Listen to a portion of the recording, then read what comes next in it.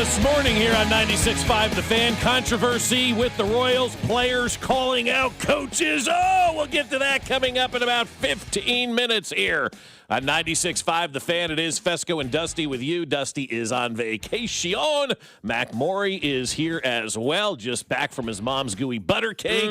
Heard you had some of that last night. How was it? Yeah, I know. Man. You got to get that GBC, now brother. I got to text my mom. Momo, GBC. Yeah, please. Now, Stat. by 10 o'clock, let's go. We leave at 10:01, Momo. Get the GBC here. We got Smash Your Pass at 7:45. Come on, that's enough time. Let's go. That would be perfect. Get it in here by 7:45 today. Well, anyway, we got a lot of fun we're going to have today. Dayton Moore is going to join us at 8 o'clock, talk about his celebrity, charity, however you want to phrase it. A lot of celebrities will be there. Golf tournament coming up a week from tomorrow, right? Yeah, the 21st. Today's Thursday, right? Today's Thursday. Yeah, so a week from today, we will have the See You in the Major Leagues Top Golf Tournament out at Top Golf, so you can participate in that. But I'm waiting till 7:15, Mac. I told you I would wait to 7:15, or not 7:15. 6:15. No, I couldn't ask you to wait till 7:15. That wouldn't happen. That wouldn't happen. It wouldn't be fair to you. We'll wait to 7:15. I know you're excited about this. I am excited about this because certain Royals pitcher had a lot to say last night. A lot to say last night. Last night. And it reminds me of my 90-year-old grandmother right before she died. And I'll explain that coming up in about 15 minutes here on 96.5. You like that tease? It's a good tease. That made it even better. Can you do me a favor? Yeah. Remind me of that tease. I'm writing it down now because I won't, so I'm going to write it down. Yeah, remind me of that, because I won't remember that. I was thinking about it when I went and grabbed a cup of coffee real fast before the start of the show. I'm like, oh, this whole thing with the Royals reminds me of my 90-year-old grandmother. And so we'll talk about that, not because, we had some phone calls last night, but because it just is what it is. And so, all right, so we'll get to that coming up in about 15 minutes. I'm excited. I know you're excited about this as well because another schedule leak came out last night. And for those just waking up, I just saw this morning as well. Me too. I saw it when I woke up. Yeah, got up this morning, and this is one of the first things I saw. And I'm like, all right, here we go. Let's do talk this. about it. And it's going to be the Chiefs and Bills Thanksgiving night in Buffalo at their new stadium. I know that I'm hard. That's awesome. I'm a little How surprised. Cool is that? I'm a little surprised it's Thanksgiving. Really? Okay. Because it's such a premier matchup. I mean, they did this last year with Chiefs Cowboys. Like, okay, you're using this Thanksgiving. Like, they really just wanted to kind of shoot it to the moon. Let's see what we can do. It's kind of what they're doing again.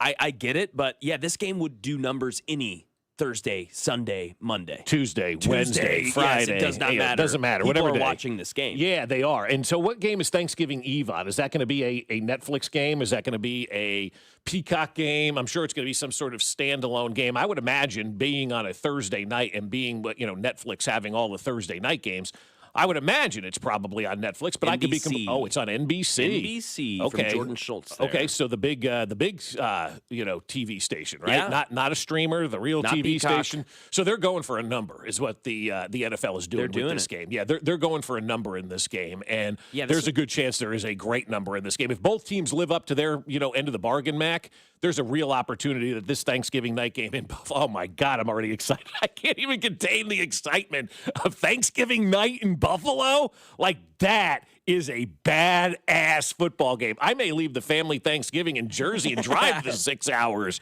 to get up there for that game. Yeah, you should consider that, actually. That would be awesome. That would be badass. Yeah, I'm okay with it. Like the holiday games, I'm a little over, but Thanksgiving is a day that already is so dedicated and predicated upon football.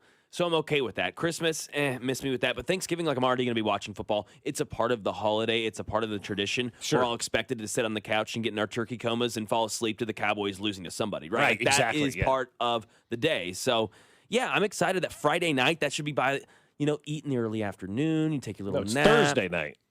Yeah, or what did I say? Friday night. Oh, yeah, so Thursday night, whatever. Thanksgiving night, you eat early afternoon, you get your little nap in, you wake up, you get your cocktail, and it's time to go. Yeah, and it's a hell of a slate, too, for Thanksgiving Day. I mean, of course, on the surface, we're looking at, teams we think are going to be good, but you got the Bears and Lions to start this thing off. That's the first game of the day. That is a great divisional game. I mean, there's nothing that screams Thanksgiving Day more than the Chicago Bears at the Detroit Lions. That's turkey, baby. That's stuffing. That's turducken. Yes. That's America right there. That should be a good That's one. the way it should be, right? That could be for first place in the division. Yeah. That division's going to be wild, that NFC North, man. That thing is going to be insanely awesome and a lot of fun. And I think it just got better based on something that was said yesterday that I'm actually looking forward to discussing later on in the show. Then you got the Eagles at Cowboys. That's a great divisional matchup, battle for last place.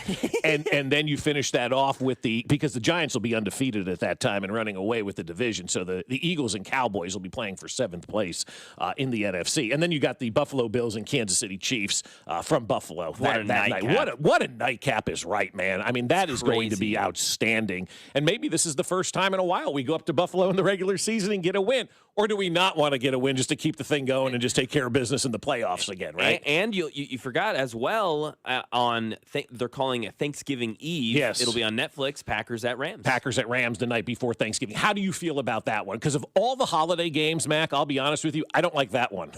Wednesday before Thanksgiving. That's a big going out night. That's a big, doing your thing. Everybody's in town. You're hanging out with people you haven't seen. Back in the day, it was the Brooksider on Thanksgiving Eve, and it was, oh my God, it was the place to be in the early 2000s, the Boom Boom Room. Like, everybody was back in town. It was an S show down there. It was as good as it gets. Maloney used to run around with a tie on his head. Yes. That type of stuff. Usually by the end of the night, no shirt. Things that were going on in the Boom Boom Room in the early 2000s at the Brooksider on the night before Thanksgiving. That's the kind of stuff that I think a lot of people like the night before Thanksgiving. No matter where you live, if you're coming back into town, you haven't seen people, you're going out maybe with your family, you're doing a dinner. Your dad's toasting your mom the night before Thanksgiving, telling her how great of an organizer she is.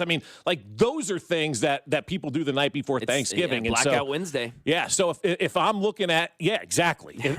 And you wake up on Thanksgiving morning and you don't know what the hell happened last night, and you're looking around and you're going, who are these people again? That's okay. And everybody's hungover on Thanksgiving. And then you eat and you feel better and you go about your day. So, of all the holidays, I know people are anti-Christmas or maybe anti-Thanksgiving for these games. I'm anti the night before Thanksgiving because I just know how big a party night it is.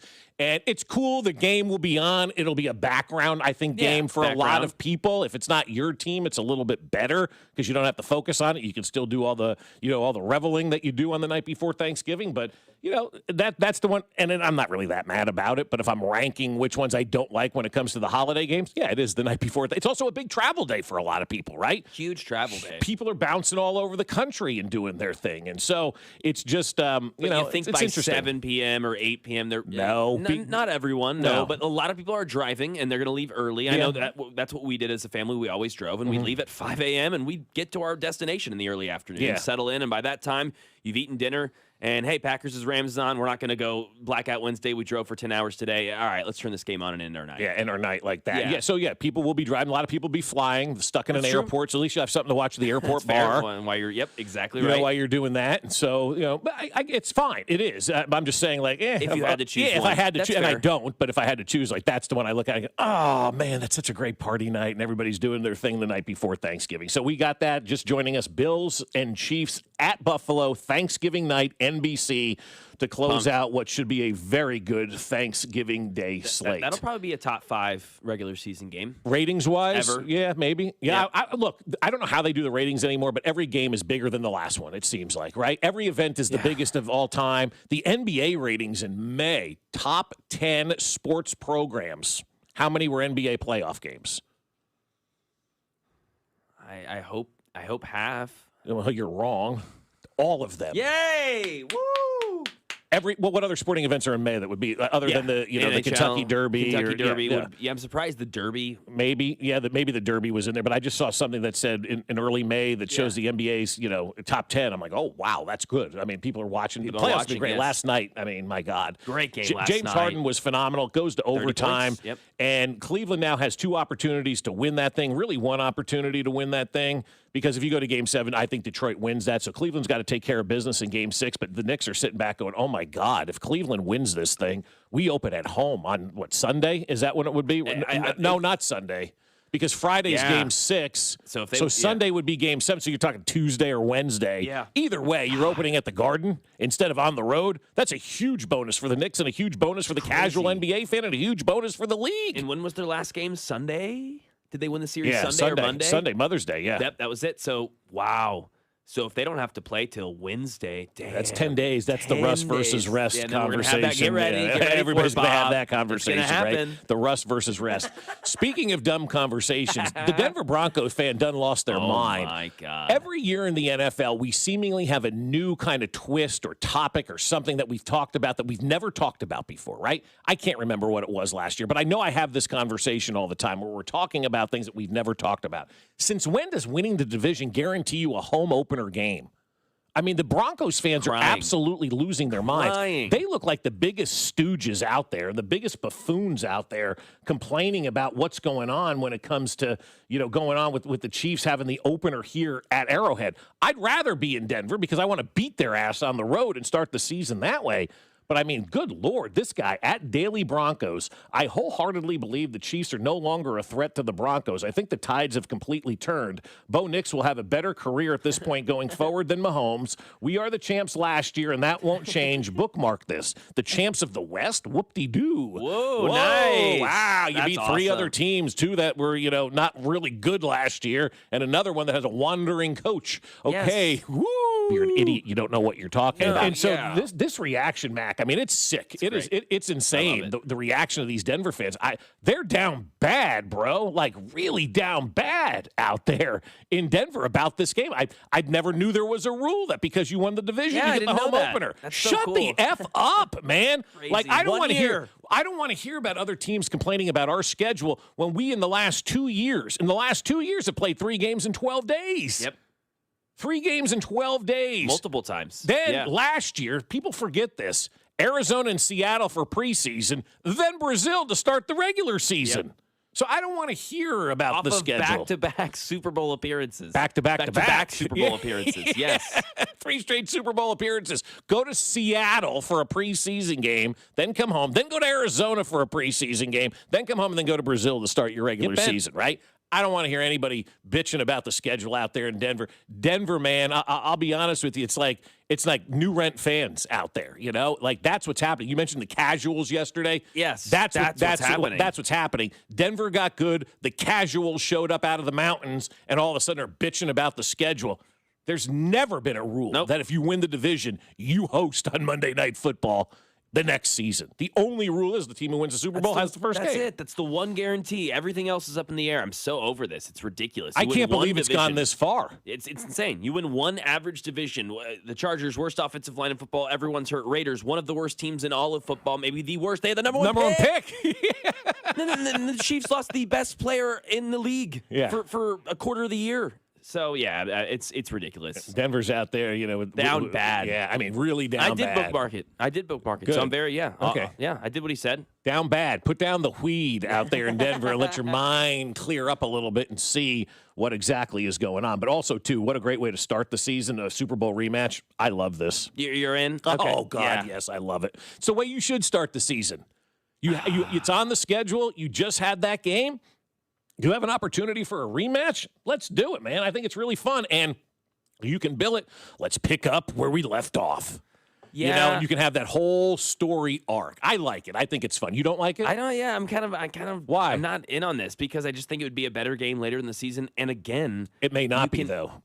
Well, but because this Vrabel stuff could get out of hand as the season goes along, and they could lose that team fast. That's fine. That may be true, but also you don't know that this game's going to be great. Now, it wasn't great in the Super Bowl. You're right. So I don't. I didn't say it was going to be great. I like the allure of opening. I wish the Chiefs would have opened against Super Bowl opponents from the prior year when they had that home game and the opportunity to do so. I think that kind of stuff is fun. It's fresh in everybody's mind too. And you're right. That Super Bowl stunk. It was terrible. Do we want to see that game again? I don't know. And you can get the Super Bowl rematch again. Like for ratings wise, I just think this would be a game that you could stick in week 3 or 4 and get huge ratings. And instead, because the first game of the year is going to be watched. It's going to be watched. Doesn't matter who you stick out there. We're gonna be hungry for NFL. So again, a little weird on the strategy, but it looks like they are going for the moon on these big event games, which I will not let distract me or let allure me from the fact of the reality is that they are over inundating us with football. They are. And international games and holidays. And that's really what we need to talk about. And we Not will. these 7, 8, 9 events that they're going to stick in front of us. Whoa, 55 million people. The NFL's never been better. No, those are events. We always will come to events. Yep. And I think the average football fan, I say average, that's us, the normal football fan. I think there's a lot of people that are like, all right, man, really? You're making me jump through all of these hoops? It's becoming a bigger story by the day, and we'll address that as we move along. All right, coming up here on 96.5 The Fan, we got one player that ain't happy with the manager. We'll tell you who that is next. Fescoe and Dusty. Every Hardee's is closed. Well, that dog. Brought to you by Golden Oak Lending. Do you need extra cash? Golden Oak Lending can convert your home's equity into cash in as little as 14 days. Let Golden Oak Lending cure your blues. 96.5 The Fan. Well, I'll tell you, my friends over at Golden Oak Lending are literally the best. They're family. I love them all over at Golden Oak Lending because they help us when we need it the most. When we're looking for ways to save money, Golden Oak Lending is the first call we make. And we've been working with Golden Oak Lending and been part of the Golden Oak Lending family now for about 11 years. We've refinanced loans with Golden Oak Lending. We've saved money with Golden Oak Lending. We've been able to pay off some home repairs with Golden Oak Lending. They're there for us, and they will be there for you as well. At Golden Oak Lending, the average cash-out customer saves $1,104 per month. That's a lot of dough, folks. And you also get to go 2 months without having to make a mortgage payment when you refinance with my friends over at Golden Oak Lending. Now you're thinking, how do I do this? How do I get to Golden Oak Lending? Well, it's simple. You take their free mortgage checkup. And what I mean by that is you call Golden Oak Lending and you tell them your story. Tell them where you are and tell them where you want to go. Tell them about the wedding you have coming up or college tuition, or maybe it is home repairs or credit card bills that you want to pay off. Golden Oak Lending can help you get there. Call them today and take that free mortgage checkup. No paperwork, no credit card required. Just a simple phone call, 913-890-GOLD. That's 913-890-GOLD, and let Golden Oak Lending cure your blues. Hey, it's Dusty Likens, and you know baseball is underway. I know it. You know it. I've seen all your gorgeous pictures, and you know I'm referencing Surfside iced tea and vodka or a Surfside lemonade and vodka. They're smooth, and they're refreshing and perfectly made for game day. Surfside is the perfect match for the ballpark or catching the game at home. Surfside is only 100 calories with 0 bubbles, so it goes down easy with 0 troubles. It's not a seltzer. It's Surfside. Proud partner of the Kansas City Royals. Must be 21 and older. Please drink responsibly. Need a new suit? This week only, Peter's Clothiers is taking half off all Jack Henry suits. Choose from a selection of colors, styles, and sizes at Peter's Clothiers. But hurry, this sale ends soon. Half off Jack Henry suits only at Peter's Clothiers, 124th and State Line Road. Think about this. At some point, you stopped calling it pain and started calling it just how I am now. You started mapping out routes to avoid stairs or looking for the closest chair before you even enter the room. And that's not okay. And deep down, you know it. I want to see you get back to being you, the active, carefree version that doesn't think twice about a round of golf or a morning run. I've seen what QC Kinetics can do, and their regenerative treatments are the real deal. They're helping people right here in KC find long-lasting relief from arthritis and old injuries. We're talking about your knees, shoulders, and lower back, recovered without surgery or months in a recliner. The science is real, the treatments are natural, and your body actually knows how to heal. QC Kinetics just gives it the right tools to do it. So don't wait. Get that free consultation today. 816-412-6299. That's 816-412-6299. Off 435 in State Line or in Gladstone, 816-412-6299. It's QC Kinetics. The wild weather this spring has brought hail to New Century Chrysler, Dodge, Jeep, and Ram in Paola. What that means is they've got plenty of new and used cars and trucks with light cosmetic hail damage. New Century is having a hail of a sale to clear them all out. You can save as much as $15,000 and still receive all the factory incentives. The hail of a sale will not last long at New Century Chrysler, Dodge, Jeep, and Ram. Remember, you always pay less in Paola. See dealer for details. Get everything you need for the entire job delivered. From lumber to drywall, flooring, and fixtures, get it all delivered from the Home Depot. With same day, next day, or any day delivery. Staying on track and on time is crucial to your job. That's why it's our job to get you what you need when you need it. We deliver the supplies. You deliver the results. Brought to you by the Home Depot.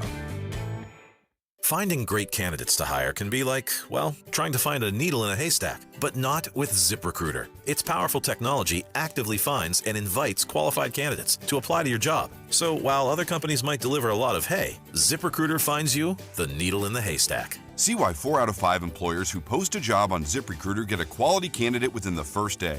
Try ZipRecruiter for free at ZipRecruiter.com/team. That's ZipRecruiter.com/team. ZipRecruiter. Brought to you by the Kansas City Win Nelson Trade Show next Friday, May 22nd at the Boulevard Drive-In. Contractors ready to get paid to upgrade your installs? See Navient's new HVAC system at the KC Win Nelson Trade Show next Friday, May 22nd at the Boulevard Drive-In. Speak with Navient reps, check out the new NPF Hydro Furnace, and learn about qualifying installs to earn up to $1,500 back. Over 30 vendors, food giveaways, and more.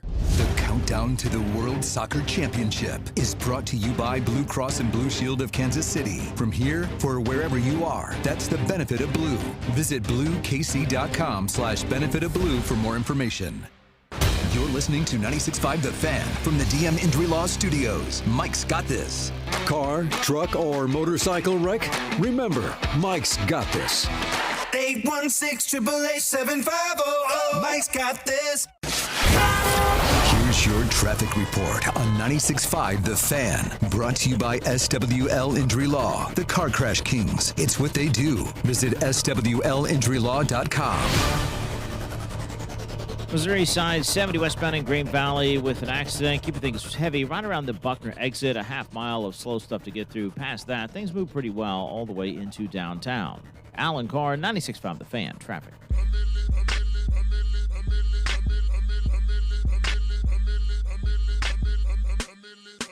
All right, back at it on a gorgeous Thursday morning here. 96.5 The Fan. It is Fescoe and Dusty with you. Dusty off, Mac in. And so last night the Royals lose yet again. I don't think they're back, Mac. I really don't. I don't think the Royals are a team right now that is worthy of having the conversation of them being back. They're 4-5 since we asked that question on that poll Wednesday. Yeah. They're 4-5. So 4-5 in the last We've asked 9. it twice in the last 2 weeks. Well, never should have been asked. They're not back. They're 4-5 since we asked. You're not back. You're a game under 500, which makes you a game even more under 500 as you're trying to chase to get back to 500. And now, White Sox just got back to 500. Yeah, the White Sox now are a better team than the Kansas City Royals and a better organization at this point in time than the Kansas City Royals. You're 4-2. They're a better team. They're a better team. They're 4-2. Baseball team, and they've got a ton of minor league prospects ready to come up to the system here in the next couple of weeks. I guarantee it, and they're only going to get better and better and better. I mean, it's your little brother, man. It is, but they're better than you right now. They're 4-2 against you this year. I mean, you made your living over the last 2 years of being above 500 in the playoffs, beating up on the Chicago White Sox, right? I think Carrington had that number and that stat about how the Royals were against the Chicago White Sox and then against the rest of baseball. I mean, they were a dominating team against the White Sox, and that's how they made their hay. And now, over the last 2 years, 22 out of 25 times they had beaten the White Sox in 24 and 25. 22 out of 25 times. In what years? 24? In 24 and 25. They had beaten the White Sox. Last year, 11 wins against the White Sox. If you remember, they had 82 wins. Yeah. That's over 10% of the Royals' wins came against the trash White Sox that they were last year, and they aren't this year. You're not getting those wins anymore. No, you're not. Their third baseman, Vargas, is a legitimate player. Murakami's a legitimate player. I mean, Chase Mydroth has been absolutely outstanding in these 2 games for the Chicago White Sox. They've got the pitching out there right now that's matching your pitching, and now we've got controversy surrounding the Royals. And Seth Lugo last night is not happy about the way that the organization is handling the ABS system. Here's Seth Lugo after the game. I'll let you guys listen. You guys can determine what you think Seth Lugo is saying, and then we'll have the conversation after we hear Seth Lugo. I think we need to, me personally, need to just be a little more conscious of, if I execute a pitch, then be willing to waste a challenge, instead of worrying about getting it wrong and losing one for the hitters. So I think that'd be beneficial. Are you going to be more, do you want to challenge more yourself personally? I know you guys as pitchers have stayed away from that. It's the early part of the season. I mean, the top part of the zone, it's pretty hard to tell. I knew in the first thing I got at least a couple of them right in my mind, and then I went back and looked and they were all right. So after that, I was challenging when I knew they were there. I did one, but Diaz got credit for it, but I was ready to go after that. So I think just getting better about how we're playing the game, the different rules and how much of a difference that makes. I mean, for years you get one off the plate and it's not there, but the batter can't do nothing. So if they're going to get us, then we got to get them. So we just got to really be more strategic with how we use it and make sure that we know what we're doing out there. Do you like that it's in the game? I do. Yeah, absolutely. I mean, that's I can think about just about every game I had. Good or bad. I think the size of the strike zone was a contributing factor. So if we're going to be more fair and we're going to have the challenge system, then we got to use it the right way. We got to use it the right way if we're going to have a challenge system right there. Those are the key words, I think, by Seth Lugo. Now, a little bit does sound a little bit like baseball man whining about strike zone. I'm not going to lie. A lot of that is baseball man complaining. Seth Lugo's also, ERA. He hasn't been great in his last 2 starts. Last 4 starts, he has a 7.59 ERA. Ooh. He has not been good. Worse than I thought. That is worse than I thought. He has not been good, Mac. And so you can see he's kind of down bad. He can't seemingly figure things out.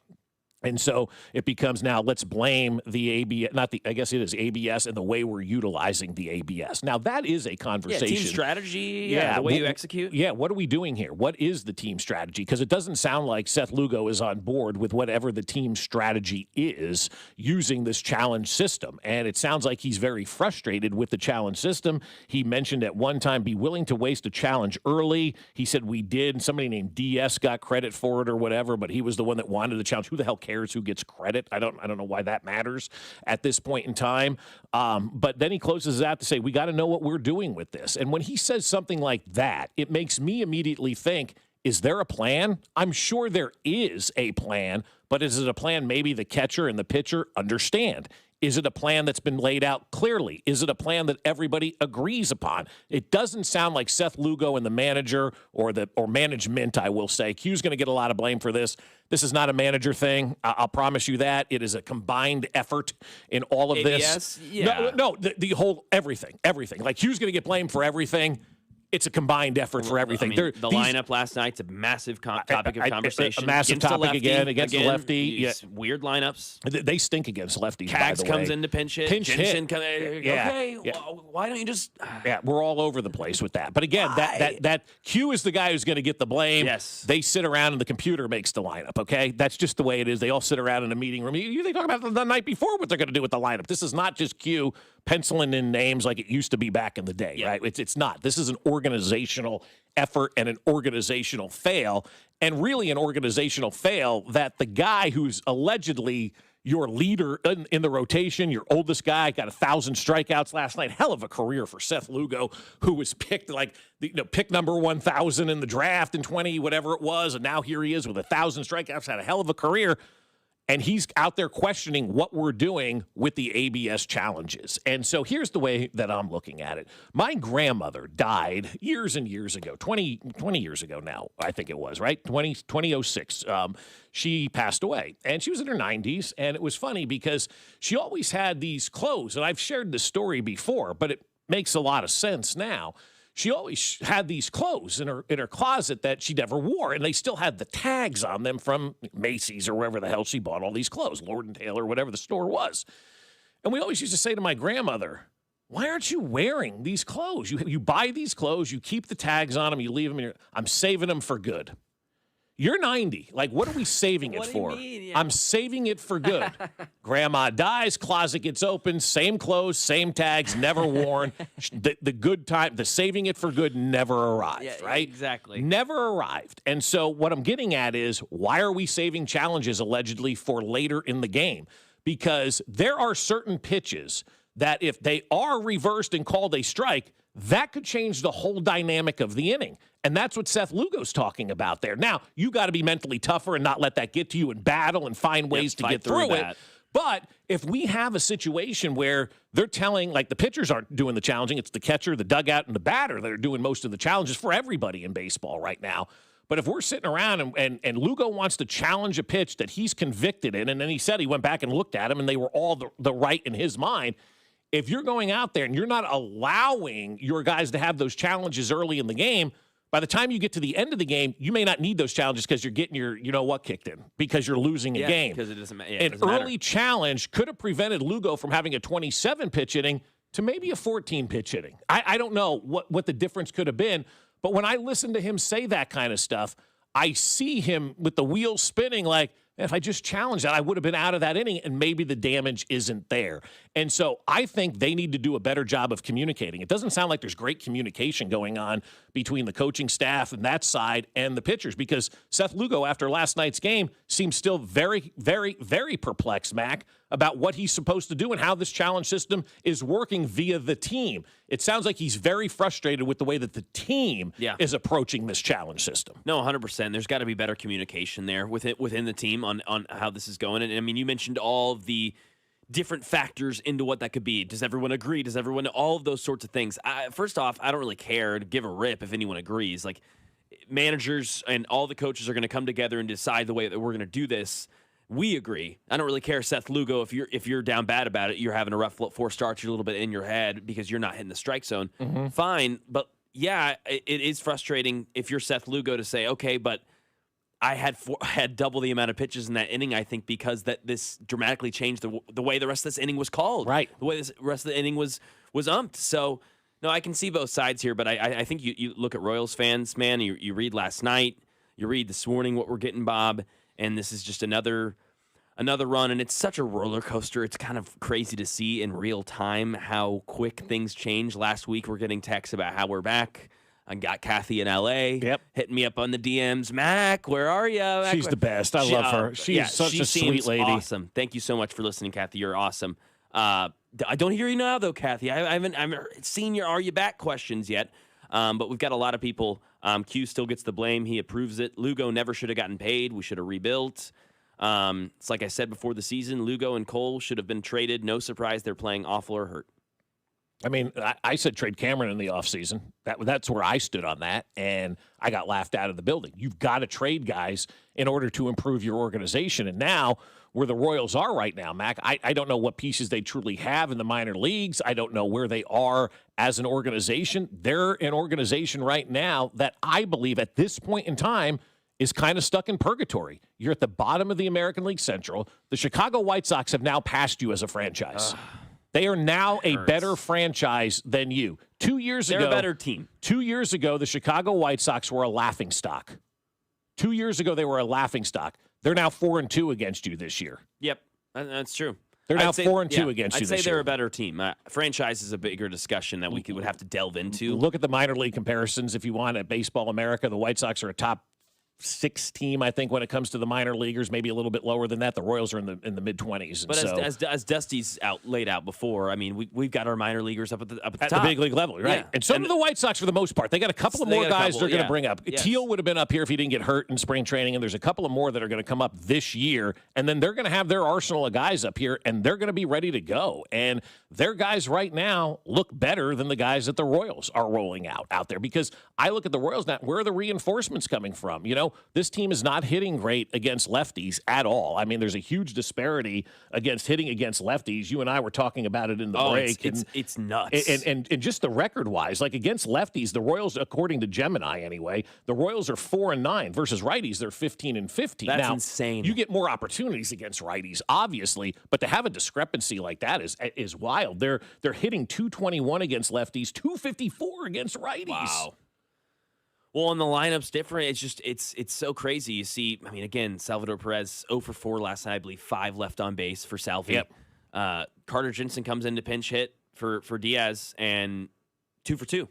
Carter Jensen was last night. Why don't you DH him instead of Perez? Give Perez that off night. Like, I don't get the strategy here. I don't understand it, man. And I don't either. And that's why I've been saying this is not my style of baseball. Like I Michael don't Massey, like this. He should be in. This is not my style of baseball. You play the best players. You play the hot hand. You don't, I mean, the analytics never take into account what's going on from a human side of things. They never take into account, hey, maybe this guy's hot right now. Let's just leave him in the lineup. There used to be an old adage in baseball that when a guy was hot, you left him alone, and you just let him do his thing. You never took him out of the lineup. You didn't take him out of that spot in the lineup. That dude's hot right now. That dude's hitting the snot out of the ball. That dude's finding ways to get on bases.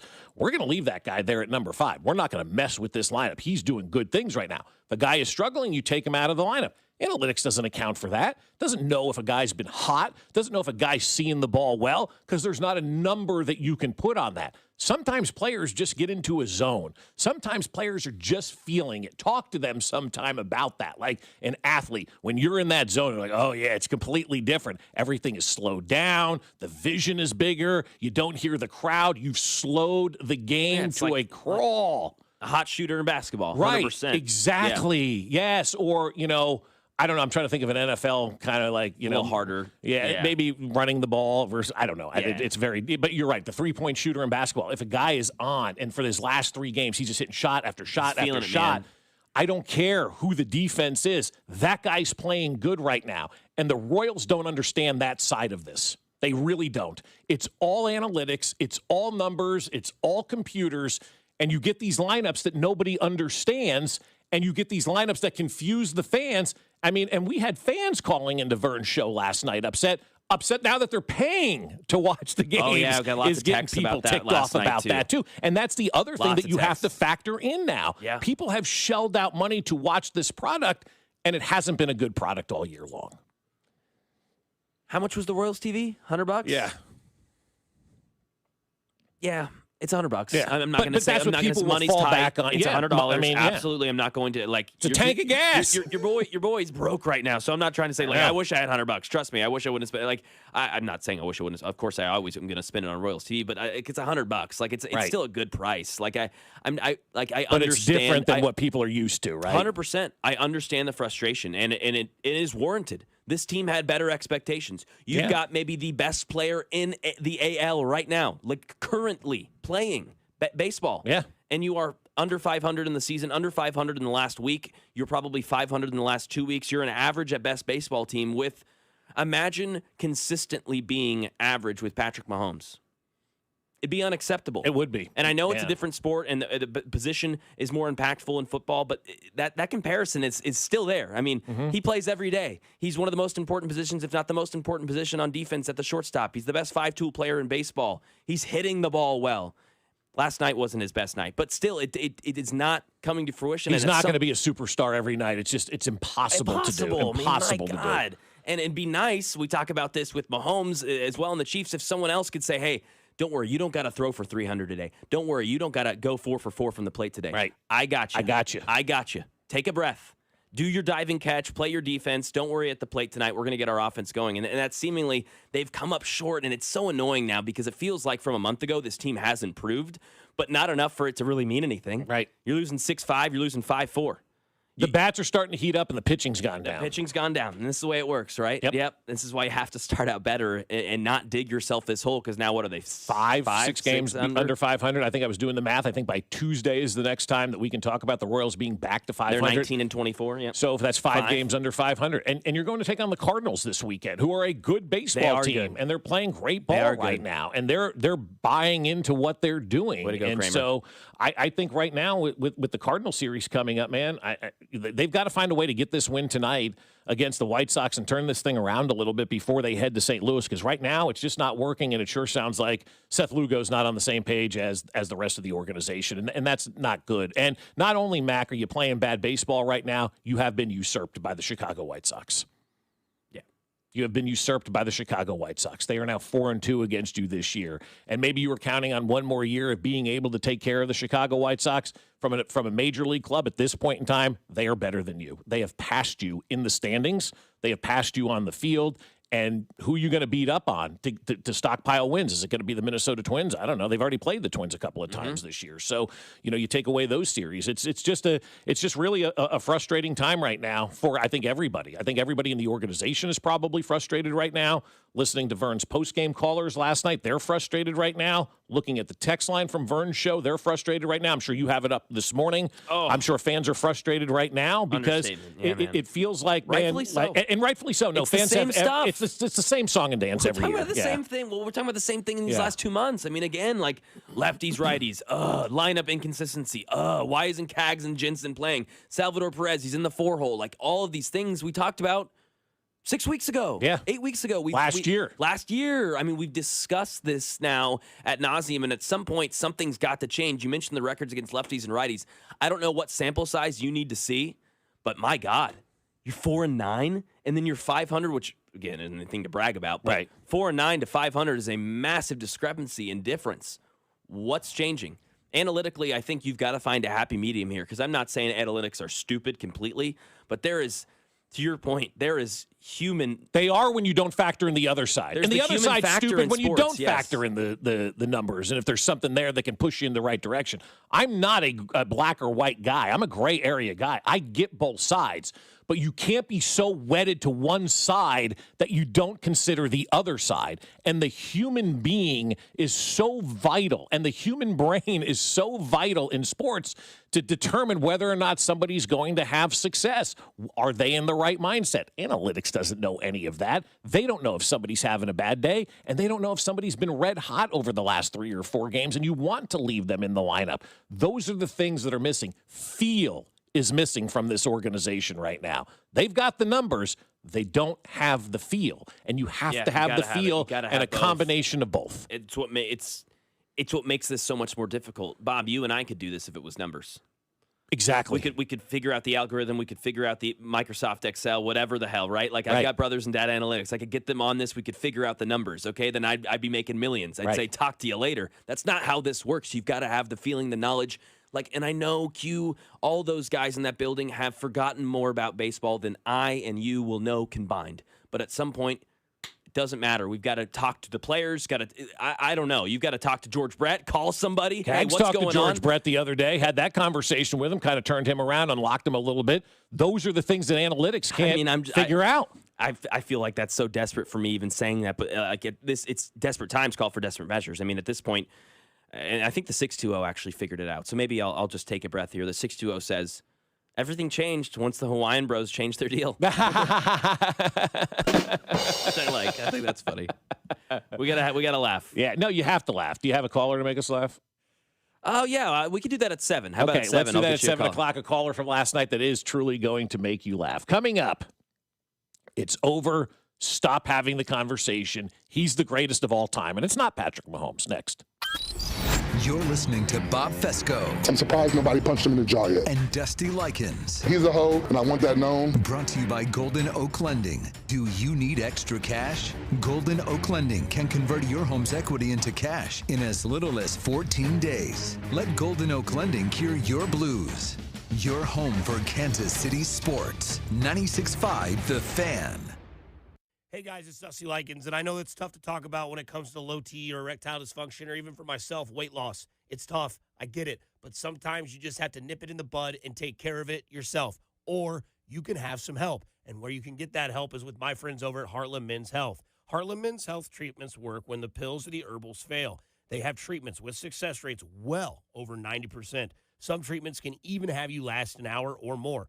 Heartland Men's Health is successfully treating men in the Kansas City area. They have an expert staff, and if you are like a lot of men, you could be having sex the day after your appointment. They also have 3 locations to help serve you. Overland Park, Kansas, Independence, Missouri, between Blue Springs and Lee Summit, and their new office in North Kansas City. So if you need some help and you want some guidance, go see my friends at Heartland Men's Health. Call them today, 844-447-6600, or you can visit them at heartlandmenshealth.com. Hey, it's Dusty Likens, and you know baseball's back. BetMGM, the official partner of Major League Baseball, is bringing the high heat all season long. All season long, you can log into the BetMGM app and receive top-tier promos that put you in the batter's box and up the excitement for America's pastime. Step up to the plate all season with Swing for the Fences, the free-to-play game where every swing could score you rewards. We're talking parlay boost tokens, odds boost tokens, same-game parlay boosts, and even bonus spins all season long. And the action doesn't stop there. Get more out of every at-bat and every inning with MLB same-game parlay boost. Stack your picks and boost your potential payout. Plus, lock in bigger value with MLB odds boost tokens and MLB parlay boost tokens all season long. More boosts, more swings, more chances to win. Download the BetMGM app and step up to the plate today. Gambling problem? Call 1-800-GAMBLERS. See BetMGM.com for terms. 21 and older only. Missouri only. Existing customer offers subject to eligibility requirements. Please gamble responsibly. This is the story of the one. As a maintenance tech at a university, he knows ordering from multiple suppliers takes time away from keeping their arena up and running. That's why he counts on Grainger to get everything he needs, from lighting and HVAC parts to plumbing supplies, all in one place. And with fast, dependable delivery, he's stocked and ready for the next tip-off. Call 1-800-GRAINGER, click Grainger.com, or just stop by. Grainger, for the ones who get it done. Every morning, we rise and shine, make breakfast, and brush away the night's rest. These routines help us start the day off right. Nature-Made vitamins are a simple step in that daily care regimen. multivitamins with daily essentials, clinically studied probiotics for gut health support, magnesium to help relax the body. Nature Made is made to care for you every day. These statements have not been evaluated by the Food and Drug Administration. These products are not intended to diagnose, treat, cure, or prevent any disease. As a fitness coach, my active psoriatic arthritis can slow me down. With Skyrizi, risankizumab Riza, I'm treating my skin and joint symptoms so I can keep moving. Skyrizi, a prescription-only injection for adults, helps me move with less joint pain, stiffness, swelling, and fatigue. And for those who have plaque psoriasis, 90% clearer skin is possible. With Skyrizi, there's no daily dosing. It's just 4 doses a year after 2 starter doses. Don't use if allergic to Skyrizi. Serious allergic reactions, increased infections, or lower ability to fight them may occur. Before treatment, get checked for infections and tuberculosis. Tell your doctor about any flu-like symptoms or vaccines.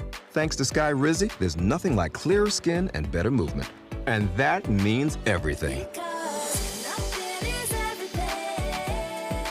Ask your doctor about Skyrizi.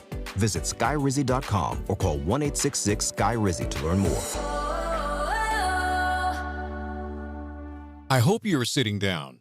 The ACA Marketplace has announced significant increases on monthly premiums, with deductibles over $10,000. You can enroll with Matt B. and KC at BBS Insurance's Freedom of Choice plan now. You don't have to wait. Their plan lets you use any doctor, has 0 outpatient deductibles, and is 30 to 60% lower cost than most Obamacare plans. Also, there's no income disclosure required, so no potential tax penalties. If you're a small business owner or pay for your own health insurance, you're uninsured, you're on COBRA, or your employer coverage is just too expensive, call Matt B. and KC for an instant quote over the phone. 816-205-4664. That's 816-205-4664. Or go to bbsinsurance.net. That's bbsinsurance.net. They will customize a plan chosen and managed by you, not the government. Here's your traffic report on 96.5 The Fan. Brought to you by SWL Injury Law, the Car Crash Kings. It's what they do. Visit SWLinjurylaw.com.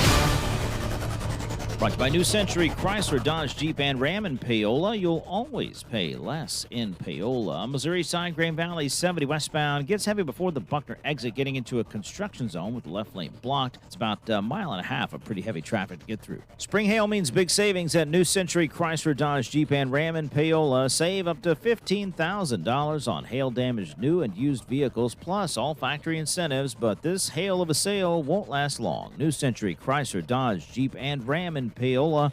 You'll always pay less in Paola. Alan Carr, 96.5 The Fan. Traffic.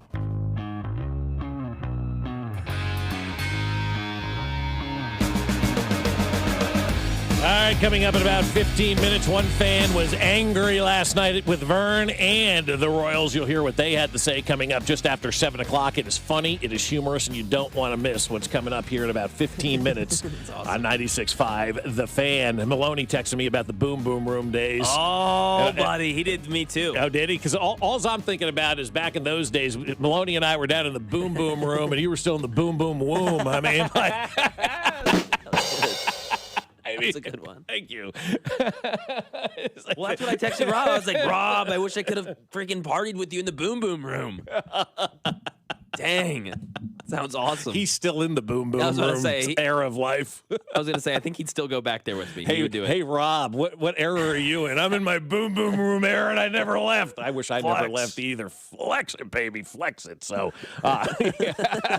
so 15 minutes, we'll hear from that crazy upset caller about what went on last night on Vern was hearing it all over the place. I'd like to give credit to our listeners when I can, and this is one of our guys, Casey Weedologist on X, points out who you wit is who he goes by. And there's a graphic from NFL on CBS, and it says these players have dominated the last decade, Mac, right?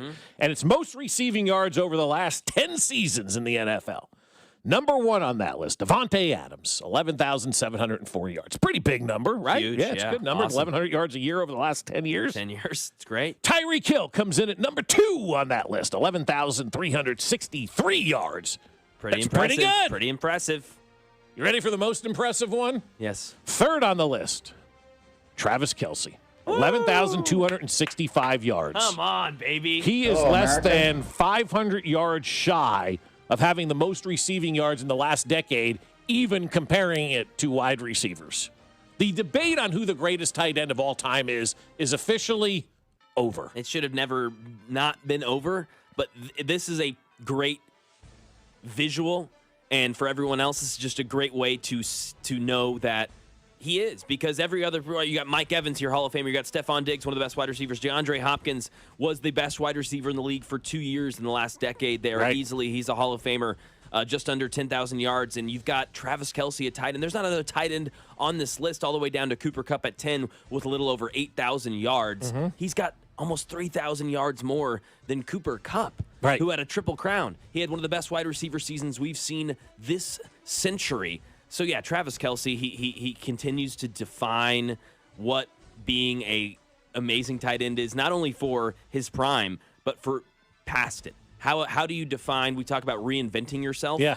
He's been able to do that before he was really, truly himself with Alex Smith, finding his swag and his groove and this new improvisational with Mahomes sort of peak, one of the best duos of all time, and now to after that to maybe, I'm a step slower. But, man, I know how to get your body weight going in a direction, and then I'm going to flip the other way, that little fake left, fake right, or whatever it may be, using that IQ and that knowledge. Over 11,000 yards is absolutely nuts. It's nuts, and it's amazing what he could do. Now he could essentially pass Tyreek Hill, obviously, because he's got a busted leg. Yeah. And then you've got Devontae Adams. Where's he playing these days? San Francisco or L.A. Right? LA, still in L.A. So he still could have an opportunity to put up some numbers. Yes, exactly. But Travis Kelce could close that gap, and the fact that we're talking about Travis Kelce leading the NFL in receiving yards over the last decade as a tight end, and only 2 wide receivers are ahead of him. That is absolutely remarkable. That's why I'm with my man, KC Weedologist. The fact that Kelce could end up number 1 on the end of this season as a tight end ends the debate of who the greatest tight end of all time is. There is no reason to have that conversation anymore. There's nobody, in my opinion, that you can even put in that category when it comes to the greatest of all time based on what we're watching with Travis Kelce. And we talk about Mahomes all the time. We talk about Bobby Witt all the time. We're watching another great, one of the greatest of all time in the NFL and the greatest at his position. I mean, there's a good chance, Mac, that when this thing is all said and done, we've had the greatest head coach, the greatest quarterback, and the greatest tight end, not throughout the organization's history, on the field at the same time. All playing together. Yes, all on the field at the same time. It's truthfully unbelievable. I will give another shout-out. Travis Kelce deserves it. He is the GOAT, because it's not just the regular season, by the way. Right. You go to playoffs, he's got the most playoff receiving yards. He's got the most touchdowns amongst tight ends. He's got amongst receivers. He's up there on all those lists with Jerry Rice as far as playoff touchdowns. Like, he is another echelon. He is another tier above those guys. Gronkowski in his peak, yeah, if you want to take Gronk prime versus Kelce prime, yeah, let's have a conversation about which tight end you want for those 2 or 3 year periods. Yeah. But that's the difference. Gronkowski was, in 4 Super Bowls? He got to play in, 2 of them? Because he wasn't healthy. Mm-hmm. He could not make it a full season. It sucks, but the way he played, the way his body was, he wasn't able to last. And, I mean, he's the same age as Travis Kelce.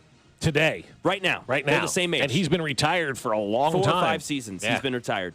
Kelce's winning Super Bowls. He's breaking playoff records, and he's still being relied on as one of the top weapons on a team that is going to make the playoffs this year and will contend for the division. I'll shout out another guy on this list because you mentioned it's 10, the last 10 years, right? Yeah. Here's the top 10.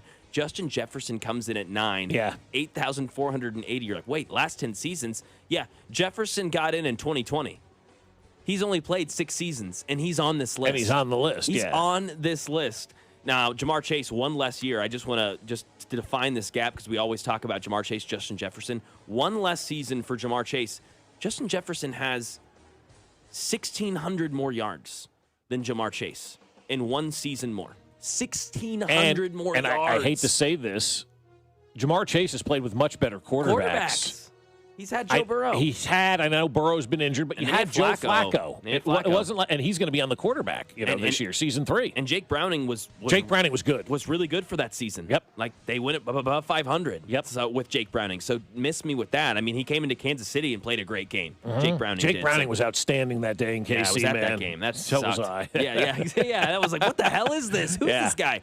But no, and he played pretty well that whole year. So, and then you got Justin Jefferson. I mean, other than Kirk Cousins, you've got a lot of who's this guy? Yeah. What's going on? Nick Mullins, Josh Jobs, what Carson happened Wentz? last year? Yes, exactly. So, that is another impressive, damn, Justin Jefferson is truthfully going to be an all-timer when it's all said and done. I hope he's got the playoff success to back it up. I hope that happens. I hope so too, but nonetheless, Travis Kelce it's simple. He's the greatest tight end of all time, Yep. and when you see the numbers like that, you truly realize what we're living in. And that's why, again, as we talk about this upcoming season and what we're looking forward to when it comes to the Chiefs, I tell you what I'm looking forward to, watching Travis go out there again. And I think Travis is going to have himself another year. People look at last year, they go, he didn't have such a great year. He had almost 900 yards receiving, right? Wasn't he close to pushing 1,000?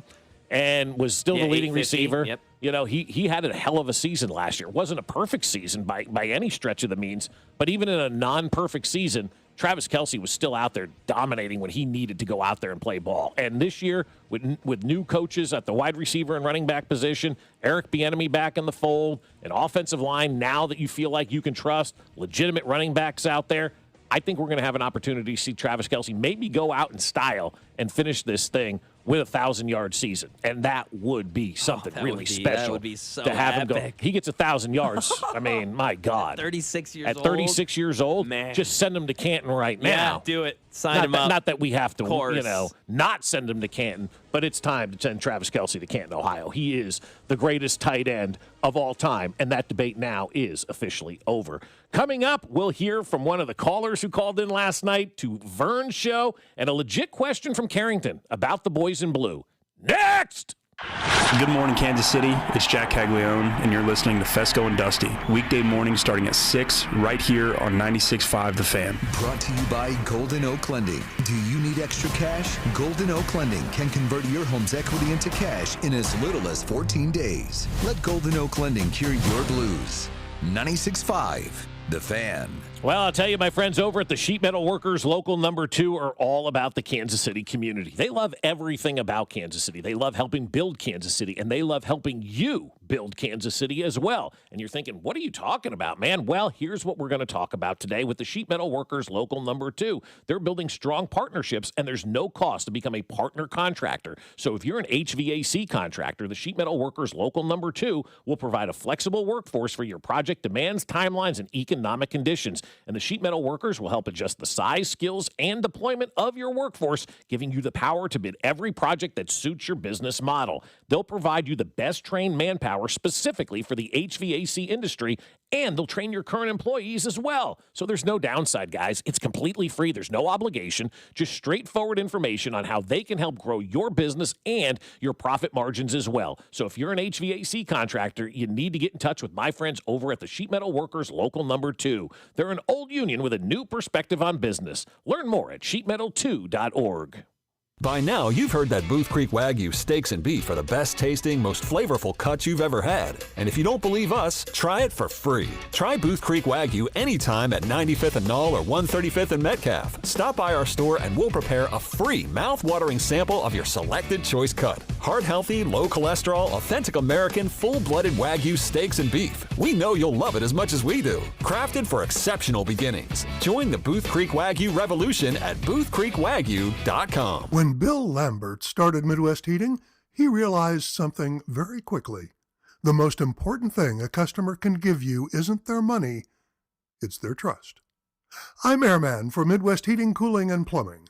Midwest and Lennox are now offering up to $1,400 rebates on high-efficiency home comfort systems and 0% 60-month financing with approved credit on these qualifying Lennox systems.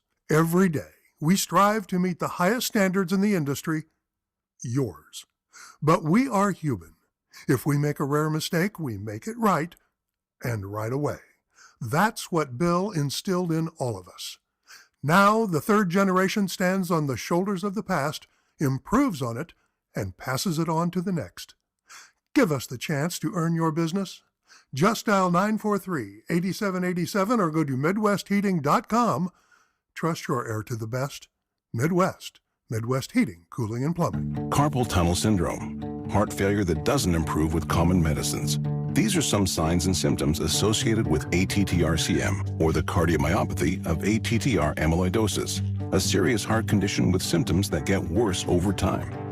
Amvuttra, vutrisiran, is a prescription medicine given by a healthcare provider that treats ATTR-CM in adults to reduce heart-related death, hospital stays, and urgent visits. In a clinical study, Amvuttra was proven to help people live longer and have fewer heart-related hospital stays and urgent visits over 3 years compared to placebo. Amvuttra lowers the amount of vitamin A in your blood, which can affect vision. Other side effects include pain in the arms or legs, pain in the joints, and shortness of breath. These are not all the possible side effects of Amvuttra. For prescribing information, call 1-833-256-2748 or learn more at amvuttra.com. Ask your doctor about Amvuttra for ATTR-CM. Shawnee Mission Ford, on a mission to do more. Visit our inventory at ShawneeMissionFord.com. Hey, it's Cole, and I have exciting news. Ford has announced employee pricing for everyone. Over at Shawnee Mission Ford, you pay what they pay, and you still get the rebates and incentives offered by Ford, along with the top trade-in value from Shawnee Mission Ford, who's on a mission to do more in 26.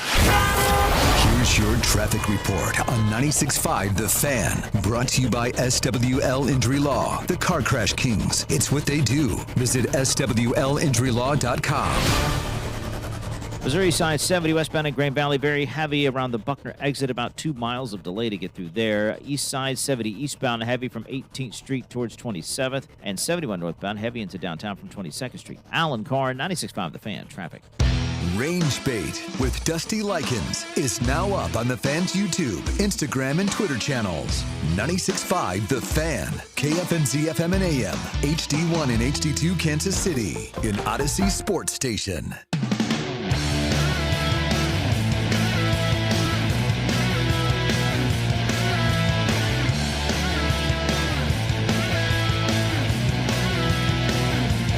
All right, we're back at it here on a Thursday morning on Fescoe and Dusty, 96.5 The Fan. Mac Morey alongside. We'll talk to Dayton Moore coming up 1 hour from now. He's got his See You in the Major Leagues golf tournament coming up at Top Golf next week, a week from today. So we'll find about all the good that Dayton's doing in this Kansas City community every single week. Speaking with the mentoring and all of that stuff. Great program. So we'll talk to Dayton in about an hour from now. Can't wait for that. Yeah, and speaking of Kansas City community, we'll have on tomorrow for the whole 7 o'clock hour our guy and comedian Frank Caliendo. Nice. So, yeah, he's going to be at the Funny Bone this weekend. Make sure you go get your tickets online. Go look up Frank Caliendo right here in KC and go get your tickets because he's performing live, and I'm surprised there's still some available. So I'm excited to see him in studio with us tomorrow. Yeah, that'll be outstanding. And I got a message from Frank yesterday. He goes, I'm trying to reach out to Mac. He's not answering me. I'm like, Mac, Frank Caliendo's calling you. Pick up the phone. I have now been I'm okay at this job. I'll say I'm okay at it. Yeah. When Frank Caliendo texts or calls, I don't know how to do my job, I guess. I'm terrible. I'm terrible. It's happened twice now with him specifically. I don't miss text or ghost or forget. Usually I'm pretty decent with it. Yeah, Frank, I'm sorry, bro. He's like, yeah, can you text your guy? I don't know how the show's even on the air with Mac. Yeah, that's what he said. He goes, I don't understand what's going on with Mac here. I'm like, all right, it's 7 o'clock. And he texts me back. He goes, Mac finally got back to me. Yep. Like Mac standing up Frank Caliendo. Exactly. Who's next? Yes, I mean, my God. Who's going to be next? Andy Reid? Yeah, sorry, guys. Andy wanted to come on. Yeah. Couldn't Mac get back to him respond. in time. Come on, Mac. Got to respond back. We got a caller last night that was not having it, were they? Oh, no, they weren't. This is our girl, Vicky. Here she is. This is horrible to watch. I have to turn the game off. Can't watch them lose. I can't see pitchers giving away games when the batters are getting runs. You can't do that. What is wrong with a manager not letting Lynch go? 5 innings. Half an inning ain't just going to cut it anymore. I'm paying too much to watch the game. Yeah. To have no production from people who were supposed to produce. Am I not correct? Not sure. Well, yeah, they're getting paid to do the right job.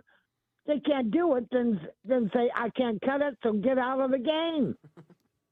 Not happy and really not wrong about that kind of stuff. People who were supposed to produce are not producing. Seth Lugo has a 7.59 ERA since May started. Okay, since April 26th, his ERA in his last 4 starts is a 7.59. That's not good, and that's not where it needs to be. He got paid. He needs to be one of the anchors, one of the guys that you can rely on in your rotation, especially now with the injuries to Cameron, with the injuries to not Cameron, but to Reagan's. You know, you've got injuries in your rotation right now. You need your veteran guys, your big-time paid guys to step up, and that's what she's talking about. I mean, Seth Lugo has not been great over his last 4 starts, and he's out there complaining about the ABS and the way that it's being utilized and all that kind of stuff.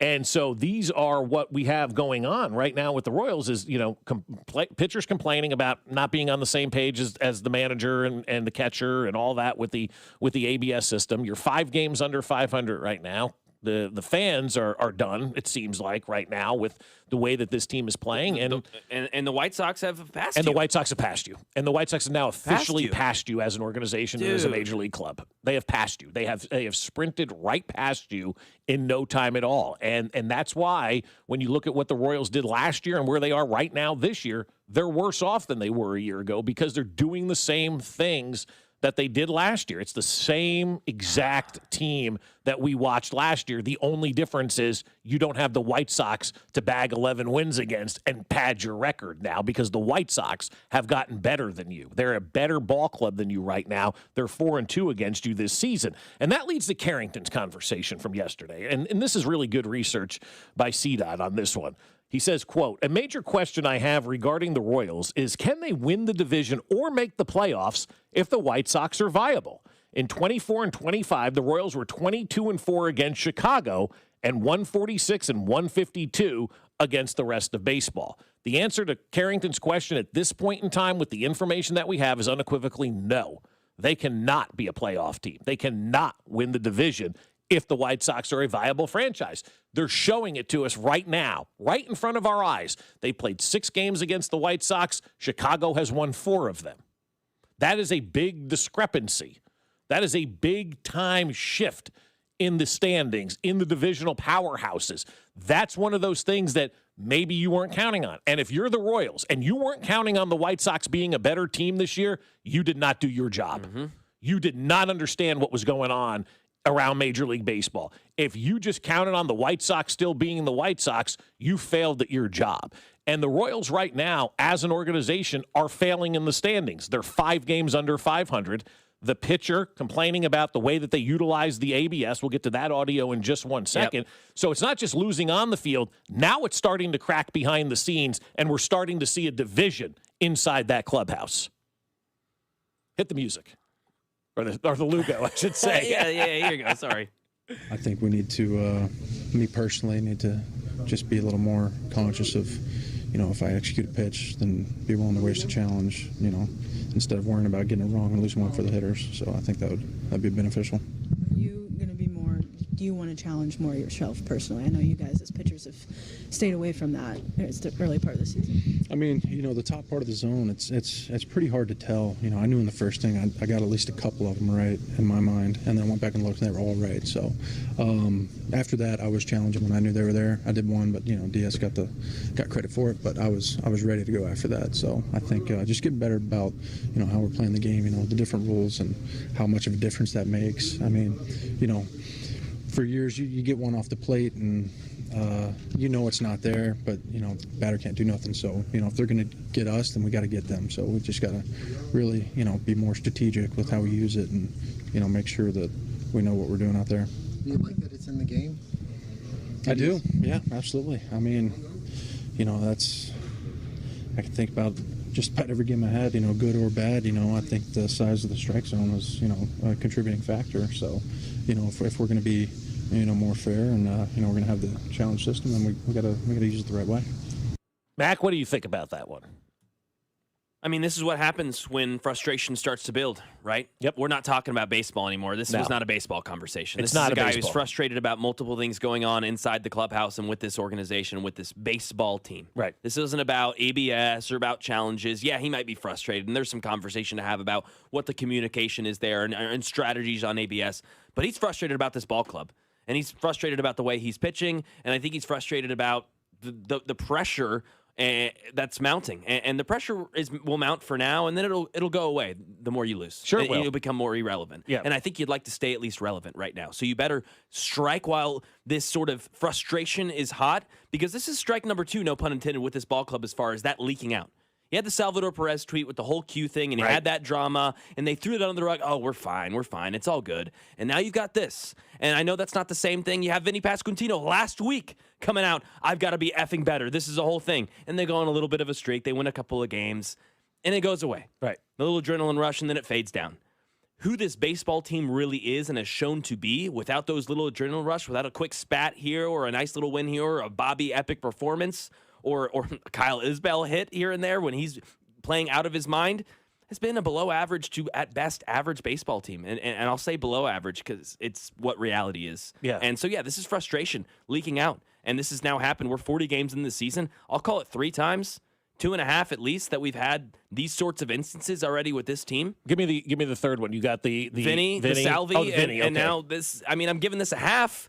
Oh, I'm giving Vinny a half. This is 2. 2 halves equal a whole. Yeah, all right, that's fine. So you're giving this? See, I'm giving this a whole one because this is. I mean, this is Lugo calling out strategies and what they're doing, and it sounds like he's not on the same page. No, he's upset about the way they're talking about this. Right, exactly. They're dealing with this. I know I'm hitting strikes, and the calls are wrong by the umpire. I know that. I mean, Seth Lugo, my God, the guy's been around forever and a day. He has a feel of what the strike zone is. If that guy wants to challenge a pitch in the first inning because he feels like he needs to challenge that pitch to help him out. See, again, this is where the damn analytics don't understand the mental side of things. Maybe Lugo needed to challenge that pitch mentally to know that it was a strike, to get that strike, to get him right, to get him out of that inning.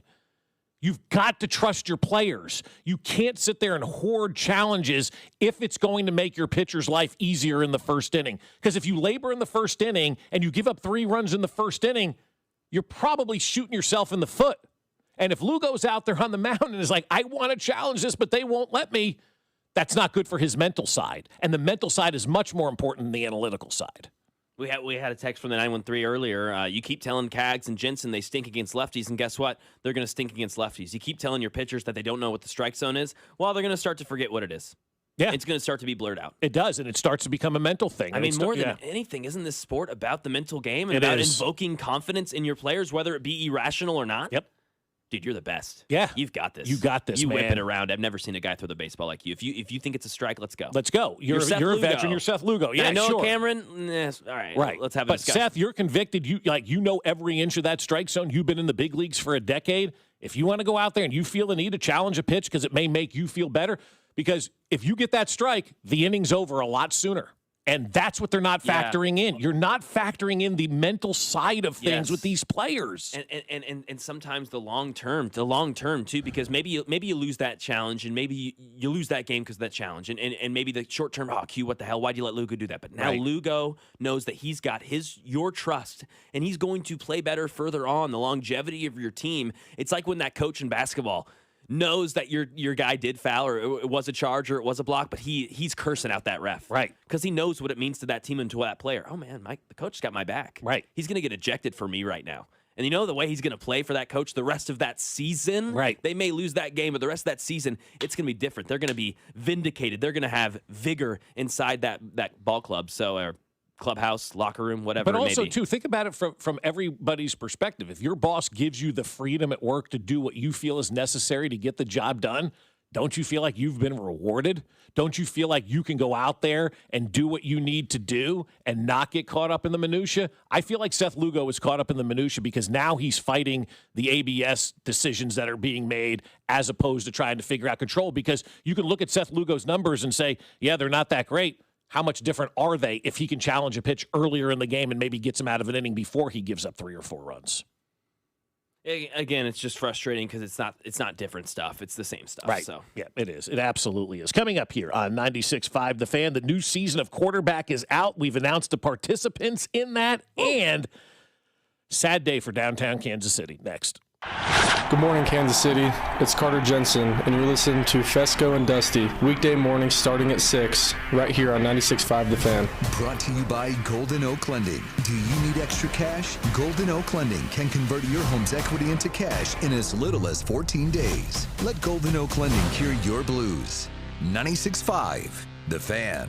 Well, I will tell you, my friends at Aspen Lawn and Pest Control came out yesterday, and the lawn looks even better than it's ever looked before. They got it cut perfectly, and it looks beautiful. It is green. It is lush. There are no dandelions. There are no weeds. There are no dead spots. I am loving what Aspen Lawn and Pest Control has done for our yard. And a great front yard just makes you feel better, man. Every time you pull up and you see that lawn, you're like, man, it looks great. Nobody in the neighborhood's looking at you going, what's that guy doing with his yard? No, you don't have to worry about people making fun of your yard when you use Aspen Lawn and Pest Control, because they're college-educated professionals and they know exactly what they're doing, and they know exactly how to grow the best lawns in Kansas City. They study all of this. They know the climate. They know the seeding. They know the dirt. They know everything about growing that perfect lawn. And they also know everything about protecting you from the mosquitoes and the pests as well, because the pest control side of thing is top-notch. The mosquito dome is over our house, and that allows us to sit outside with no bugs and for the dog to roll around in the yard and not have to worry about it as well. So if you want a free estimate and up to half off your first application, mention this ad when you visit Aspen today at aspenlawn.com. That's aspenlawn.com. Graduation season is the busiest time of the year, and you want it to be perfect, so you need to trust Hy-Vee with your important celebrations like we do. Choose from a wide range of budget-friendly catering options like the classic grill out for just $7 per person or the high chai Asian buffet for just $14 per person. And don't forget the personalized baked goods, flowers, and more. Leave all the prep work and messy cleanup to Hy-Vee with full-service catering for any size celebration. So sit back and relax. Your perfect graduation party starts at Hy-Vee. If the high cost of filling up is weighing you down, lighten your load at Hy-Vee. This Saturday and Sunday, get a 30-cent per gallon fuel discount with every $60 purchase. Stock up on groceries and stack up the fuel savings. Earn 30 cents per gallon with your $60 purchase, 60 cents per gallon with a $120 purchase. The more you spend, the more you'll save. Your next fill-up could be free. Don't miss the 2-day Fuel Saver event this weekend only at Hy-Vee. And Doug. There's nowhere I wouldn't go to help someone customize and save on car insurance with Liberty Mutual, even if it means sitting front row at a comedy show. Hey everyone, check out this guy and his bird. What is this, your first date? Oh, no. We help people customize and save on car insurance with Liberty Mutual together. We're married. Me to a human, him to a bird. Yeah, the bird looks out of your league anyways. Get a quote at libertymutual.com or with your local agent. Liberty, liberty, liberty, liberty. Jake from State Farm. I just beat my running PR, so I'm celebrating with the Banana Bonanza smoothie. Hey, and you can keep celebrating when you create an affordable price just for you by bundling your home and auto with the State Farm Personal Price Plan. Go bananas. I will. Hey, make it a large. Bundling, just another way to save with the Personal Price Plan. Like a good neighbor, State Farm is there. Prices are based on rating plans that vary by state. Coverage options are selected by the customer. Availability, amount of discounts and savings, and eligibility vary by state. Pros, save more on the materials you need to get the job done inside and out at Lowe's. Right now, get 10% off in-stock Trex Naturals decking, now available in more styles. Plus, get 15% off select custom entry, interior, and storm doors. Then, we'll deliver it all straight to your job site to help keep your jobs moving. Get the brands pros trust, priced right, and ready when you need them. Our best lineup is here at Lowe's. Valid through 5/27. While supplies last, selection varies by location. This is the highlight of my morning. Hey, what's up? It's Island. And I'm Josh. And a little thing we love about the Chick-fil-A Bacon, Egg, and Cheese Biscuit is that it's our go-to morning comfort. And you've got that nice golden fluffy egg. With a soft, flaky biscuit. Crispy bacon. Melty cheese. You want something quick, you want something convenient, but most of all, you want something good. There's no better way to start your morning. There we go. Start off the morning with a Chick-fil-A Bacon, Egg, and Cheese Biscuit with Simply Orange Juice. Order on the Chick-fil-A app today. Real guests paid for their testimonials. What if you could have the most reliable Wi-Fi? And get this, what if you could keep it at the same price for 5 years? That's the Xfinity 5-year price guarantee. Just 5 years of fiber-powered Wi-Fi that boosts speeds to the devices that need them most. That finds and fixes problems before you even notice them. Like super intelligent Wi-Fi with a 6th sense. And that keeps you gaming in the fast lane, even when the whole family's banking on bandwidth. And here's the best part. No annual contracts, no hidden fees, and our best equipment included. Plus, get online in minutes with same-day Wi-Fi. Hey, let's face it, a lot can change in 5 years. Kids grow taller, dreams grow bigger, but your Wi-Fi? It would stay reliable and the price would stay put. The Xfinity 5-year price guarantee. Lock in your price and unlock the possibilities. Xfinity. Imagine that. Select plans only. Restrictions apply. Powered by fiber. Connected to the premises by coaxial cable. Actual speeds vary. The countdown to the World Soccer Championship is brought to you by Blue Cross and Blue Shield of Kansas City. From here for wherever you are, that's the benefit of blue. Visit bluekc.com/benefit of blue for more information. You're listening to 96.5 The Fan from the DM Injury Law Studios. Mike's got this. Car, truck, or motorcycle wreck? Remember, Mike's got this. 816-888-7500. Mike's got this. Here's your traffic report on 96.5 The Fan. Brought to you by SWL Injury Law, the Car Crash Kings. It's what they do. Visit SWLinjurylaw.com. East side 70 eastbound, very heavy from 18th Street over to about Jackson Avenue with construction down to one lane. Kansas side 35 southbound bogs down past 635 and stays very slow down past 67th Street with an accident reporting. Alan Carr, 96.5 The Fan. Traffic.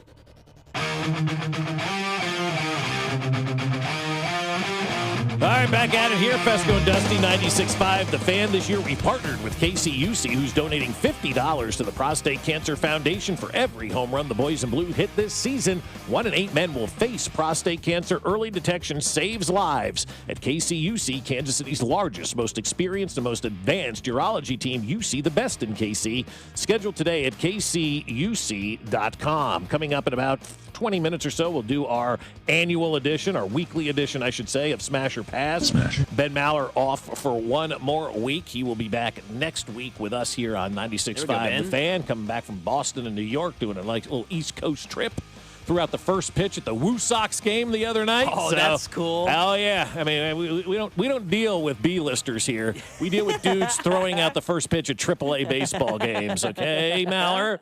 So very good on Ben to do that. I mean, I tell you, he is. I'm kind of a big deal. Yeah, kind of a big deal is absolutely right about all of that. And so we talked enough about the devastating stuff that has gone on, with this baseball team. We'll get more back into that as the morning rolls along. But I just don't like the aesthetics that are happening right now. I don't like the pitcher upset with the way that they utilize things and strategy. It's just, it really isn't. Vibes are bad. Vibes are very bad. Vibes are bad. Yep. It's May 14th, not completely over to provide my one inkling of hope, but yeah, it's down bad, and we should be frustrated. Yeah, but what gives you hope right now with this ball club? If you're looking at this team right now, the only thing that I could really point to is Bobby Witt Jr., right. And I could point to a couple other maybe role players that have shined here and there. I've really liked what I've seen from Kyle Isbell. Obviously, he's been a nice surprise. Sure. Obviously, Michael Massey's had a couple nice moments. It's been things like that. Moments, it's flashes that maybe some of them become consistent. But no, I think that he's the best player in the AL right now. So that'd be the thing that I could point to and say, okay, well, Bobby Witt and maybe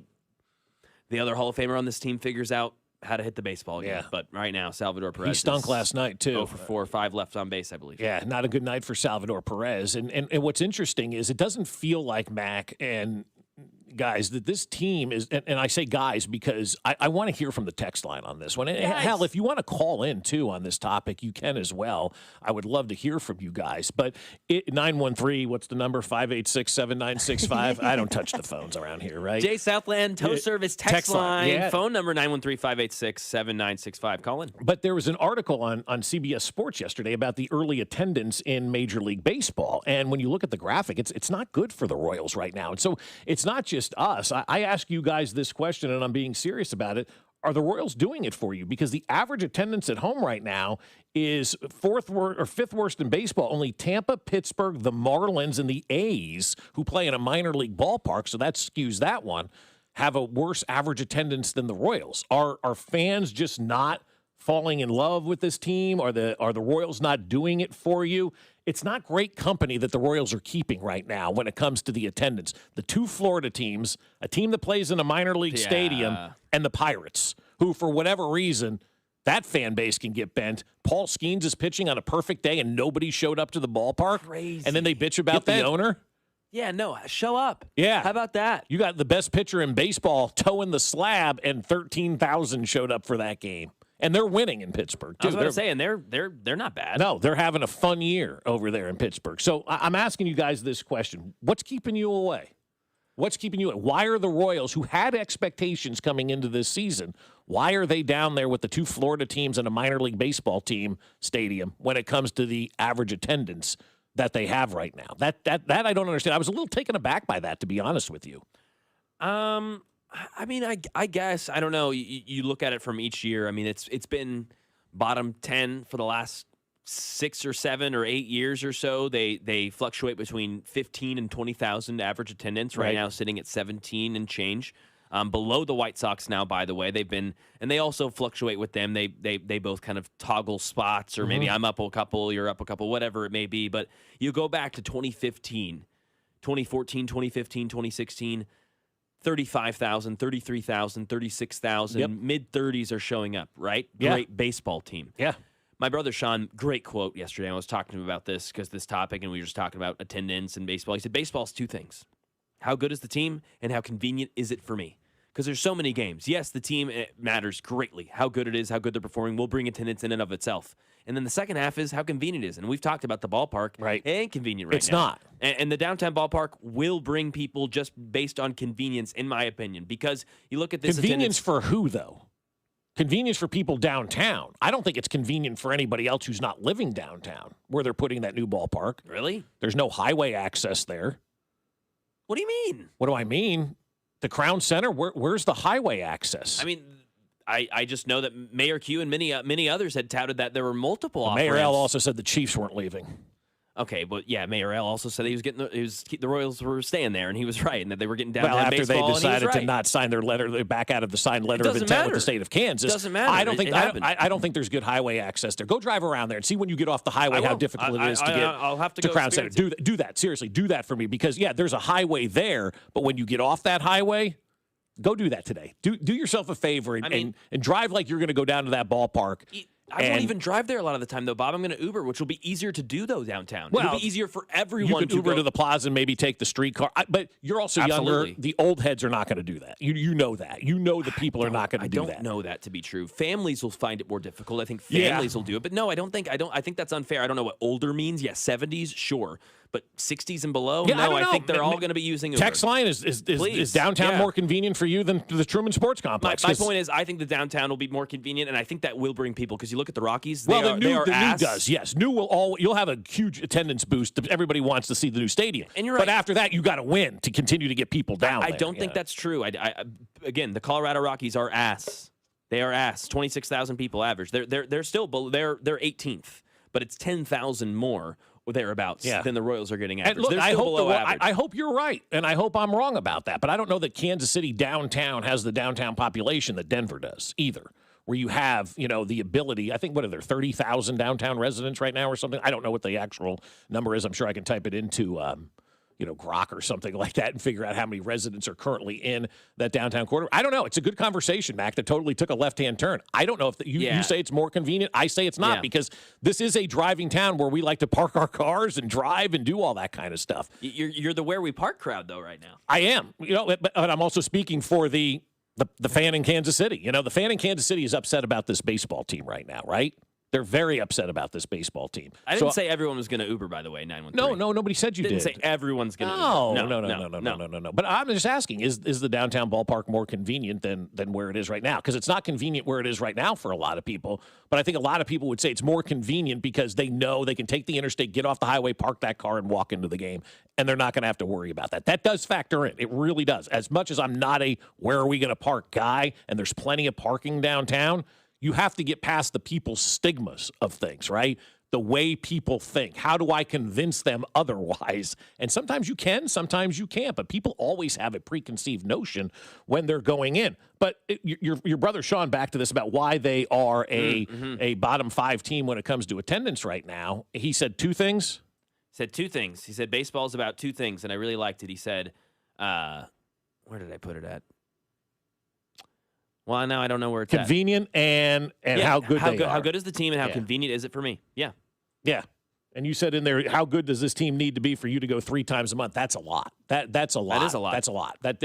Most people can get to a ballpark or a game 1 or 2 times a year. And that's a good solid number for a lot of people. 81 games, I don't know who can make it to 81. I don't even know who can make it to 20 games. When you have a 20-game package, I find it to be very tough, especially with the kids and all that kind of stuff. So convenience is obviously something. Winning is obviously something. But what's the text line saying, Mac? I love to know where people are on this one. Like, what is truly keeping you away from going out there and watching the boys in blue? Because I was stunned by the attendance figure being in the same conversation as the Marlins and the Rays. Yeah, I don't like that figure. I just think, I think there are reasons that we can point to for it.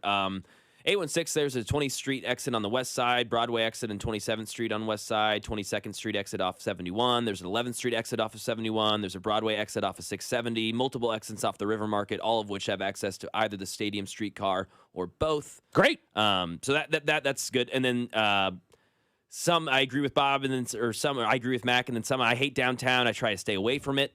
I'd go to 50% more games in a year downtown easily. Yes, downtown will be more convenient. Downtown's a terrible idea. The next text. It's all over the place, right? Yes. Yeah. Bob, you're talking out of your ass. Usually. Usually there we got that one. My family's downtown way more than we are near the K. We'll probably go to more games with the kids. I don't know. As I sit here on traffic on 70 going by the stadiums right now, yes, downtown's better. I hate this damn highway. Yeah. Definitely more convenient downtown. I don't know. I mean, there's some that are Mac is dope. Bob, Bob, you couldn't have a better producer. Didn't even know that said that, but thank you. Did you say that? Did Momo text that in? Momo's texting in right Mac's now. really good at what he does. Downtown, no thanks. So it is all over the place, but I think probably 70-30 downtown more convenient. Okay. Lots of text though, still coming in. I gotta vet these, so you gotta give me a second. That's fine. You gotta go. But I was like, vet 'em. I was wanting to know what's keeping people away from the K right now to watch this ball club because of where they are, and it's turned into what's more convenient. What's more convenient? Which one? Yeah, that kind of my bad there. But yeah, I think more people are going to be more near downtown or more often around downtown. I think it'll bring more people naturally to the ball club. Yeah, we'll see how it all plays out. If they're not winning, it doesn't matter where you build the stadium, though. It just doesn't matter. That's a big part of it. Let's shout it out. One word. First name is Blake, and he goes on a cruise. He goes on a Caribbean cruise. Katie Holmes. No. Are you listening? What's your least favorite thing about working with yourself? Body odor. You get one word. On the count of three, name your favorite dinosaur. 1, 2, 3. Velociraptor. This is one word on Fescoe and Dusty. 1, 2, 3. Oatmeal raisin. Oh, yeah, you know it. On a Friday Eve, it's Thursday. You know what that means. It's one word, Maloney's, Sand Trap, and The Landing. It's brought to you by them. They're 3 great local spots. They have amazing, delicious food, cold, great drinks at great prices. And plus, you need a TV. They're full of them to watch whatever sports team you want to watch. 3 outdoor patio seats to enjoy the wonderful spring weather that we're getting. It's going to be another great day today, another great day tomorrow. This weekend, maybe some rain here and there, but for the most part, I think that sun's going to be out. So Maloney's, Sand Trap, The Landing. Again, 3 great local spots. Today at The Landing, $8 cheeseburger and fries. You can't beat that. I mean, that is awesome. $8 cheeseburger and fries, and you get happy hour from 3 to 7. So the Royals, you'll hear Vern on at 5:30. They may be playing that over there at The Landing over the speakers. You get there, have your $8 cheeseburger and fries, catch a little bit of happy hour, some live music on the outdoor patio from 7 to 10. Damn, while the Royals are going on, let's get go. Some music. Good day over there at The Landing. Let's get to it. One word here. Start where we left off. One word on the Royals' loss to the White Sox. Tough. It's not good. You're looking at a ball club now that is getting passed by the White Sox, and that's the real topic of conversation in all of this is now you have been passed by the Chicago White Sox as an organization. They have won 4 of the 6 games against you this year. You made a living in the last 2 years, probably made the playoffs in 24 because of the Chicago White Sox being as bad as they were. That's not there anymore. The White Sox are getting better, and the Royals have taken a step back. Yeah, I would say brother. Oh, I like that one. Yeah, your little brother's passed you up. That hurts, man. Yeah. That sucks. You never want to see that. Someone that you beat up on, that you've kind of made your way right through beating up on now is doing the same to you.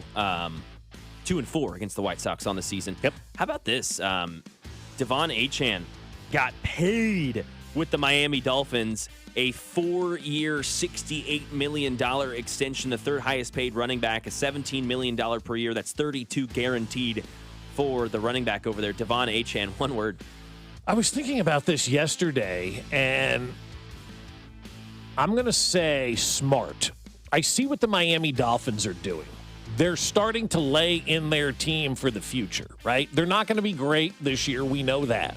But they're starting to lay in their future a little bit, right? You're kind of paying Malik Willis. I don't know if that's necessarily your QB of the future, of your QB now and maybe next year. But I kind of like they're starting to, shore up a little bit when it comes to a piece here or a piece there. You're going to need some production on your team. So I think it's smart.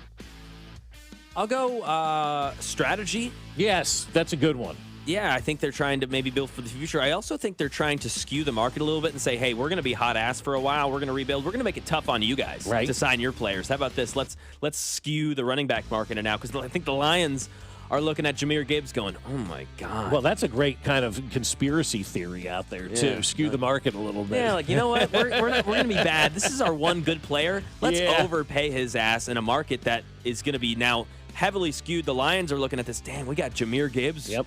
$68 million for Achane? You know who's real happy? Jahmyr Gibbs is real happy right about now. Yeah. Buddy. Hell yeah, he is. All the rest of the running backs are happy right now. Yes. This is a wide receiver that's not too happy right now. Giants wide receiver Malik Neighbors underwent a second surgery. They're calling it a cleanup. It was a few weeks ago to remove scar tissue that was causing stiffness. He's expected to return on the same timeline.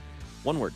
Well, it's scary. You don't want to have a second surgery when you had that surgery at the beginning of last year, because that injury happened early in the season, if I'm not mistaken, I believe right? so. Either in September or October, I believe. Yes. And so you had that surgery. You've gotten all the way here to the middle of May, and then you have to have another surgery to clean it up just as OTAs and minicamp and the season is getting ready to ramp up. We'll see. We'll see if he's got that same timetable of return, but he's a vital part to that offense to have for Jackson Dart to have success. Yeah, we're 7 months removed from his surgery. October was when he had it. Mm-hmm. And we're in May, and we're still dealing with stiffness and pain and discomfort there. I don't know. This is a guy who was one of the best athletes in the league we saw his rookie season. Yeah. Not just at the wide receiver position, but in all of the NFL. He was just incredible. His leaping ability, his burst. He was just the way he moved laterally. I mean, you don't see guys move like him very often. So, yeah, I would say Odell. I mean, this is Odell for one season right now is what it looks like. But at least Odell had a 3-year stretch in New York. This may be just a 1 year. So I hope that's not the case. You hate to see injuries like this. I mean, I'm not saying the career is over or anything like that, but if we look back and he's never the same, you're like, damn. Yeah, damn, that was it. Yeah. That one little, and that you remember one injury. It was, near the sideline. Dang it. Yep. All right, Bart Scott, we love playing interesting takes on this. This is a good one. We'll see if it's good. I believe this is the most competitive division in football, and I think the team that's going to really surprise a lot of people is the Minnesota Vikings. I think Kyler Murray, that addition right there. You talk about the Bears going, I've been that team that has won the division before, and then you go from being the hunters to being the hunted. I don't know if the Bears can sustain. You got the most talented, and arguably I think at the end of this season, I think we may say that Kyler Murray is the most talented quarterback within that division. You pair him with Kevin O'Connell with the weapons that he has, a tight end in T.J. Hawkinson, you have Jefferson, you have Addison, then they go out and get a gritty guy like Jawan Jennings. I think the sky's the limit for Kyler Murray. When you're doing all that, you're going to have little Mandalorian running around here for 25 seconds with guys that's one-on-one down the field. One word there. Crazy. And I'm not saying that because I'm not a Kyler Murray fan, but you've got Jared Goff, a Super Bowl quarterback. Yeah. You've got Caleb Williams, who had one hell of a season and has really come on. Jordan Love. Question marks. Yeah, big question marks. Big question mark there, but still he's had a better, I think, career, more talented than like Kyler Murray right now, in my opinion, is the 4th out of 4. Can he be better? I don't know. He's never shown me that he could. I've never seen Kyler Murray be better. But he doesn't just have to get better than one quarterback. He literally has to be better than all 3 quarterbacks in that division, and I just don't think that's going to happen. I still think Jared Goff is the best quarterback in that division. It's a fun discussion. It is, It's a fun discussion. It's a great division all around. Who's the best team is a good debate. Who's the best coach? All that whole division just seems so neck and neck. I'll say fun. That's a fun hot take. That's exactly what a hot take should be, because at first I'm going, what the hell? You're insane. And I start thinking about it going, no, that could happen. Will there be a group of people that see the Vikings be 13-3 and see Kyler Murray running around and say, oh, he's the best quarterback in the division? Yeah, there will be a group of people that say that. Yeah, it'll happen. Will they be wrong? I think more than likely, yes. But yeah, I think it's a fun little hot take there as we see the NFC North start to come into a full picture here. How about this? World Cup tickets in free fall right now. The average get-in price at one point was near $800, now falling closer to $500. And if you look at the graph, if you look at the chart, this is like a stock in complete free fall, in complete caving mode. You should have sold a while ago. One word on free-falling World Cup tickets. Wait, because they're going to only drop even further. If they're free-falling at this point in time, wait, because $500 is still an expensive ticket to get in, right? I mean, that's still nuts. Yeah, the average price to get in is still $500. No. I'm waiting on this one. I'm going to wait this thing out. And this may be a ticket, folks, to be honest with you buy right before the game. We'll just see how the travel is, and you continue to monitor and watch and see. And then if you can figure out a way to get a deal, you go out there and you get a deal. But I'm not surprised they're in free fall mode. People don't have that kind of money to spend on tickets. That's insane. Yeah, it's crazy. And also, I hate to say this, on the heels of the NFL season getting ready to start, a lot of people that I'm sure would afford these games have bought Chiefs season tickets. Exactly. They're going to their other games. Yeah, and they're looking at the price, and they're going, I just can't justify this. I know it's the World Cup, and it's something cool and different, but I can't justify paying $800 a ticket and trying to take my family to this. Yeah, I'd agree. It's gonna have to fall a lot more for a lot of people, I believe, to buy those tickets. Coming up here on 96.5 The Fan, we are going to give you a chance to win a $50 gift card to Booth Creek Wagyu, and also you get a chance to tell Mac how wonderful he is. We do Smash or Pass next. You're listening to Fescoe and Dusty, brought to you by Golden Oak Lending. Do you need extra cash? Golden Oak Lending can convert your home's equity into cash in as little as 14 days. Let Golden Oak Lending cure your blues. Tune in to hear Royals insider Josh Vernier every Monday at 8:20. Professor Vernier sitting up here, bloviating. On your home for Royals baseball, 96.5 The Fan. Well, I'll tell you what, my friends over at Smokehouse Barbecue understand how to make a meal exceptional because all of their food is just absolutely wonderful. Every time I go to Smokehouse Barbecue, I'm like, I'll take everything on the menu, whether it's the burnt ends, the baby back ribs, or what I love right now is their pulled chicken sandwich tossed in Cajun butter on a brioche bun with some coleslaw and a side of those hickory pit beans that cook under the brisket for the final few hours to make the meal as perfect as you can get. And that's what we have going on right now, guys. Perfect meals for the grads. We also have Memorial Day coming up. A lot going on over the next couple of weeks, and you need to let Smokehouse Barbecue do all of the catering for you. They'll make it easy. They'll make your life easy, and everybody will have a wonderful meal when Smokehouse Barbecue caters your event. You can even host your events at Smokehouse Barbecue. They have banquet rooms at every one of their locations in Independence, Gladstone, and Zona Rosa. Plus, they'll come to you as well. If you want to do the party at your house, Smokehouse will bring it all out to you. So get in touch with them now at smokehousebbq.com and schedule all of your catering. Memorial Day, we've got graduation parties. It all needs to be catered by Smokehouse Barbecue at smokehousebbq.com. For over 35 years, locally owned and family operated, it's Smokehouse Barbecue. Pump up the volume. Business moves fast. Orders roll in, deadlines close in. When you ship with USPS Ground Advantage, you can keep up with confidence. Every package stays in our secure network from dock to door. And with nationwide reach, dependable tracking, and upfront affordable pricing, you get built-in peace of mind. You run the business. We run the routes. Visit USPS.com/groundadvantage to learn more. Need a new suit? This week only, Peter's Clothiers is taking half off all Jack Henry suits. Choose from a selection of colors, styles, and sizes at Peter's Clothiers. But hurry, this sale ends soon. Half off Jack Henry suits only at Peter's Clothiers, 124th and State Line Road. At Uline, the prevailing opinion is, if you don't live it, you don't believe it.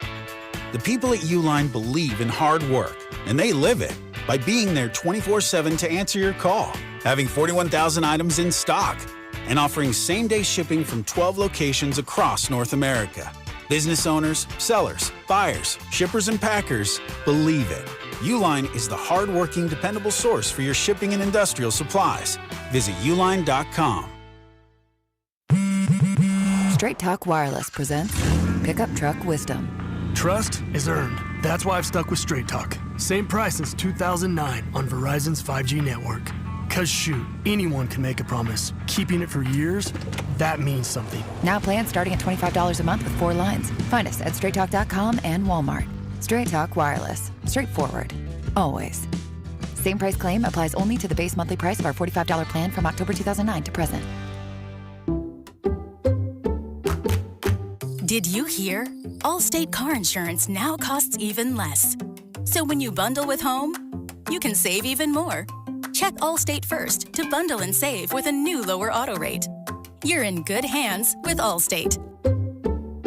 Not available in every state. Only applicable for new auto insurance business. Rates will vary by several factors, including how you purchase the policy. Potential savings may vary. Allstate North American Insurance Company and Affiliates, Northbrook, Illinois.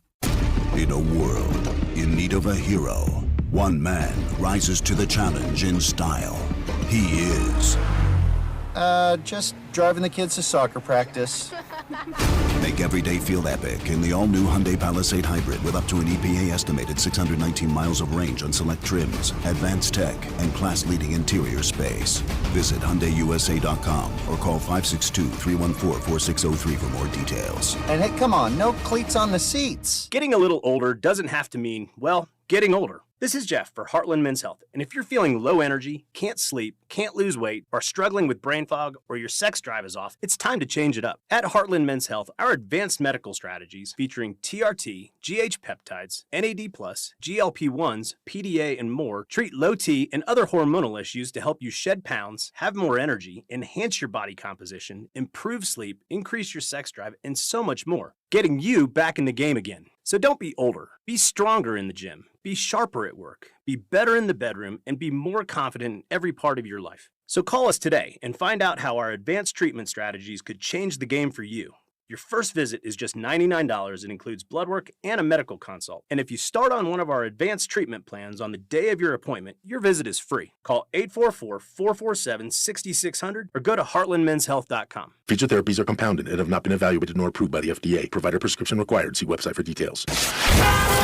Here's your traffic report on 96.5 The Fan. Brought to you by SWL Injury Law, the Car Crash Kings. It's what they do. Visit SWLinjurylaw.com.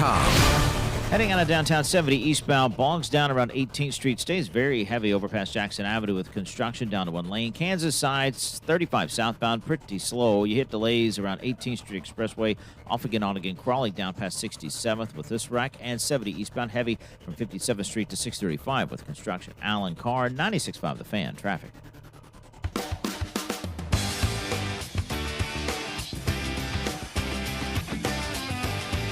Coming up in about 15 minutes, we'll talk to Dayton Moore. We'll talk to him about the See You in the Major Leagues Top Golf event that is coming up a week from today, where you can help raise money for the See You in the Major Leagues Foundation, help kids get mentored right here in Kansas City. And I know from firsthand experience how vital that organization is, with my wife being part of it, one of the great mentors that they have for the See You in the Major Leagues Foundation. If you want to learn more about that, check out seeyouinthemajorleagues.org. It's the acronym, See You in the Major Leagues with the letter C. .org. Check it out, look at it, understand what Dayton Moore and his family and his wife Marianne, what they're doing here in the Kansas City community. It's just insane. He's just the best, and the way that they help these kids is second to none. I love it, love it, love it. My wife loves being a mentor for Dayton's program, and just having the opportunity to be around Dayton, his leadership, and all of that has been spectacular for all of these kids. And so we'll talk more about that coming up at 8 o'clock here on 96.5 The Fan. But it is time to do a little smash or pass. What do you want to give away, Mac? A $50 gift card to Booth Creek Wagyu? You want to do that today?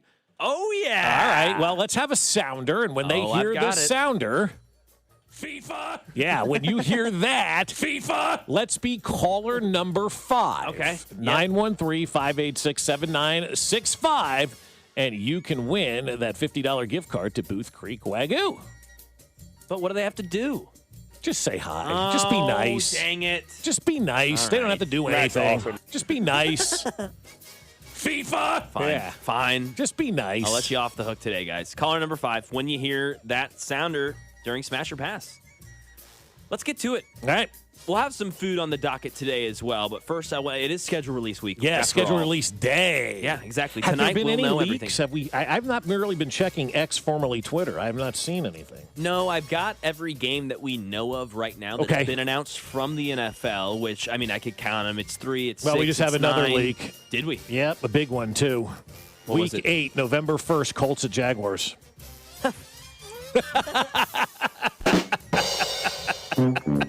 I did see another big one, schedule leak. December 13th, week 14, Broncos at Jets. Okay. All right. Broncos at Jets. I did see fun one that was get ready, huge breaking announcement on the schedule. Jags Titans at noon on a Sunday. It's great. Yeah, we do have 12 or 13, I guess now 14 or so games that are officially announced, as you just read off a couple. Yep. Let's just start with a couple of the huge games, though, that they've really announced. Let's do this. 49ers versus Rams in Australia. Do you smash or pass? Australia. 49ers, Rams, Australia. I'm not an AFC West guy, but it's the opener, so I'm going to smash it. But normally I would say I would pass on. If that's a Sunday 3 o'clock game, I'm out. But it's the opener. It's Australia. I'll watch. I'm smashing it. Yeah, it's the opener. That's why. But I am passing on the Australia thing. It seems like this is going to be a mess.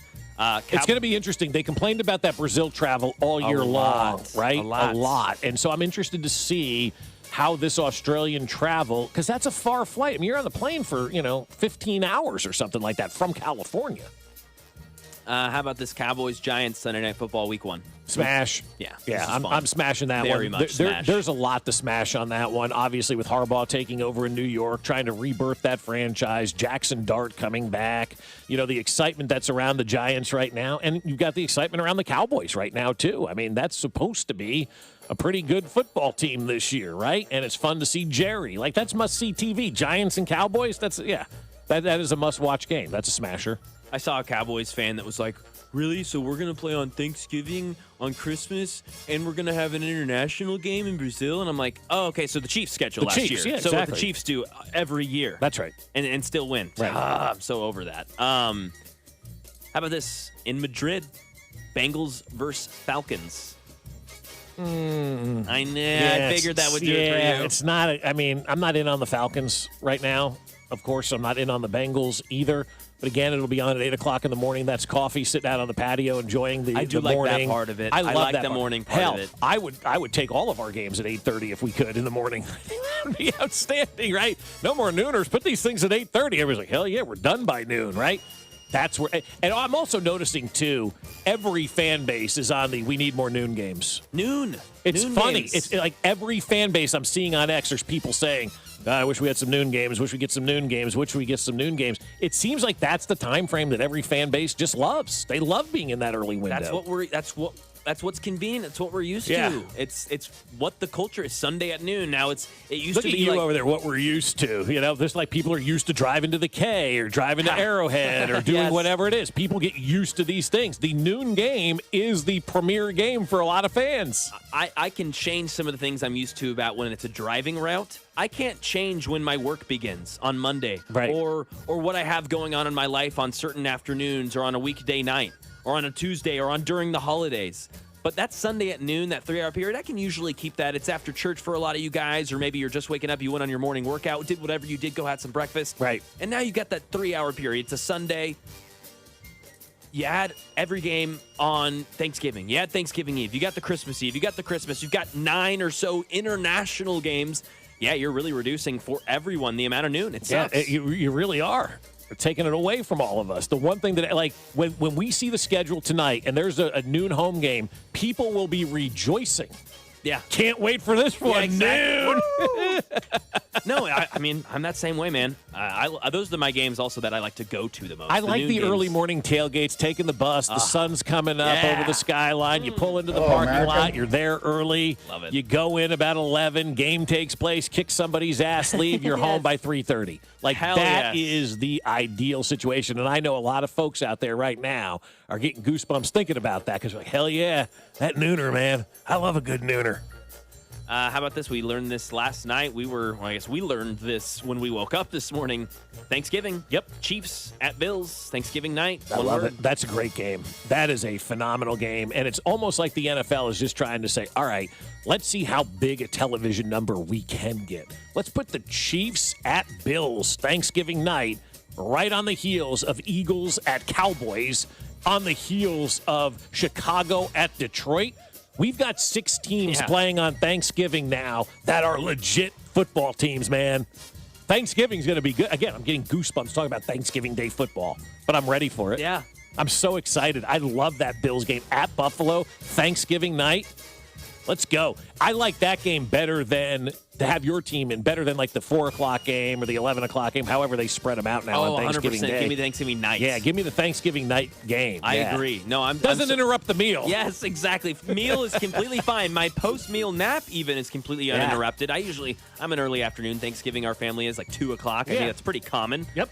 So, you get done. You still have time for a nap. Wake up, get a drink, and get that game on. All right, let's switch to some food. Because I guess there's a barbecue battle going on between the Royals and the Cardinals. How about this? MLB posted, who has the better barbecue food at their ballpark? The famous Z-Man sandwich and the beef short rib corn dog can be found in Kansas City. Meanwhile, St. Louis houses barbecue nachos and hot dog burnt ends. And it shows like some charred hot dog and then some nachos that look extremely generic and normal that you would find at any ballpark, compared up to the Z-Man, which Anthony Bourdain said was one of the better sandwiches ever had, and then the beef short rib corn dog, which I haven't had but looks absolutely insane. I'm smashing the Kansas City, and I'm passing on St. Louis. I'll pass on anything in St. Louis. But what I want to know is this? Here's what happened, and I'm going to be honest with you. Major League Baseball hired Chiefs social media to do that post too. Because that's as bad as the brioche or the sourdough. The sourdough, yes. I mean, that post up there is as bad as the sourdough. That one didn't make me laugh because I don't think Major League Baseball was trying to be funny on that one. But that's as bad as the sourdough tweet. Yes. Who has better barbecue at their ballpark? Grilled hot dogs or grilled hot dogs? Some chips and some pulled pork? Like, what are you doing? Come on now. The Z-Man? St. Louis. Please, St. Louis. Hey, look, we're there this weekend, right? It's important to win today against the White Sox because you've got the Cardinals coming up, and they're a very good team. Another schedule leak. And serious? This is perfect. Jets at Titans, week 1 p.m. Really? Jets and Titans are getting that first nooner. Let's go. Hey, that's Titans quarterback Cam Ward, who will be on Netflix's show, The Quarterback. You know what's year. interesting about that game, too? That's actually an interesting game. Robert Saleh going against his old team in the first game of the season down in Tennessee. That's why that game's there. I like that. That's true. No, I do like that. That is going to be fun. That's a good one now. Now all of a sudden I thought about that. I'm like, oh, that's right. This is the guy who coached at the Jets a couple of years ago. Now is coaching the Titans. Now it's going to the Titans. In week 1, you're going to be facing your former team. Yep. FIFA! All right, there it is. Caller number 5, 913-586-7965. Be caller number 5, and you're going to win a $50 gift card to Booth Creek Wagyu. Coming up, we'll talk to Dayton Moore next. This is Fescoe and Dusty. Brett Veach has the most underrated chest I've ever seen. On your home for Chiefs football, 96.5 The Fan. Fescoe and Dusty is brought to you by Golden Oak Lending. Do you need extra cash? Golden Oak Lending can convert your home's equity into cash in as little as 14 days. Let Golden Oak Lending cure your blues. Well, I will tell you, my friends over at QC Kinetics are saying it is time for you to feel better. That's right. And at some point in your life, you stopped calling it pain and started calling it just how I am now. Well, I'll tell you something, man. That's not okay. And deep down, you know it as well. I'd love to lead you back to the normal you, the one who was active and carefree. And that's what the folks at QC Kinetics want to do as well. They want to get you back with long-lasting regenerative treatments for joint pain. And the science is real in all of this, guys. The treatments are natural. Your body already knows how to heal. QC Kinetics finally gives it the right tools. And we're not talking about an operating room or hardware or any of that, because there's no operating room, no hardware, and no watching summer come and go from a chair. It's you getting back to being you, the version of you that doesn't map out a route based on where there are chairs to sit. So now let's get that all taken care of by getting that free consultation at QC Kinetics, because better starts here. So schedule that consultation now. 816-412-6299. That's 816-412-6299. QC Kinetics off 435 in State Line and in Gladstone. 816-412-6299. Pump up the volume. Business moves fast. Orders roll in, deadlines close in. When you ship with USPS Ground Advantage, you can keep up with confidence. Every package stays in our secure network from dock to door. And with nationwide reach, dependable tracking, and upfront affordable pricing, you get built-in peace of mind. You run the business. We run the routes. Visit USPS.com/Ground Advantage to learn more.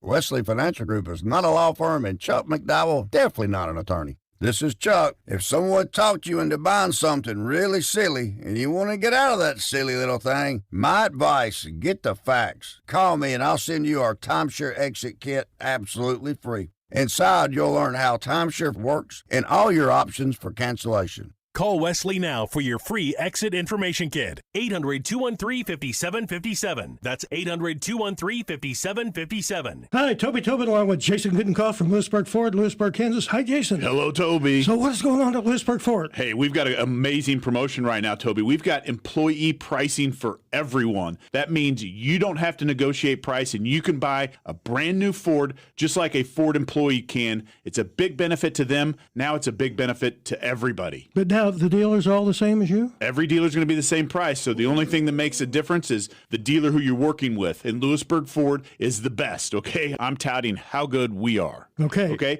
23 President's Award, the number one F-150 dealer in the Kansas City area 9 years in a row, and the biggest F-150 dealer for 5 years in the state of Kansas. I know you are the best place to buy a Ford. We're going to take better care of you than anybody. Period. Yes. Absolutely. How long is this going on? Well, we can come to you, and we're going to do this through the 7th of July. So if you want us to come to you, we can come to you, or we'd love to see you in Lewisburg. What's your toll-free number? 816-444-2300. Or LewisburgFord.com. J. Rieger & Co. Oh, so good. Quality crafted in Kansas City. J. Rieger & Co. Straight Bourbon Whiskey. Winner of Best Craft Bourbon at the 2025 Ascot Awards. At 90 proof, it's rich, well-balanced, and oh, so good. Quality crafted in Kansas City. Here's your traffic report on 96.5 The Fan. Brought to you by SWL Injury Law, the Car Crash Kings. It's what they do. Visit SWLinjurylaw.com.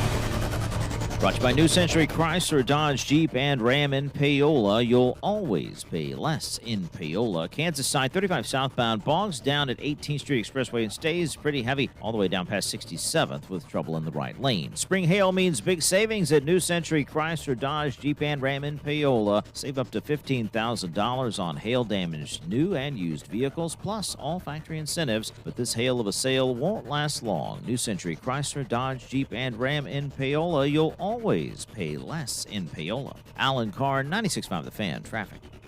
What's up, KC? It's Matt Strom from the Kansas City Royals. Don't miss Vern's On Deck show 1 hour before first pitch right here on 96.5 The Fan. KFNZ FM and AM, HD1 and HD2 Kansas City, an Odyssey sports station.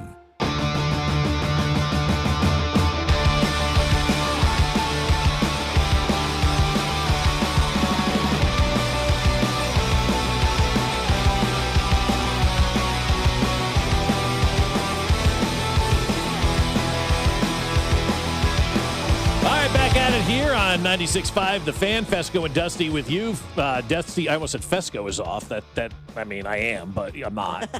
Dusty is off. And what Mac, the hell was that? Mac is here alongside. That's what happens when you forget your name. You forget where you are. But, yeah, I am a little bit off. But it is time to talk a little baseball, time to talk a little Kansas City, time to talk a lot of things great with Dayton Moore here on 96.5, The Fan. And, Dayton, we're a week away from the Topgolf tournament for See You in the Major Leagues Foundation, man. I'm getting excited for this one.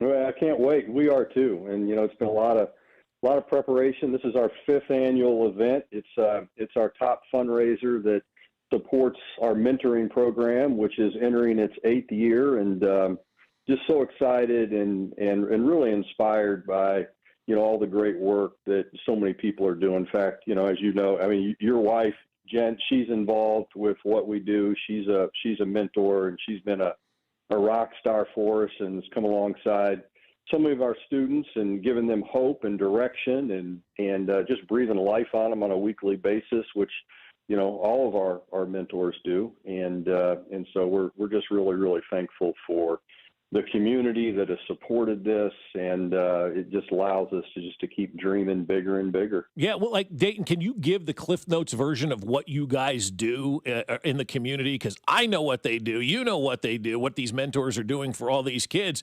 Let's let the general public know, you know? No, absolutely. You know, Marianne and I started the foundation back in early 2014. We had our first event at Bob Allen Ford. Our good friend Brad Hewlett opened up his facility, and we launched the C in the Major Leagues Foundation. And the foundation was created to support in the following four areas. We're going to support families in crisis, education, youth sports, and faith-based organizations and events. And so that's what we set out to do.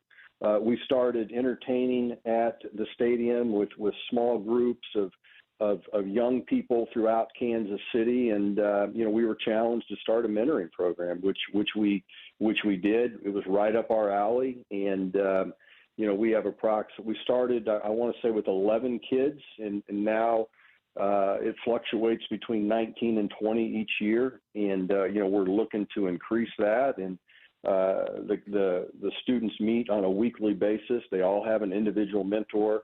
We have several people that come in and speak to the students.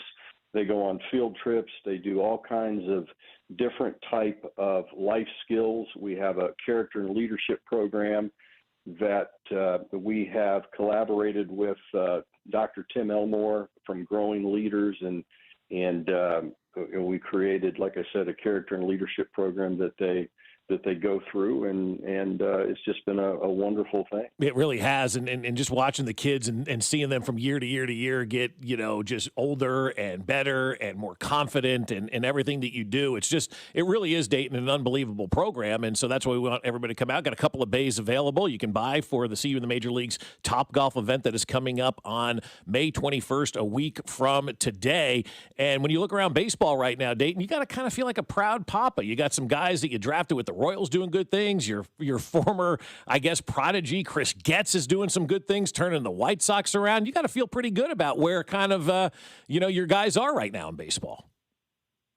Well, Bob, like you, I mean, you've poured into a lot of people, and you're at a time in your life where you're mentoring and discipling and just helping people kind of achieve some of the things that you've been able to experience. And we're at the same stage, and I'm proud of our group. Of course, I see probably parts of 3-4 baseball games a day, and I'm able to look at the game from a different lens at this stage, and not so emotional with it, which has really kind of helped me so much. And truthfully, I feel like I'm just now getting ready to lead.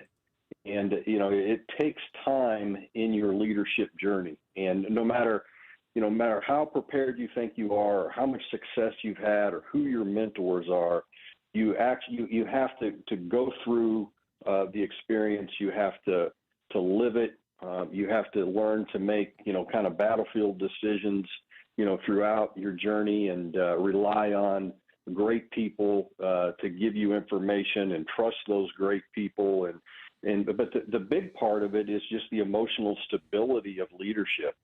And not getting too high, getting too low. I know it's kind of a cliche, but it's really, really true. And, because when emotion comes in, oftentimes logic disappears. And so, I've been able the last, 3 years or so to really kind of step out and just look at the game through a completely different lens, study different types of leaders, study the evolution of organizations and where we are in this game today at all levels. And it's fascinating. I'm learning a great deal, and I just really thankful for where I am right now. Sounds like you're ready to lead again. Is it a baseball team? Is it a company? Is it? I mean, like, you could lead anything. You know that. Well, it's kind of been interesting because like I said, over the last few years, I've been exposed to a lot of different things in baseball, outside of baseball, and there are some unique opportunities. And I've just got to filter through some things, Bob, and see what those next steps are. But I've really enjoyed being present with Marianne and our 3 adult children, and again, be able to pour into our foundation more and allow us to grow and dream but we'll see. Talking to Dayton Moore here. Dayton, you brought up frustration within certain ball clubs and how you deal with that. Obviously, the Royals have been a team that we've seen have some frustration, and maybe it's come out, whether it be Salvador Perez and on Twitter, whether it be Vinny Pasquantino talking bad on himself with runners in scoring position, or last night, I don't know if you heard Seth Lugo kind of questioning some of the ABS strategies. What does that tell you about a ball club when there's multiple instances of frustration kind of leaking out?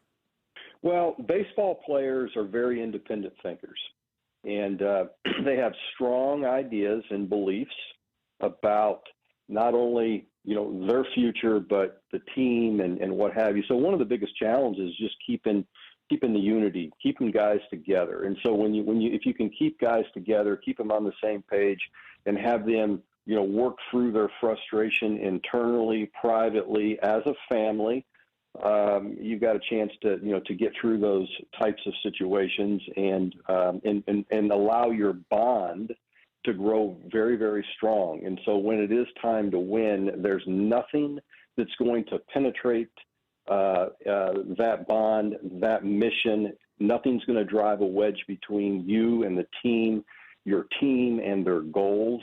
And I think that's always the challenge. I mean, and every team's going to go through, kind of those tipping points, and you're going to go one way or the other. And the teams that get rid of the drama the quickest are the ones that reach their ceiling. Of course, you got to stay healthy. We know that. And so every team is going to go through that. And, I watch the Royals a lot. I love, of course, I'm biased. It's never going to get out of my soul. That was my boyhood team. And we had a very simple philosophy. We love baseball. We love the Royals, and we're going to share that love with everybody that we meet in this community or wherever we travel or wherever we go. And we use that platform to help people get better and help organizations get better and pour into families and use baseball as an opportunity to be a positive factor in everybody's life. And so, and when you do that, I think when you lead that way, I think your players will catch on and they understand that. I love baseball. I love the Royals. I'm going to share that love with everybody that we meet. And but baseball is there's a lot of parity right now. You've got a few teams that are doing really, really well, and the others are they have their good weeks and their not so good weeks. And I've always said that the key is to have 2 good months and play around 500 the rest of the way, or 1 great month and play around 500 the rest of the way. That should get you into the playoffs. And I think a lot of teams are poised to do that. The Royals are certainly poised to do that. I mean, when you look at the Royals, they've got 2 of the most dynamic players in all of baseball, in Garcia and Junior, at the top of their order. And then they got, guys like Isbell that are having a really, really good year at the bottom that can get on base and hurt you. And then they've got some power and in the middle of that lineup, and those guys will get going. One of my kind of idols growing up, and we worked together with the Braves, was Big Frank Howard. And that might not be a name that a lot of people don't know, but Frank Howard used to say all the time, he'd say about June, those big guys get going, those power guys start finding their rhythm, and then they'll carry you, the rest of the way. And, and so, we're struggling with some things with, the Rangers. Everybody is in the American kind League. of up and down. Yeah. And he hit a big 3-run homer last night. I mean, he'd been struggling, and he hit a big 3-run homer for us last night, and then got the game-winning hit or tying drove in the tying run in the bottom of the 9th. And, and so you just got to stay with them and stay patient. And hopefully the players will come together and pull for each other unconditionally and allow them to get through some of the struggles. And because every team's going to go through it, every player's going to go through it. No doubt. Dayton, before we let you get out of here, a week from today, we've got the big Top Golf event. How can people write checks, donate, do whatever they want, be part of just you guys moving forward, Yeah, just go to the CUinthemajorleagues.org, the letter C, Uinthemajorleagues.org. And again, looking forward to, the event. We've got Hall of Famers Jeff Montgomery and Dennis Leonard and Alex Gordon and Denny Matthews. And, of course, Duke Watson will be there, who's being inducted into the Royals Hall of Fame this year, well-deserved. Bob, you'll be there. Yeah. Can't wait to see you. Fox 4, Abby Eden and Carly Ritter and Carrie Wickersham and our good friend Taylor Hempness from Channel 41. I'm looking forward to seeing, my good friend Jeremy Guthrie. Yeah. And Jim Eisenreich's always been one of my favorites. And, of course, we've got a great auction on tap with, Salvi and Witt and George Brett and Bo Jackson jerseys and Mahomes and Kelsey and Andy Reid signed football. So there'll be a lot of good stuff there, and just looking forward to seeing everybody. It's a great time for the community to come out, and like I said, this is our 5th annual event, and all the proceeds go to support our mentoring program and the scholarships for our students. And so anyway, it's a great time. It will be. Dayton, I'm looking forward to seeing you next Thursday. Looking forward to seeing everybody next Thursday, and continue to do the great work that you've been doing here in Kansas City. Thanks, guys. Appreciate you. Thank you, You Dayton. got it. Take care. Dayton Moore with us here on 96.5 The Fan. The Topgolf event coming up next week, raising money for all the kids here in Kansas City. A great organization. Coming up, Bill Belichick actually nailed it in a big way. Next. Hey, it's Vinny Pasquantino, and you're listening to Fescoe and Dusty on your home for Royals baseball. 96.5 The Fan. Brought to you by Golden Oak Lending. Do you need extra cash? Golden Oak Lending can convert your home's equity into cash in as little as 14 days. Let Golden Oak Lending cure your blues. 96.5 The Fan. Staples presents That Was Easy. So I was just at Staples. They're having a huge 40th anniversary sale. 40 years. Note to self, send flowers. Up to 50% off. Save on chairs, paper, balloons, and more. Balloons? Yeah, Party City is now at Staples. Surprise! But the anniversary sale is only 2 weeks, so... Quick, celebrate 40 years of savings at Staples with up to 50% off. Shop chairs, paper, break room supplies, and more. 2 weeks only in 523. That was easy. Shop Staples in-store, online, or on the app. Graduation season is the busiest time of the year, and you want it to be perfect, so you need to trust Hy-Vee with your important celebrations like we do.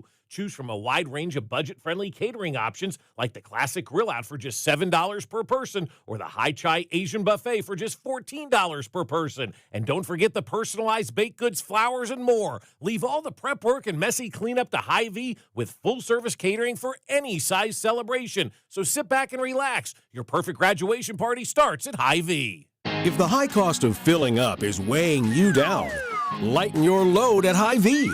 This Saturday and Sunday, get a 30-cent per gallon fuel discount with every $60 purchase. Stock up on groceries and stack up the fuel savings. Earn 30 cents per gallon with your $60 purchase, 60 cents per gallon with a $120 purchase. The more you spend, the more you'll save. Your next fill-up could be free. Don't miss the 2-day Fuel Saver event this weekend only at Hy-Vee.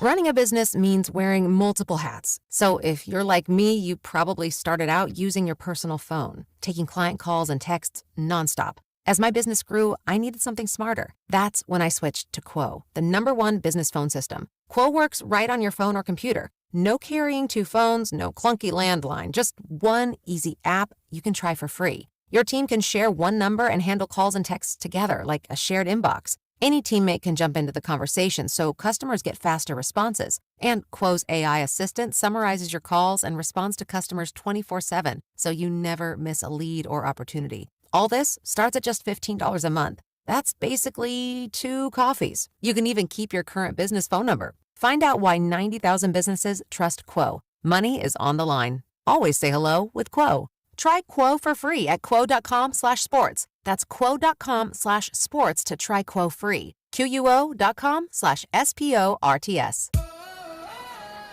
I love days like these at the pool, but my moderate to severe plaque psoriasis can sometimes take me out of the moment. I'm ready to make a splash with clearer skin thanks to Skyrizi, risankizumab Riza. Skyrizi is a prescription-only injection for adults who are candidates for systemic or phototherapy.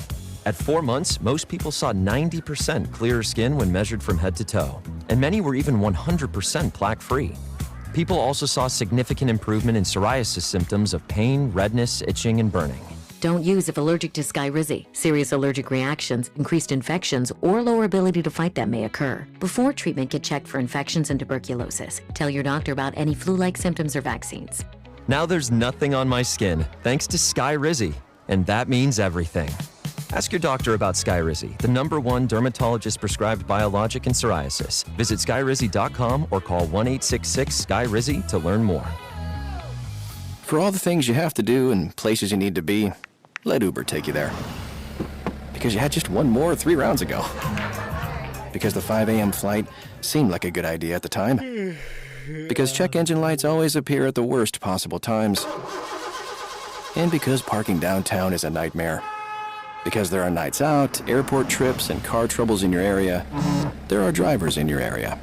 Uber. Request a ride today. Wait time varies. Terms and conditions apply. See app for details. The countdown to the World Soccer Championship is brought to you by Blue Cross and Blue Shield of Kansas City. From here, for wherever you are, that's the benefit of blue. Visit bluekc.com/benefit of blue for more information. You're listening to 96.5 The Fan from the DM Injury Law Studios. Mike's got this.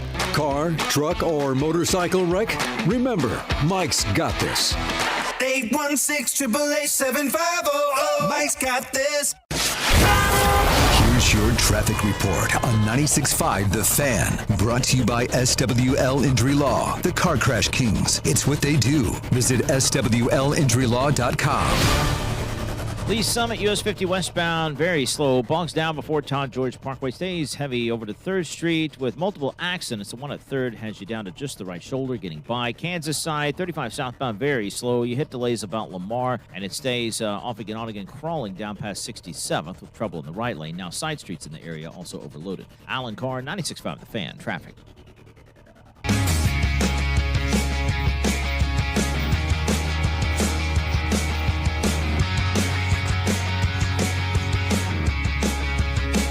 All right, our thanks to Dayton Moore, former Royals general manager, for joining us here on 96.5 The Fan, talking about Topgolf, his See You in the Major Leagues event that is coming up a week from today for the kiddos here in Kansas City for the mentoring program of his foundation, See You in the Major Leagues. Him and his wife, Marianne, do an unbelievable job of supporting the youth and the kids here in Kansas City, and so they're doing their Topgolf event.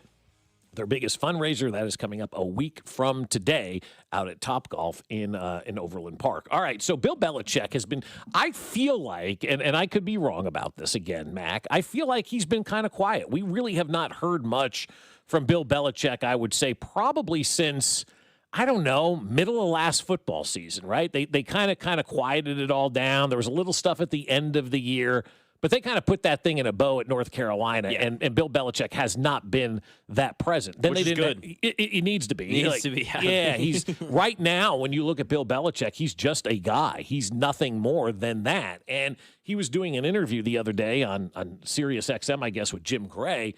And I listened to this clip of his, and I'm like, first of all, he sounded great. I was like, this is a different sounding Bill Belichick than what we're used to. He almost sounded relaxed. The guard was down. Maybe he's allowing himself to have a little bit more fun. I don't know what it is.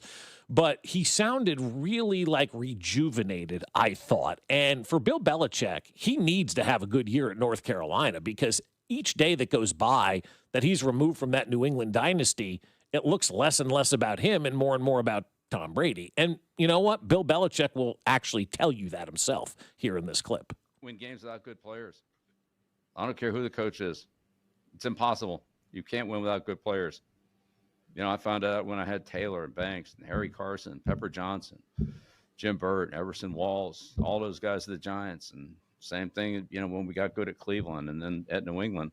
I mean, it's, you know, it's Brady, it's McGinnis, it's Vrabel, it's Brewski, it's Corey Dillon, it's Randy Moss, Troy Brown, Lawyer Malloy, Ty Law, Rodney Harrison. Those are the guys that won the games. Man, I didn't make any tackles. I didn't make any kicks. That was Vinatieri that made that kick in 4 inches of snow.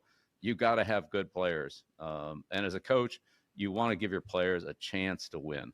You want to put them in a position where if they go out there and play well, they'll have a chance to win. That's what Coach Parcells taught me, is there's always a way to win. You just got to figure out what it is, and you have to give the players a chance. They don't name it the Star Trophy. It's named the Lombardi Trophy. Maybe they should name it the Brady Trophy. He won 7 of them. So there you go. I don't think that's what they should do, is name it the Brady Trophy. I like Lombardi. I think that has a good ring to it. It's kind of become a brand, you know. It's it's great. You don't want to. He was kind of chuckling there, but the stuff that he said beforehand, Mac, he nailed it. It sounds like me a little bit. You got to have the players that are going to go out there and win, and then the job as the coach is to put you in that position to be successful. Your job as a coach is to simplify things, find ways for your team to go out there and be successful, and then get out of the way and let the talent go out there and achieve that success. Your job as the coach is to give your players a chance to win. I don't think the coaches last year for the Chiefs gave the Chiefs a chance to win. I don't. And No, that's on Andy Reid. not on offense. And that's what I'm saying on offense. Yeah, my bad. I should have been more specific.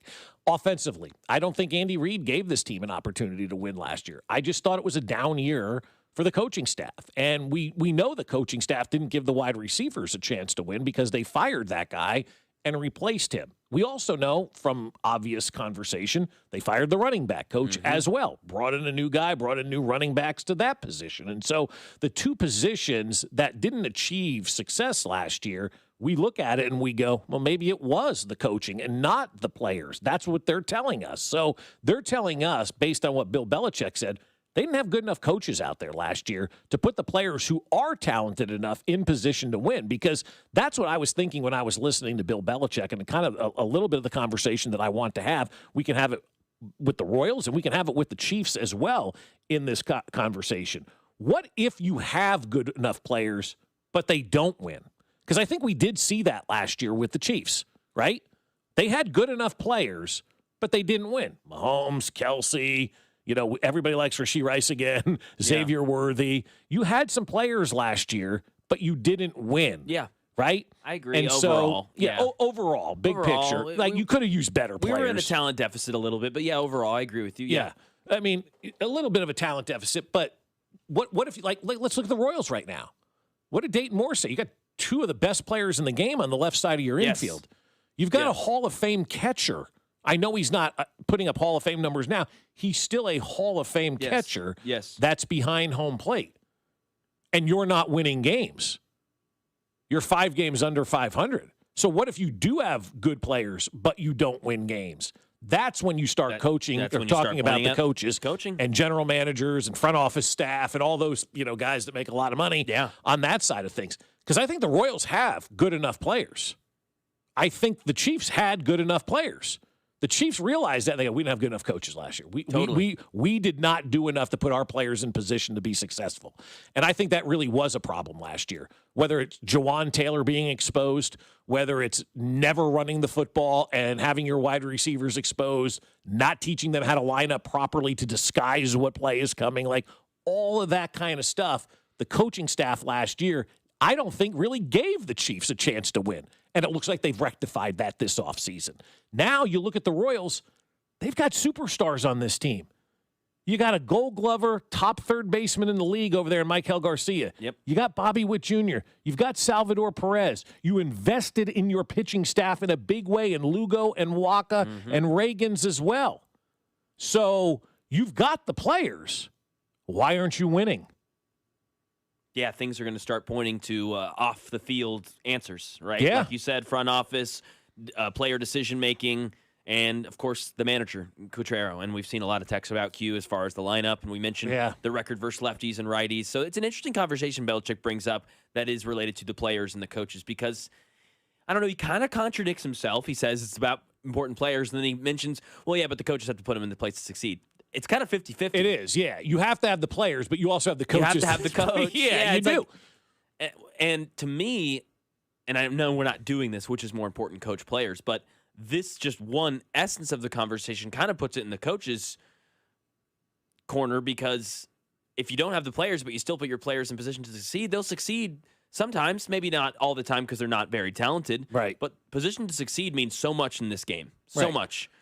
Play calling, distractions, strategy. Hey, we're going to run in this situation, so next time we're in this situation, we're going to pass. All those sorts of forward-thinking things can put a team that does have a talent deficit in a situation to win more often than not. Yeah, and I think Bill Belichick obviously did that his first year when they won that first Super Bowl, right? Yeah. They took a team that was at a talent deficit to the Los Angeles Rams, St. Louis at the time. I don't know if people know this. St. Louis used to have a football team, 2 of them. Heard of him. But you cheated, so people will go back to he stole the video, so he knew what they were going to do. Okay. But they were still less talented than the Rams. You still had to go out there, and I'm not absolving him for cheating at all. He's a cheater, but you still have to go out there and play the game. You still have to play defense. You still have to be able to cover Torrey Holt, Isaac Bruce, Marshall Faulk.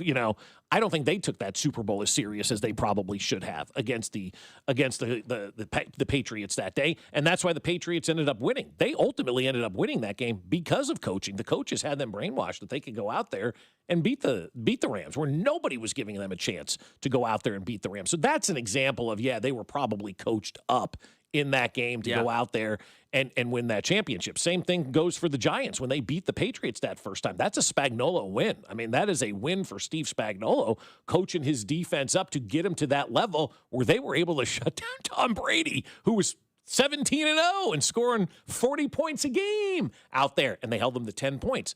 That was coaching, putting your players that were good, not discrediting that at all, good players, but also giving them that opportunity to be in position to win. That's why I look at when they hire these young head coaches, you haven't had the experience that these older guys have had to know the nuances of how to win and certain ways to put your players in position. That's what these veteran coaches bring, those years of knowledge of understanding how it's done. And I'm not talking about just the NFL. I'm talking about all sports, all sports. Like you look at some of these teams that are in these tank modes in the NBA or maybe even in the NFL, and we're all like, oh my God, this coach stinks. No, he doesn't. That coach doesn't stink. He's got no players, and they're trying to tank, and now this guy's got to wear it. And so that's why I keep coming back to the Royals, man. They're 5 games under 500 with probably more talent on this roster than they had in 14 and 15 combined. Whoa. Geez, man. Really? Yeah. Well, other than the bullpen, you got a better shortstop in Bobby Witt. You got a better third baseman in Michael Garcia. You probably don't have a better first baseman. You got the same catcher. Yeah, you probably have better starting pitching that you can rely on. Who's not as good. Who's not as good. Yeah, but still, same catcher. No, I think look, man, to have a guy like Bobby Witt, that just elevates the entire roster. That should make everybody better. That left side of the infield that the Royals have right now, no offense to Moose or anything. Moose is a good player, but Michael Garcia is spectacular. Better defensively for sure, right? And I think offensively as well. You think offensively? Okay. Yeah.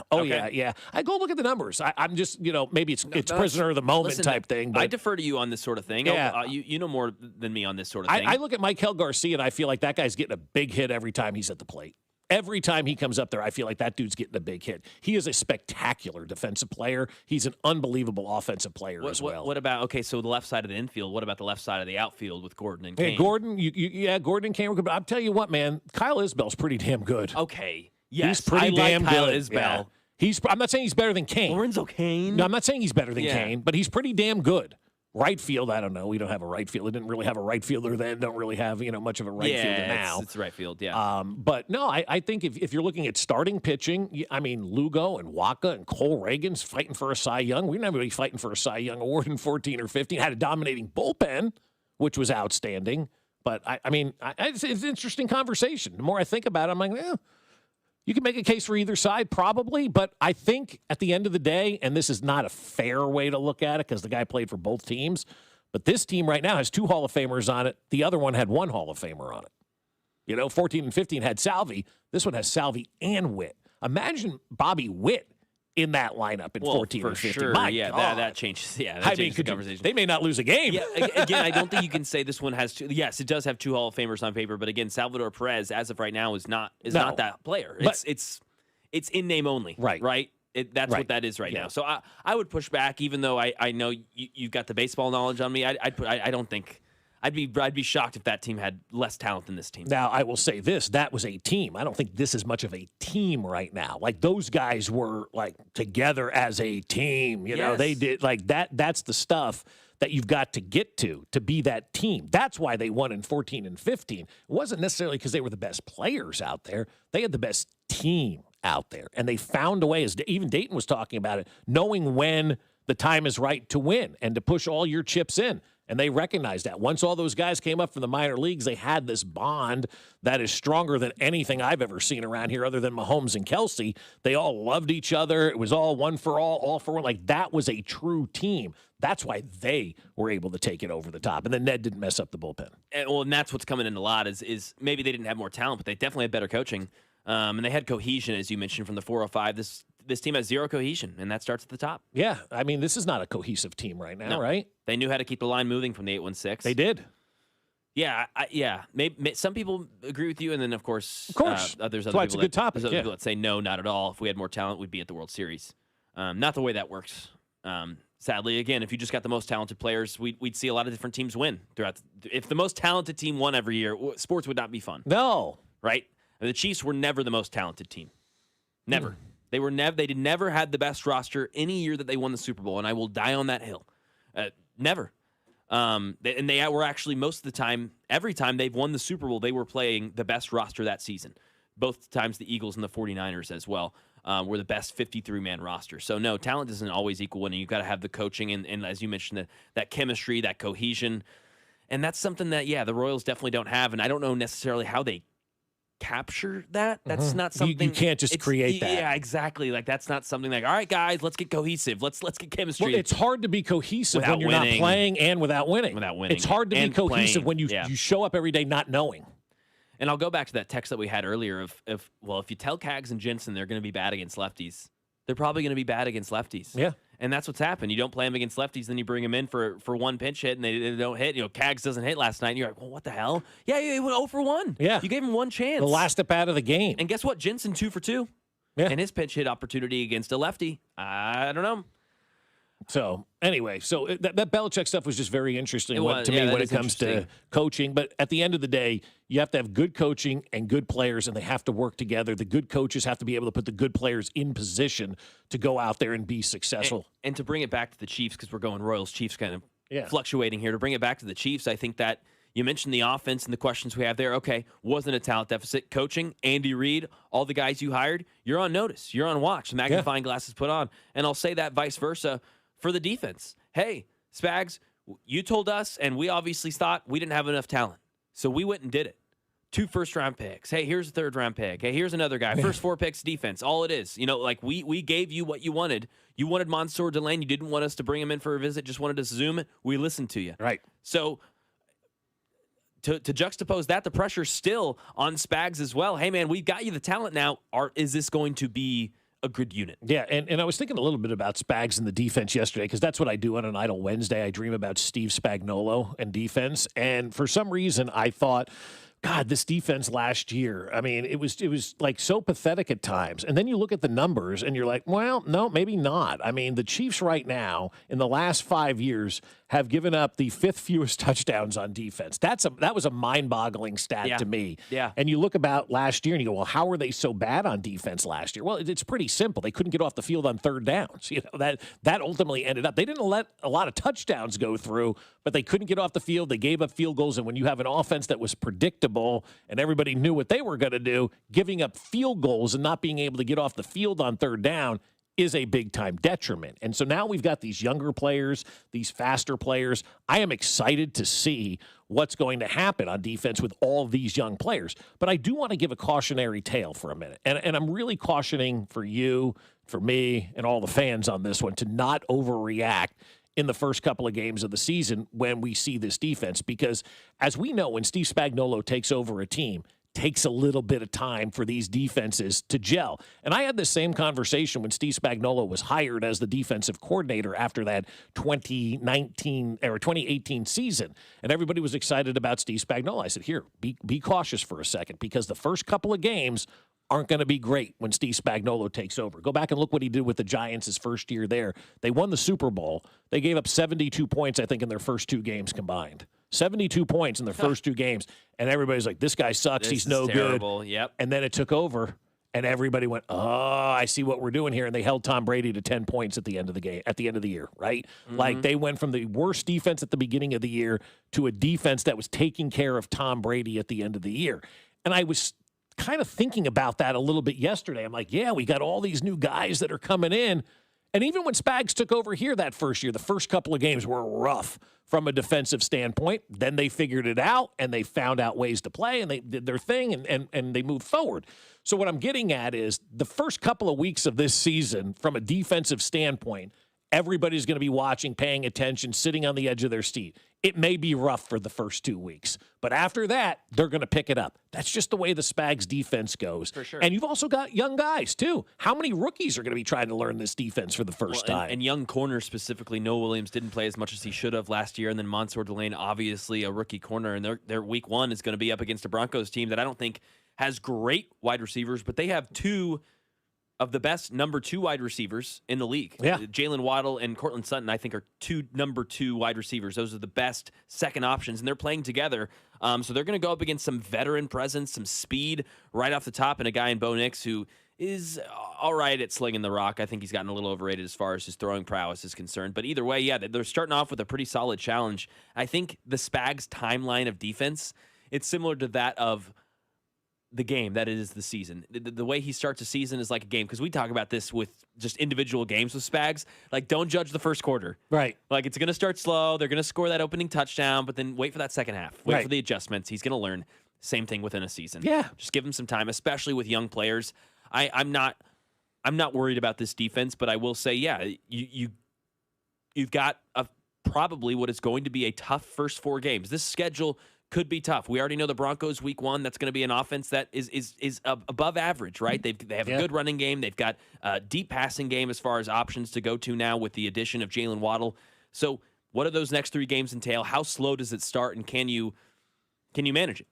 And can the offense be good enough to kind of cover for the defense in the first couple of weeks of the season? No excuses on the offense. No, there shouldn't excuses. be. No. I don't care. Ken Walker's new. I don't give a rip. Right. Hand him the football, run through the gap. Let's go. That's exactly right. I'm with you on that. There should be no excuses this year. You have the opportunity to be a balanced offense, a very balanced offense, really for the first time since they had Jamal Charles, or maybe that first year with Kareem Hunt at running back. You have a legit option now in the backfield where you truly can be a multi-dimensional team, and I'm excited to see that. And the offensive line's the same. I know Jalen Moore additions new, but he played here last year. All the 5 guys are healthy. The wide receivers are the same. You've got your Hall of Fame tight end. Like, it's not like Spags where it's rookies and young guys and new pieces been here for 2 years. And like new positions, none of that. Like, these are the same guys, same head coach, some new positional coaches that you chose. Let's get it going. Yeah, I'm with you. Week 1, let's start the aerial show. Let's start the ground game show, whatever it is. Let's keep that offense generating points so the defense can eventually get up to where it needs to be. And they will. They 1,000% will. But I was just thinking about that yesterday. No, I'm you're like, right. man, a lot of young guys on this defense. I remember every time Spags takes over a defense, it's a little slow at the first go. And I remember cautioning Josh when this was going to happen. I go, just give it the first 2 weeks. Let it go. I don't know. And I'm like, give it the first couple of weeks. It's going to be okay. I've seen this before. And then it turns. And then it turns and it clicks. It's like anything. You're never going to be good at something the first time you do it, right? Whatever it is in life. You weren't good at riding a bike the first time, or driving a car, or asking a girl out, or whatever it is, right? You're never good at something the first time you do it. But once you get those reps and you prepare and you practice and you gain that confidence, then you have that opportunity to be good. And nowadays in the NFL, you don't really have preseason games, right? You don't have that ability to work out all of that stuff before the regular season starts, especially at a speed that the regular season is going to possess. And so when you're rookies and you've never played in the NFL before, oh my God, week 1 probably is a little bit of an eye-opening with truly how fast that game moves. And you know, because you've been down on the field, how fast that game moves. Faster than I do in the parking lot running routes. No Let's doubt. just say that. But imagine being a rookie and not, like, there's always somebody on the college team, that guy's a little bit, so he's not going to play at the next level. A rookie, you got 11 guys that are better than you. Yeah. And that's an eye-opener, man. That's a culture shock. Guys are like, whoa. And all the practicing, all the preseason doesn't get you ready for what's going to take place on that September day at Arrowhead Stadium with the lights on. It's a night game, and now you're going up against the division champion Denver Broncos who want to kick your ass. Oh, man. Yeah, get ready. Yeah, welcome to the NFL-type moment week 1. Like, whoa. It's right there. Goosebumps. At least it's at home for that young defense. Sure. You'll have that crowd behind you. You'll get a good tackle. Boom. You're going to hear it. Yeah, and you get to that quarterback early, which they need to do. We will be loud. The place will go insane. It will absolutely go nuts. Coming up I know here that I'm hard. on 96.5 The Fan, and this is why we hate LeBron. Next. You're listening to Fescoe and Dusty, brought to you by Golden Oak Lending. Do you need extra cash? Golden Oak Lending can convert your home's equity into cash in as little as 14 days. Let Golden Oak Lending cure your blues. Your home for Kansas City sports. 96.5, The Fan.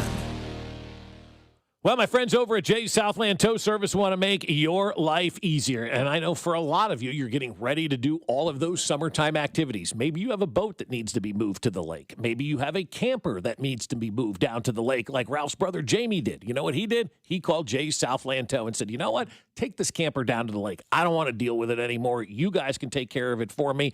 And that's exactly what they did. Now he just shows up and gets to enjoy his camper because Jay's Southland Tow got it to where it needed to go, and boom, it was all taken care of. Jay's Southland Tow Service can help you with all of that, and they can help you out when you get into car trouble as well.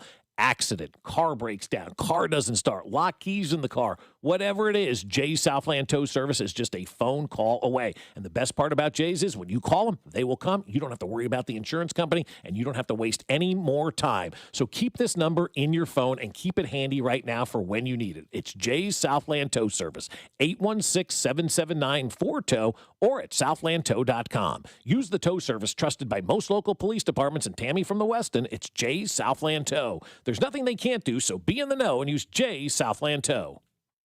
Hey, it's Dusty Likens, and you know baseball is underway. I know it. You know it. I've seen all your gorgeous pictures, and you know I'm referencing Surfside iced tea and vodka or a Surfside lemonade and vodka. They're smooth, and they're refreshing and perfectly made for game day. Surfside is the perfect match for the ballpark or catching the game at home.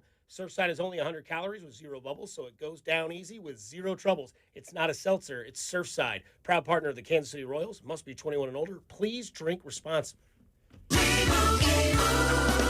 And Doug. There's nowhere I wouldn't go to help someone customize and save on car insurance with Liberty Mutual, even if it means sitting front row at a comedy show. Hey everyone, check out this guy and his bird. What is this, your first date? Oh, no. We help people customize and save on car insurance with Liberty Mutual together. We're married.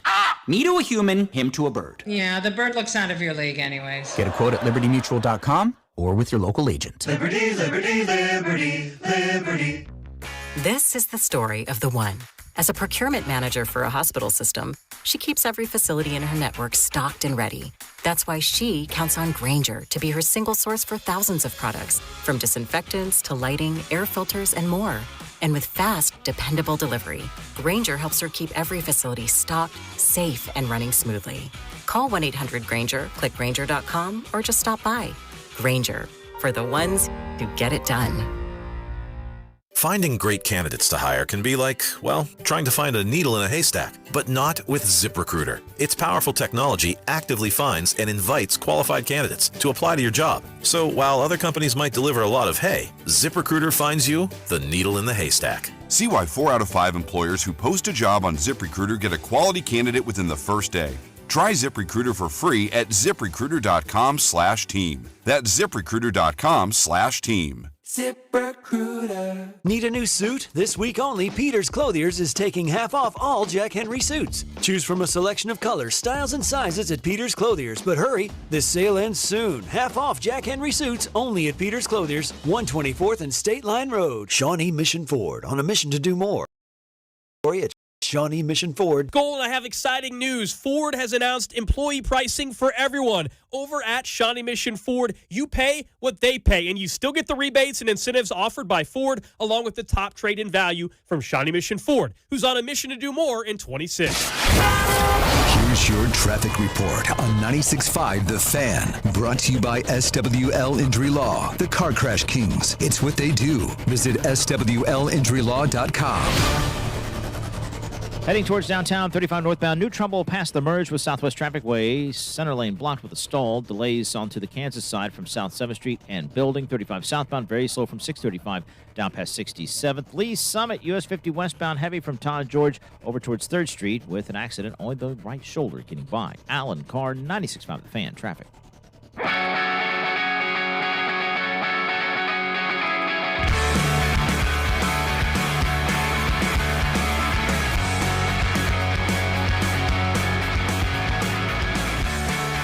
A fan fell into the bullpen last night for the Royals. Whoa. Yeah. They had that stoppage of play for about 5 minutes, and nobody really knew what was going on. And I was watching the White Sox broadcast last night, and the announcer's like, something has happened. We'll get back to you with more later. Because you knew something was going on. And about 20 minutes later, I don't know how long it was later, the announcer for the White Sox gets on and goes, well, the reason we had a stoppage of play is somebody fell into the Royals' bullpen. Yo. That's scary. Look, that booze, it's the White Sox. I mean, that's also the same crowd that challenged our first base coach and tried to beat him up with Tom Gamboa. I mean, so we're talking about a crazy group of fans, but to fall out of the crowd into the bullpen, I don't know if the guy, I'm sure the person was okay. I'm assuming it was a guy, was okay. Otherwise, we probably would have heard more about that. But but that's where that stoppage was. I mean, it happens, man. People get so drunk at these games and things. Like, again, the guy falling out of the upper deck at Arrowhead years ago was like one of the most unbelievable things ever. I mean, it was like scary. Yeah, live to tell about it. Very scary. Yes. Yeah. Yes. So, I mean, the guy falling into the bull. Could you imagine if you're out in that bullpen, all of a sudden body falls in here? The hell is going on out here? Somebody threw a body into the bullpen. You're spitting the dip, playing stupid games, being a knuckle. You're like, what the hell? Maybe you were sleeping. Yeah, literally. And all of a sudden, someone just falls in. That's crazy. Yeah, somebody fell into the bullpen last night, according to the White Sox television broadcast. And so I never did see video of it. I haven't really seen much on X about it, but I'd like to know more about, what exactly happened and how this guy or gal or whoever it was, fell into the bullpen. Not like Fountain Mom, who decided to just go swimming in there and thought that was a good look.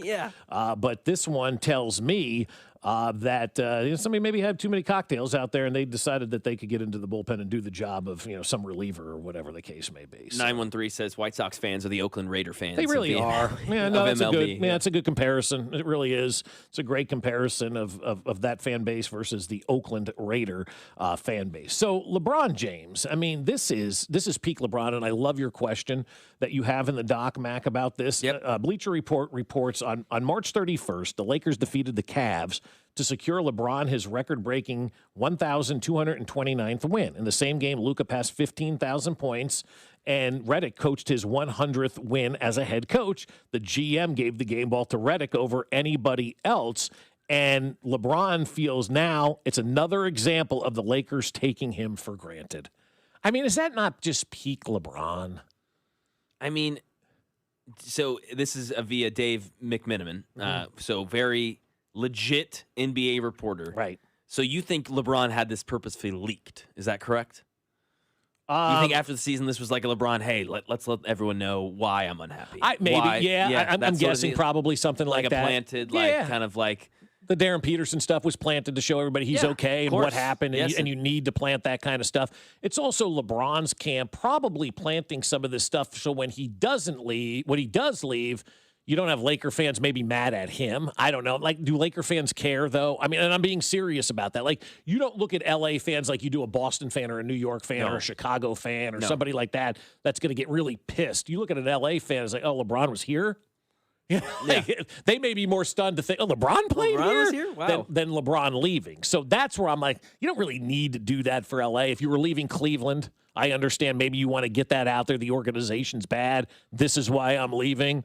But in L.A., who really cares that that you're leaking this stuff out or that you will leave? Because L.A. isn't just a die-in-the-wool sports fan base like just about everybody else is in this country. And, it's just another kind of line of why LeBron James will always be that second fiddle to Michael Jordan. It's just like, come on, LeBron, why? Who cares who got a game ball? It's such petty stuff.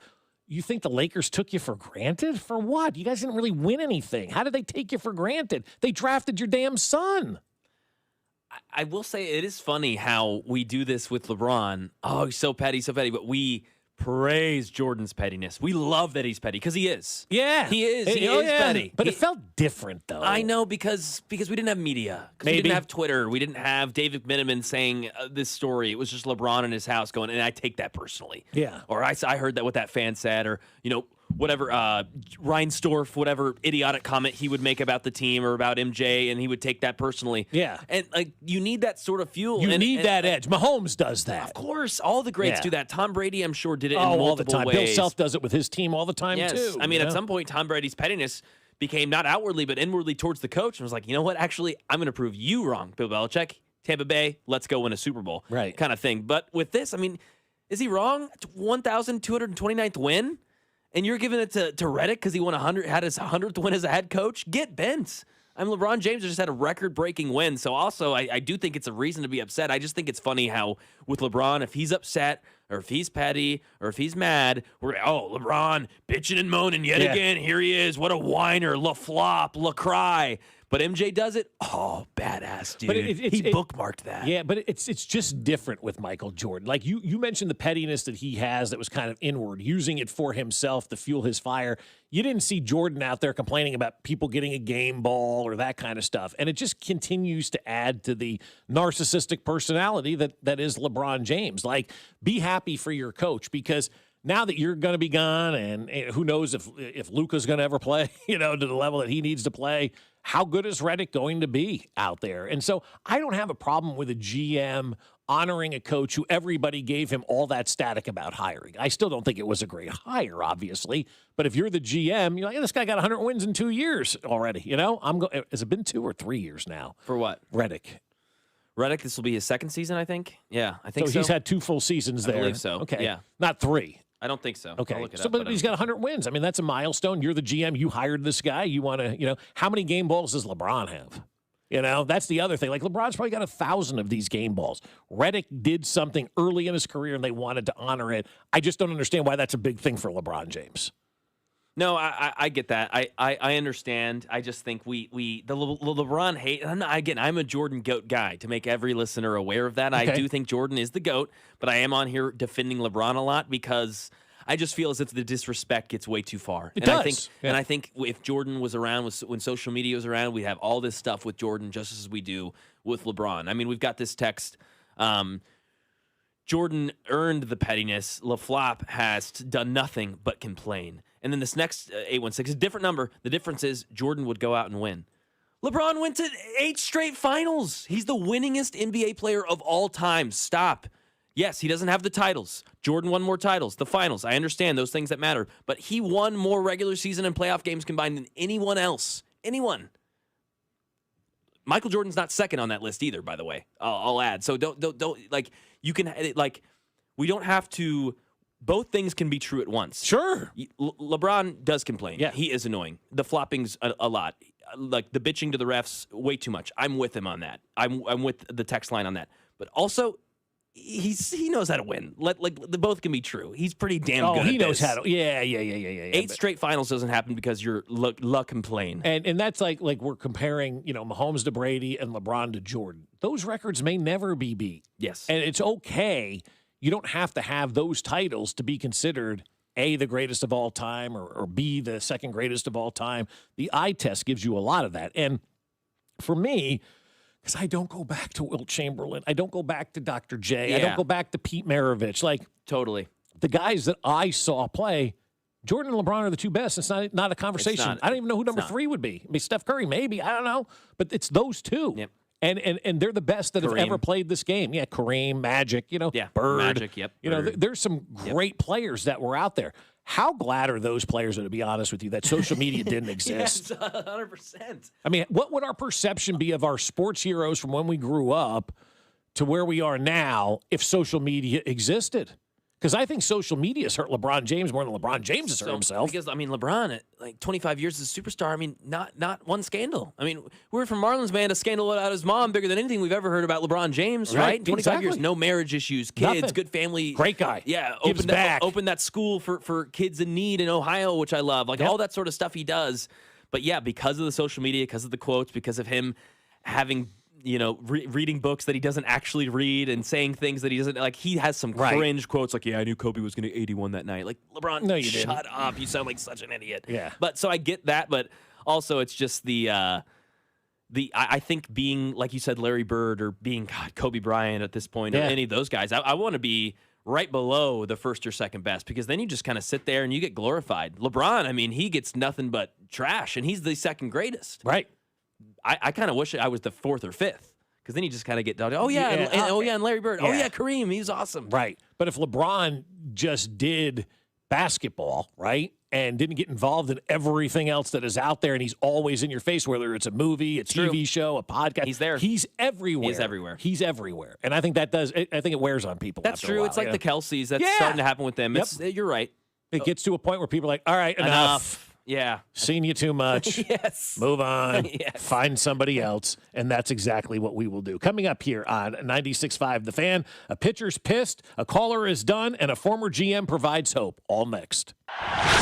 Hey, it's Matt Quattrero, and you're listening to Fescoe and Dusty on your home for Royals baseball. 96.5 The Fan. Brought to you by Golden Oak Lending. Do you need extra cash? Golden Oak Lending can convert your home's equity into cash in as little as 14 days. Let Golden Oak Lending cure your blues.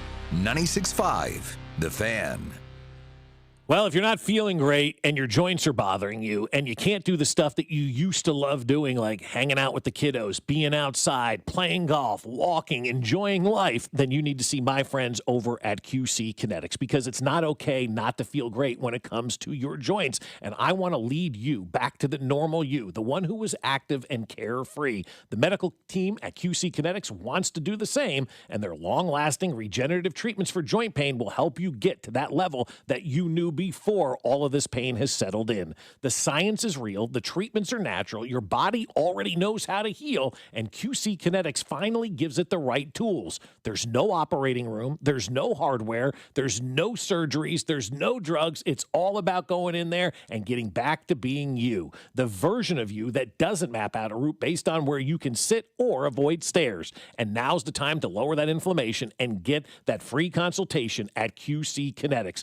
It's time to take your life back. QC Kinetics, better starts here. So schedule your free consultation at 816-412-6299. That's 816-412-6299. QC Kinetics off 435 in State Line and in Gladstone, 816-412-6299.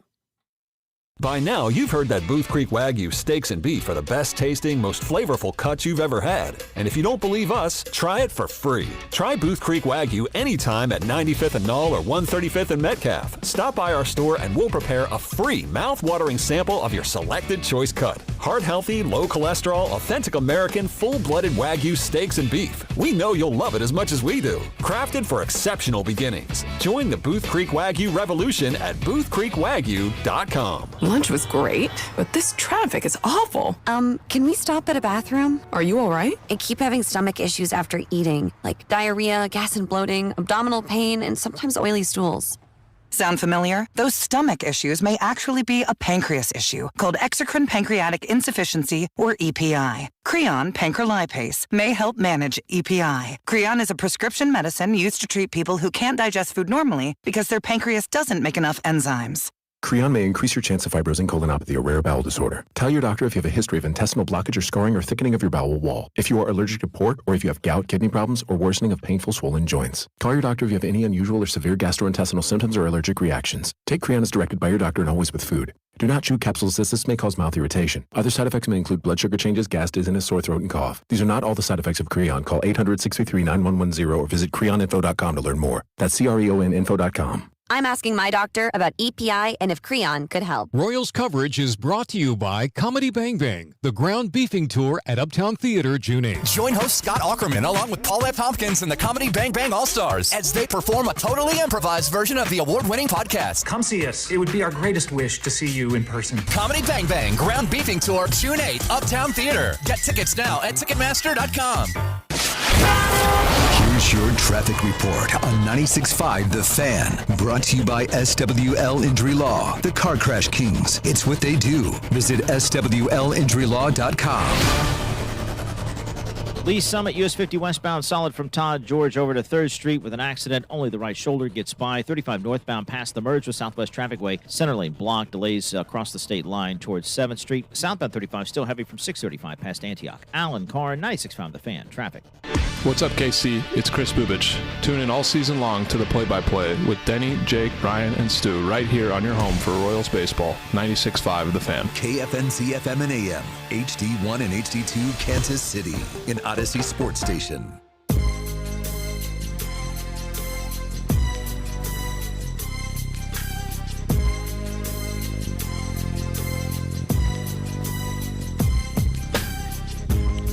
We are back, and we are at it on a Thursday. He's Mac Maury. I'm Bob Fescoe. Dusty is on vacation.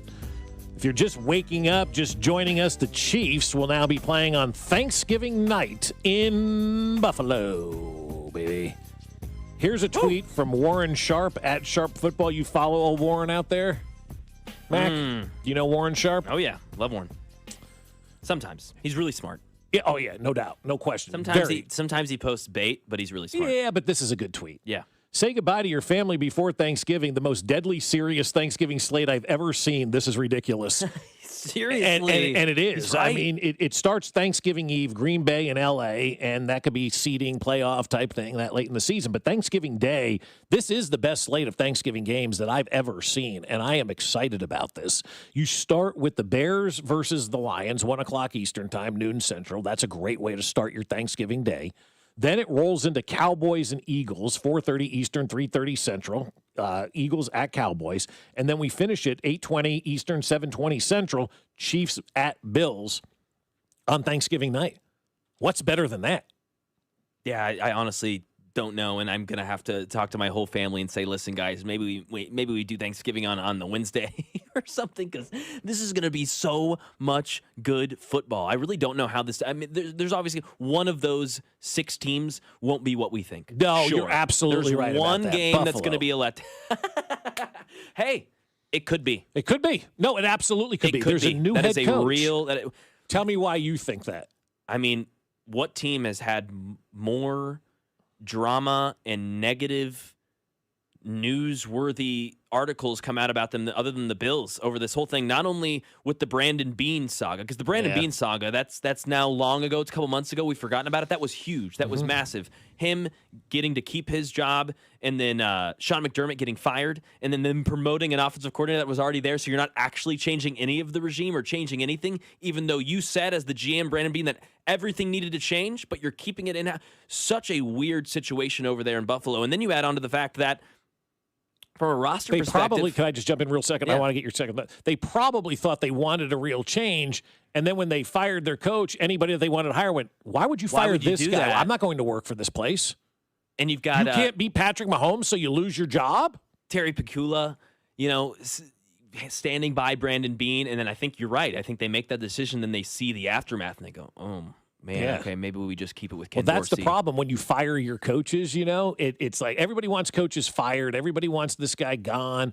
Okay, who are you going to replace that guy with? You fired a good coach. And I'm not arguing that Sean McDermott, maybe the message did get stale. Sure. But you also have to understand that this is a very close-knit group of guys that are in the league.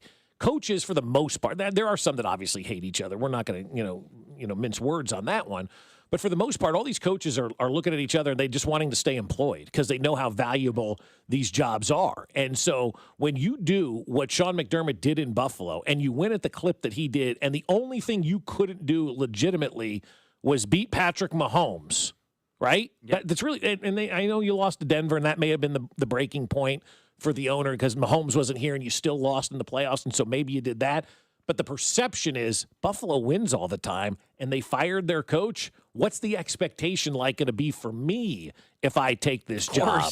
Yeah. One of the better teams in the conference these past few years, and you're firing your coach? Yeah, you're firing your coach after that. But again, I understand why you maybe needed a message change, but that doesn't change. Again, both things can be true, yes, Mac, right? And they should have fired the GM as well, and they didn't because they've been at a talent deficit. And so that whole thing happens, right? Yeah. And then you look at their draft. A lot of people aren't excited about it. We don't need to get into that. Right. Just look at free agency. One of the worst contracts or worst signings in the trade market by most people that they'd say was DJ Moore. You traded a second-round pick, and now you've got to pay him $20 million a year. This is a guy who had 680 yards last year on a really great, booming, explosive Bears offense. Right. DJ Moore, their highest paid, supposed to be number 1 wide receiver, couldn't cut it. 900 yards, under 1,000 the year prior to that. Hasn't had over 1,000 yards since 2023. You just gave a second-round pick and $20 million a year to. So the Bills could be that team. Could be that team. So you're going to put your money on the Bills to be the worst of the 6.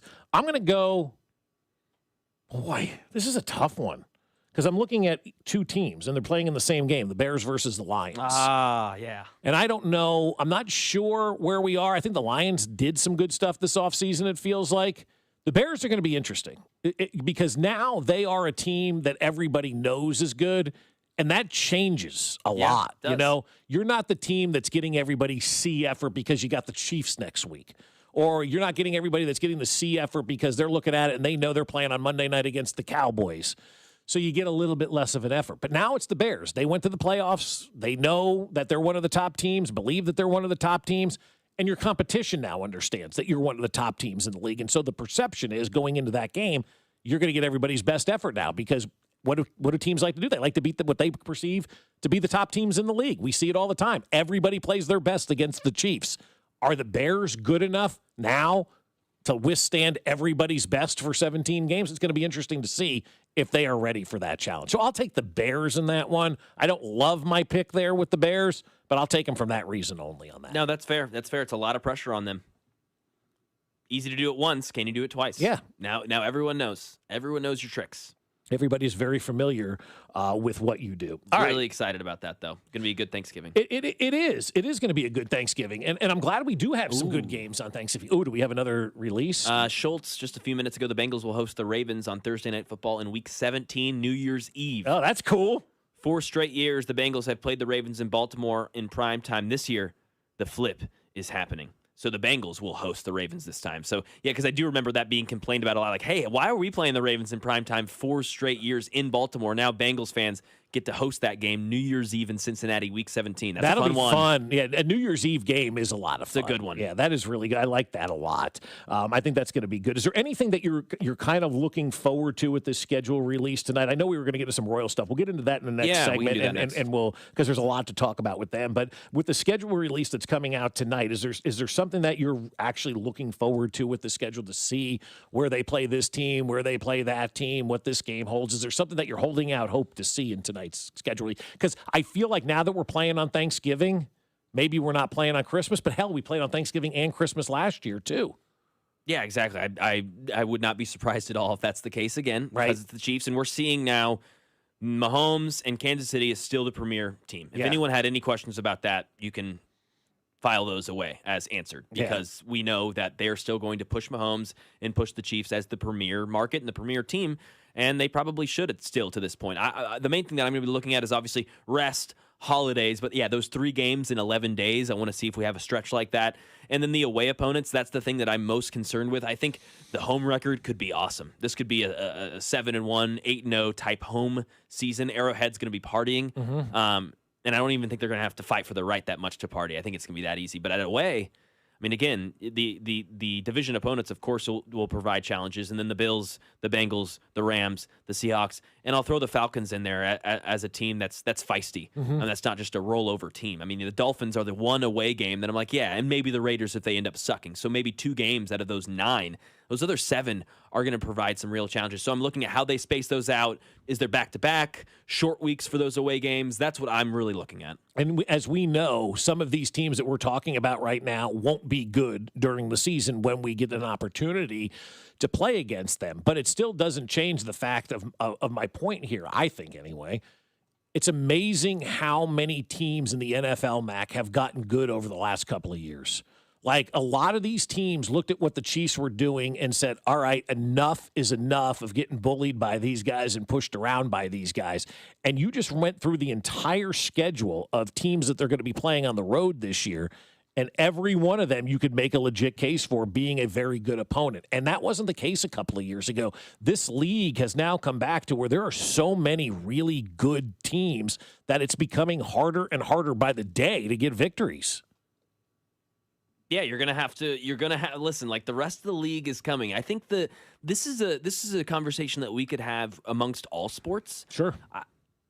The Chiefs could be the last dynasty we see for a while, in my opinion. I think the way all sports are kind of heading, both the way they're structured as far as CBAs are concerned, like when the NBA, super teams are impossible right now in the NBA. Unless you draft perfectly like the OKC Thunder have done, like the Spurs are trying to do right now, it's going to be tough to have success for a lot of years in the NBA. Baseball, we know how tough that is, and that's always been that way in baseball. We'll see what happens at the end of this year, too, though. Of course, Dodgers are a team that, right, they would be the anomaly there. And then in football, I mean, with the way we've figured out in my opinion, team building, I just think there's way less mistakes, crucial trades and mistakes by GMs than there used to be. Don't you think? It feels that way, yeah. Like, it feels like, I mean, we're talking about the Jets and the Raiders and teams who drafted the Titans, who drafted really well this season. I know. That's because they're hiring from the Chiefs, Mike Borgonzi over at the Titans, and you've got the Jets with a new GM. Like they're starting to maybe learn, and then this may be foolish talk, and we'll play this back in 2 years when the Titans are 2-15 and the Jets haven't won a game in 3 years, whatever it may be. But still, I think they're learning. They are. I think the league is starting to become really, really good on all levels. Coming up here, we told you, we got one pitcher that's mad, one caller who's done, and a former GM who gives you some hope next. You're listening to Fescoe and Dusty on your home for Chiefs football, 96.5 The Fan. Fescoe and Dusty is brought to you by Golden Oak Lending. Do you need extra cash? Golden Oak Lending can convert your home's equity into cash in as little as 14 days. Let Golden Oak Lending cure your blues. Well, as most of us know, May is the busiest month of the year. There's all kinds of stuff going on. And if you're planning a graduation party this May, then I'll tell you what, you need to let Hy-Vee take care of it for you so you don't have to worry about stressing out. And being so busy, we're running all over the place. We've got games, we've got events, we've got graduation parties. And if you're planning one of those parties, trust Hy-Vee with your most important celebrations. Choose from a wide range of budget-friendly catering options like the classic grill out for just $7 a person, or the High Chai Asian buffet for just $14 per person. And don't forget the personalized bakery goods, the party trays, the floral arrangements. They have everything you need at Hy-Vee. It truly is a one-stop shop for everything in life. So leave all that prep work and messy cleanup to Hy-Vee with full-service catering for any size celebration. You'll get to sit back, relax, and enjoy that perfect graduation party. It starts only at Hy-Vee. The wild weather this spring has brought hail to New Century Chrysler, Dodge, Jeep, and Ram in Paola. What that means is they've got plenty of new and used cars and trucks with light cosmetic hail damage. New Century is having a hail of a sale to clear them all out. You can save as much as $15,000 and still receive all the factory incentives. The hail of a sale will not last long at New Century Chrysler, Dodge, Jeep, and Ram. Remember, you always pay less in Paola. See dealer for details. Well, I'll tell you, my lawn looks amazing. I know I say it all the time, but I'm just so happy with the way that my front yard looks. I want to tell everybody about Aspen Lawn and Pest Control and how they did an unbelievable bang-up job on our front yard. When I tell people our lawn was brown, it was awful, it was rocky, it was full of roots, it was full of weeds, we didn't know what to do anymore. So that's why we called the college-educated professionals at Aspen Lawn and Pest Control. They came out, assessed the situation, and said, we got this. And boy, did they. A couple of weeks later, the grass started to turn green, all the weeds started to go away, and now, after a full year of being with Aspen Lawn and Pest Control, our lawn is the best on the block, and it's not even close. The first coating of the pest control went down the other day. The mosquito dome is in place, and we're going to be able to sit outside with that mosquito dome, keeping out all the bugs and keeping our yard free of the ticks and fleas and everything that could ruin our dog. So get on the Aspen train right now like we are. Get that free estimate and get up to half off your first application when you mention this ad. Visit them now at aspenlawn.com. That's aspenlawn.com. Did you know about 1 in 3 people with plaque psoriasis may also develop psoriatic arthritis, which causes joint pain, stiffness, and swelling? Does this sound like you? Listen to what it sounds like to be a million miles away. Tremfya guselkumab, taken by injection, is a prescription medicine for adults with moderate to severe plaque psoriasis who may benefit from taking injections or pills or phototherapy, and for adults with active psoriatic arthritis. Serious allergic reactions and increased risk of infections and liver problems may occur. Before treatment, your doctor should check you for infections and tuberculosis. Tell your doctor if you have an infection, flu-like symptoms, or if you need a vaccine. Imagine being a million miles away. Explore what's possible. Ask your doctor about Tremfya. Visit Tremfya.com or call 1-800-526-7736. Welcome to Radio Rental. The scariest stories you've ever heard in your life. All told by real people. And off we go. This wasn't a human being that I saw. There's something here in this house. Something not of this world. There was a woman moving through the hall. I stepped back and I was completely alone.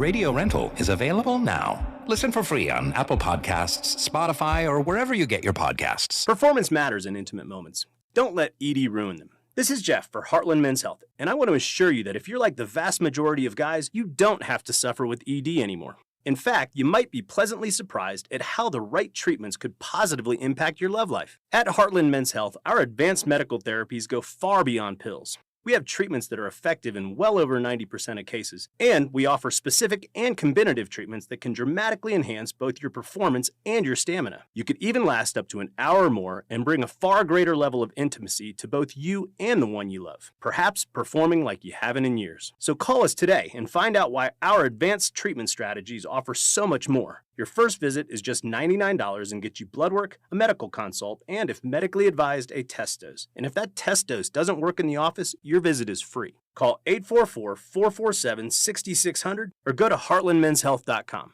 Heartland Men's Health, advanced medical science to improve men's lives. Need a new suit? This week only, Peter's Clothiers is taking half off all Jack Henry suits. Choose from a selection of colors, styles, and sizes at Peter's Clothiers. But hurry, this sale ends soon. Half off Jack Henry suits only at Peter's Clothiers, 124th and State Line Road. Today, expect a high of 79 with a chance of rain, followed by partly sunny skies. Weather brought to you by Capital One. Capital One offers no fees or minimums on checking accounts. What's in your wallet? Terms apply. See CapitalOne.com/bank guide. Capital One N.A. member FDIC. The countdown to the World Soccer Championship is brought to you by Blue Cross and Blue Shield of Kansas City. From here for wherever you are, that's the benefit of blue. Visit bluekc.com/benefit of blue for more information. You're listening to 96.5 The Fan from the DM Injury Law Studios. Mike's got this. Car, truck, or motorcycle wreck? Remember, Mike's got this. 816-888-7500. Mike's got this.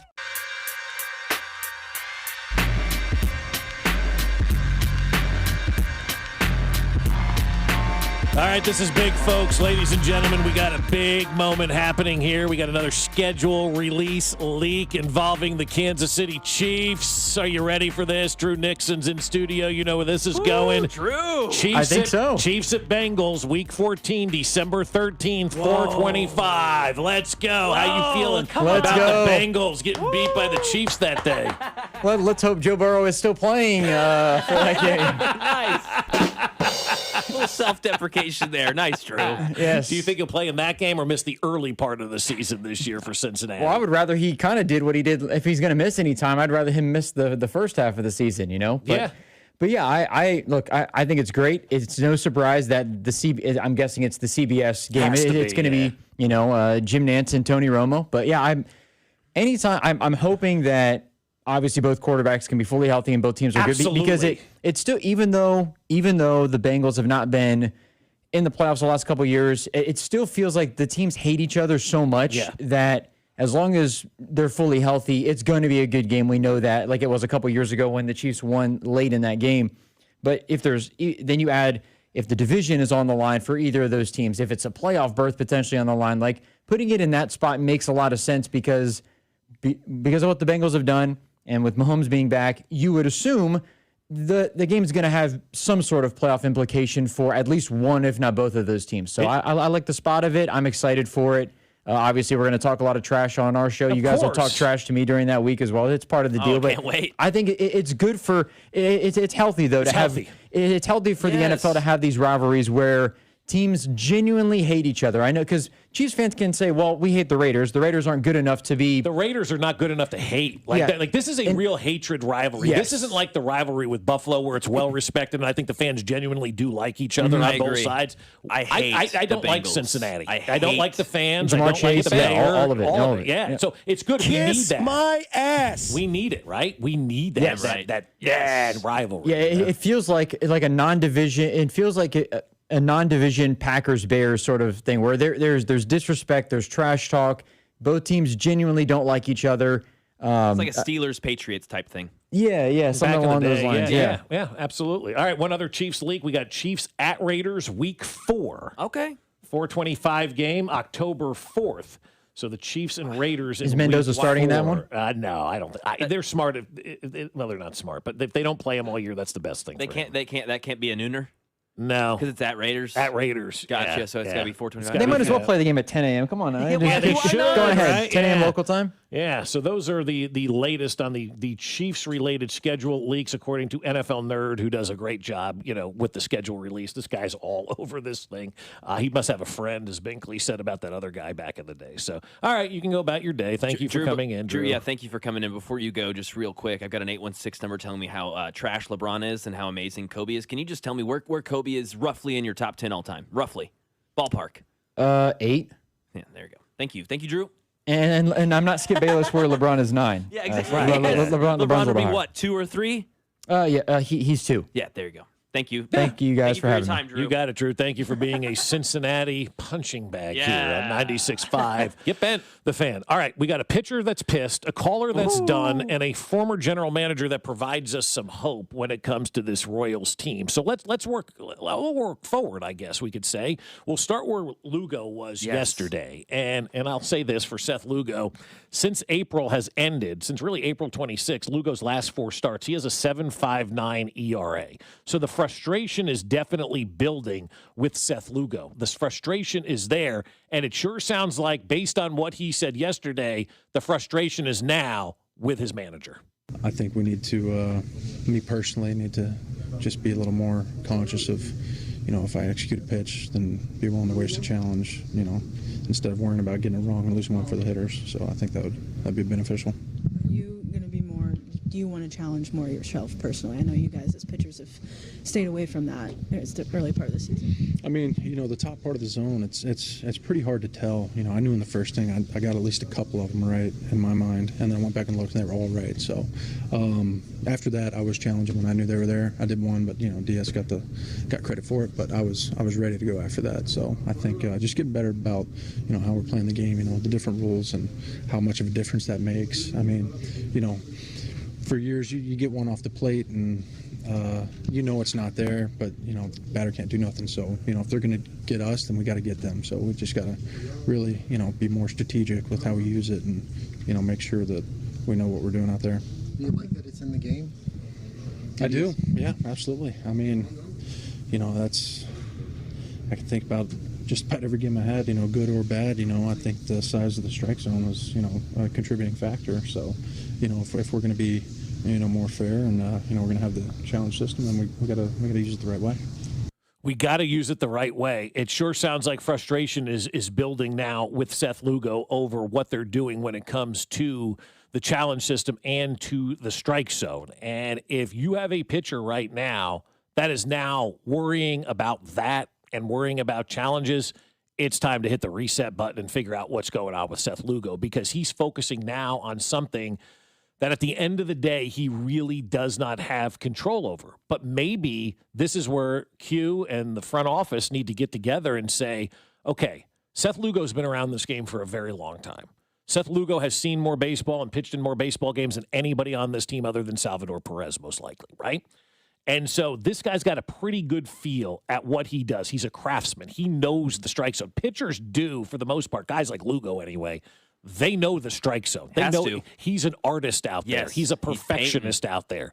And so when you have a pitcher that is as good as Seth Lugo and is as accurate as Seth Lugo, and you're not, from listening to those comments, it appears to me, giving him the opportunity to challenge the pitches that he feels are strikes, you're not allowing Seth Lugo to go out there and be the most effective pitcher out there. This is where you have to throw your analytics in the trash and trust the guy that's on the mound on the human side of things. This is a side of things that analytics can't figure out. And so, Seth Lugo, maybe you used a challenge in the first half, talking football. Maybe if you used a challenge early on in the first or second inning and you get it wrong, you don't have it later.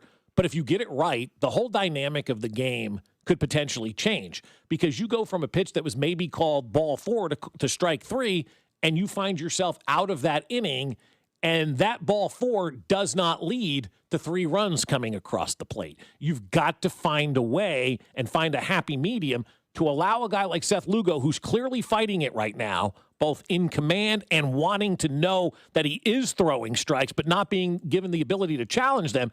You've got to find a happy medium right now with Seth Lugo, because that, to me, was a minute and 20 seconds roughly of Seth Lugo dealing with, I don't know what the hell's going on right now. And that's not a good spot for an athlete to be in. He sounds like a very frustrated, confused pitcher when it comes to this challenge system. And that's not something, as a manager, you want your players to have to worry about. You want to take everything away from them. All the stressors, all the detractors, all the negativity. You want to remove that from your guy. There's no analytic number for that, by the way. And you want them to just go out there and focus on pitching. Clearly, Seth Lugo is now focused on other things because he doesn't like the way that it's going from that challenge system. And they're saving the challenges, but what if they use that challenge early on and it prevented 3 runs from coming across? Did you use your challenge too early? No, you didn't. You used it at the right time. And I think we're falling into maybe that trap. Again, based on what Seth Lugo is saying, of not being able to use our challenges when we're convicted and we feel like we should be able to use our challenges because it's too early in the game and some computer said you don't want to do it until the 4th inning or something like that. I don't know what the case may be, but Lugo and the staff are clearly not on the same page when it comes to these challenges. Yeah, this is frustration leaking out. This is something that he wouldn't be having to vent about, which is what he's doing. He's venting. He's literally yeah. venting. Yeah. He's venting out his frustrations to the media and to national, to all of us, because it's not being heard in the clubhouse. That's a great point, Mac. He doesn't feel listened to right now. So he's having to come out and express his frustrations to us. What a great point by you. I never even thought of it from that angle. He's lashing out, because he feels he's not being heard. All right, you're not going to listen to me? Fine, I'll go to the media and I'll tell everybody what's going on. See now you're going to listen to me? Yeah, you mark my words. His next start, he's challenging a pitch in that first inning. I hope so. I hope so. Because that's exactly because the next conversation he's having now is, listen, I tried to talk to you guys. Right. I need to know that you trust me. Right. I'm not Noah Cameron, and I'm not trying to dog on him, but he's a young pitcher. player. He's a young player. I'm not new kid off the block. I've been here. I've done that. And to your point, he's a craftsman. He paints corners. He's not a velocity guy. He's a 10-year vet, Mac. Exactly. So I think he knows where that zone is. So you've got to. Yeah.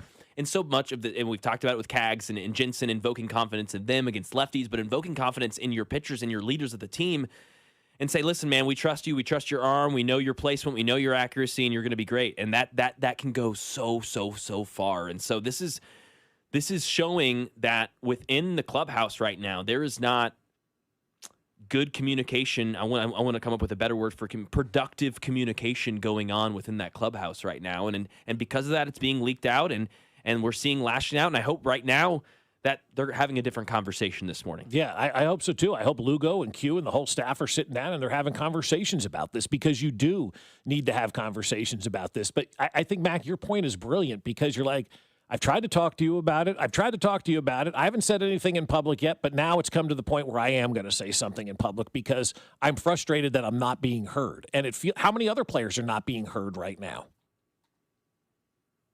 Yeah, exactly. Because this now it makes you think. No, it does, because we had the Salvi situation. You're right. Vinny's a little bit different, maybe. Yeah, he took it on himself. That's on himself. He's lashing out at himself. Right, he wasn't lashing, but Salvi, clearly. I mean, that is a picture perfect.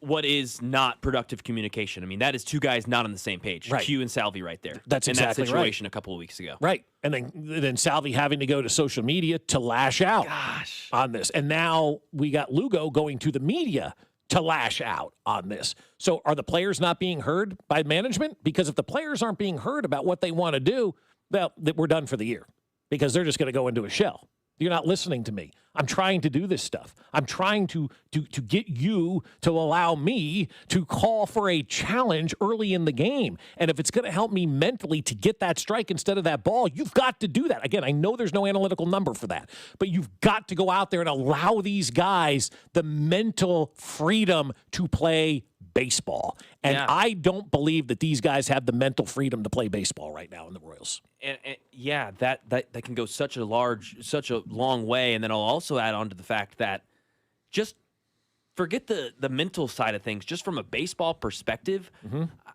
wouldn't that kind of tell you where the zone's going to be early on? You challenge, and then you kind of, know the way this game's going to be called. You know where the zone's at after you challenge, whether you win or you don't.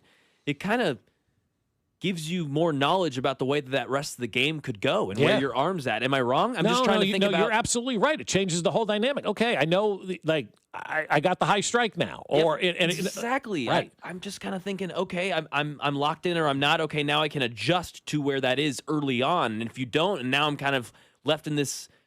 I'm confused. And it's interesting, too, Mac, as you're talking, I'm thinking a little bit like where we are with mental health in this country, right? And how much stress, and not stress, but how much we talk about mental health and we stress mental health in this country, how important mental health is. Sure, to me, seems like baseball isn't focusing enough on the mental side of these guys and what they need to have success. They are so focused on the number side. And that's why, to me, it doesn't work. These analytic teams don't win championships. You have to have a feel for the game.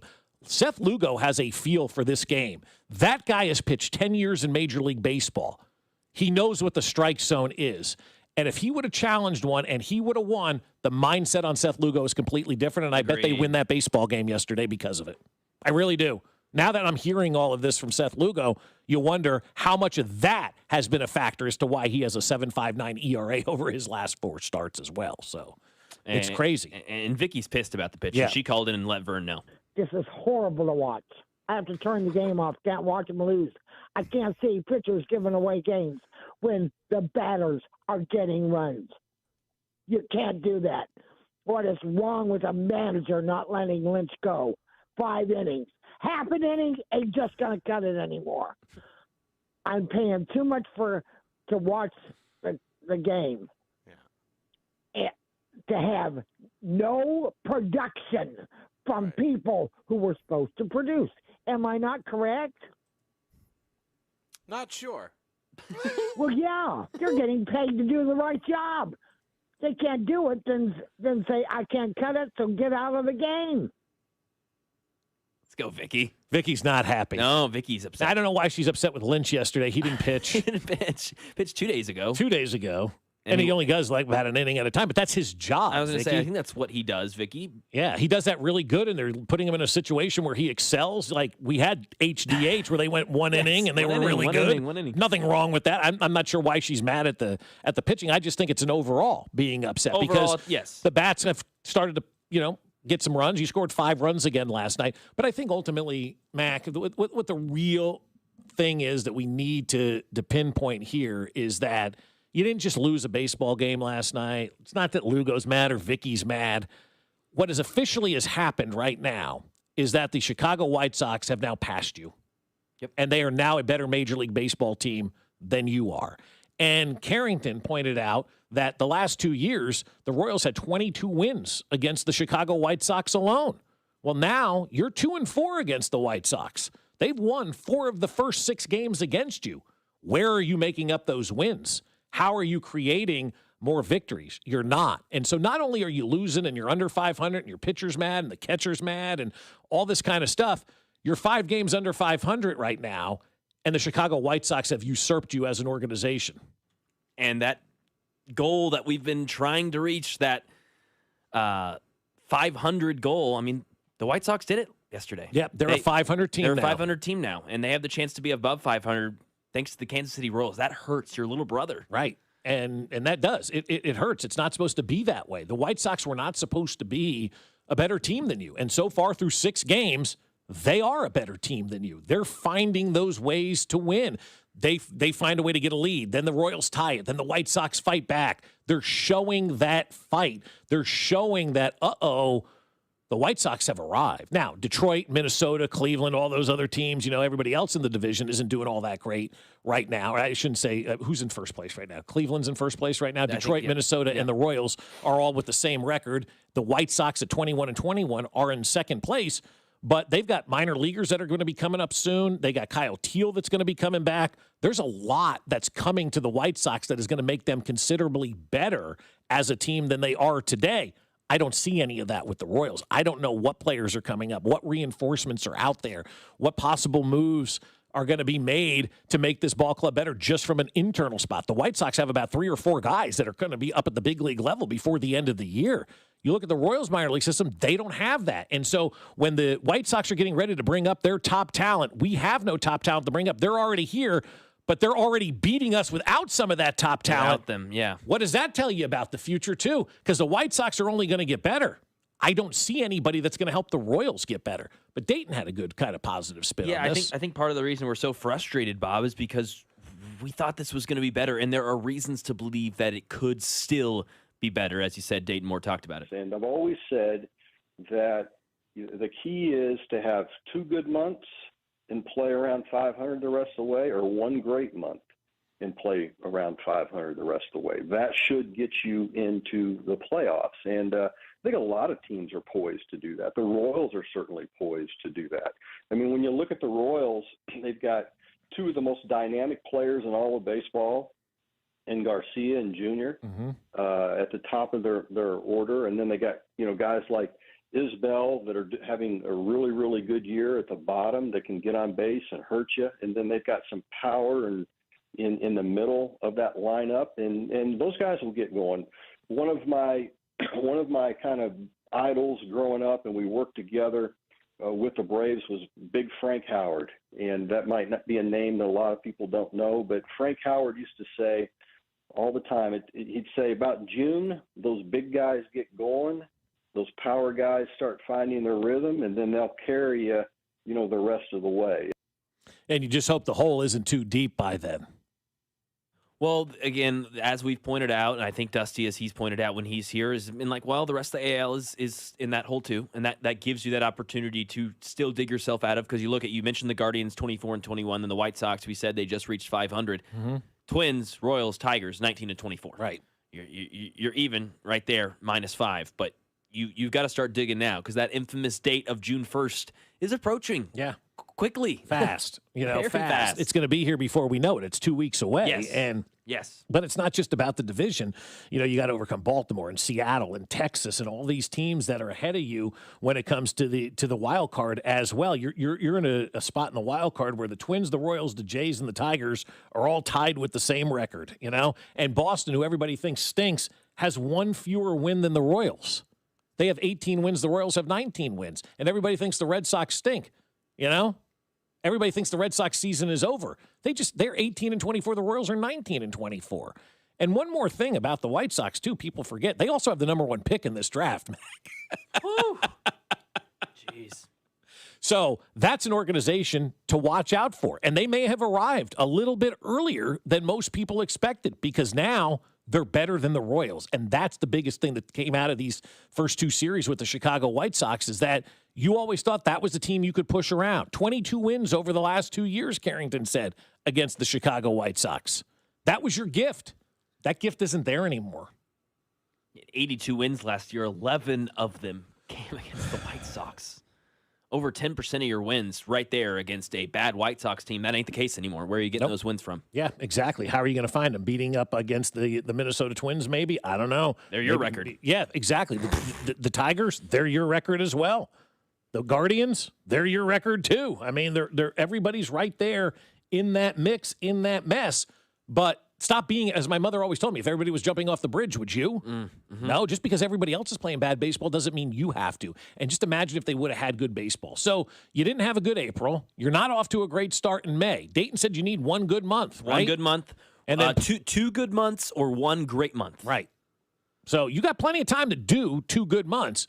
But what is showing you and trending to show you that you can believe that they will play 2 months of good baseball? I started to see change, and then it went back to the usual, back to the same, to the old, same old, same old. So, no, I don't know. I started to have hope, and I still think the players and the talent are there. Now it's about the execution and the coaching. Yeah, and maybe they got the good players, but the wrong system. And that could be very much the case. Like, maybe these are players that aren't analytically driven, that they need more of that human touch side. You got to know your players, and man. you got to know your players as well. Coming up here on 96.5 The Fan, as we roll through a Thursday morning here, we're going to get back at this, because there's some things that are going on Netflix that you need to know about, and I know Mac's really excited. Next. Hey, it's Bobby Witt Jr., and you're listening to Fescoe and Dusty on your home for Royals baseball, 96.5 The Fan.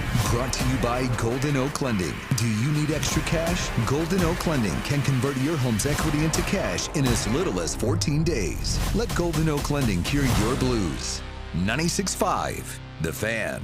Well, I'll tell you, my friends at Park and Go are ready for your summer vacation, or maybe it's just a business meeting out of town, or maybe you're even starting to plan your Christmas vacations. Either way, you're going to have to park at the airport. Park and Go is where you're going to do that. Every spot is covered parking, and the customer service is second to none. You're going to make your reservation after you make that flight reservation at bookparkandgo.com. Then prepay, because that's when you're going to get their lowest rate and save money. And then it's all taken care of. You show up on the day of your flight, you give them that reservation, they direct you to that covered parking spot they have reserved specifically for you, and you're ready to go. As soon as you get out of the car, the van is there, and it will take you right to the airport terminal. No time at all. You're relaxed and ready to travel. When you get back, just grab your bags, walk outside, and jump on the bus. It's waiting there for you, and it will take you right back to the trunk of your car. So do what we did and join their frequent parker program and earn points towards free parking. Reserve your spot today at bookparkandgo.com. The best deals in parking. Bookparkandgo.com. Park and Go, family owned and operated. You know that Chick-fil-A sells more than chicken, right? Hello, my name is Jaleesa, and a little thing I love about the Chick-fil-A sausage, egg, and cheese biscuit is how it's all of my favorite breakfast items in one good bite. That fluffy egg, that melty cheese with that perfectly grilled sausage. It just gives you that warmth, that comfort food that you love. It is the best possible option for a classic breakfast. Comfort is calling. Order a Chick-fil-A sausage, egg, and cheese biscuit with Simply Orange Juice on the Chick-fil-A app today. Real guests paid for their testimonial. This is the story of the one.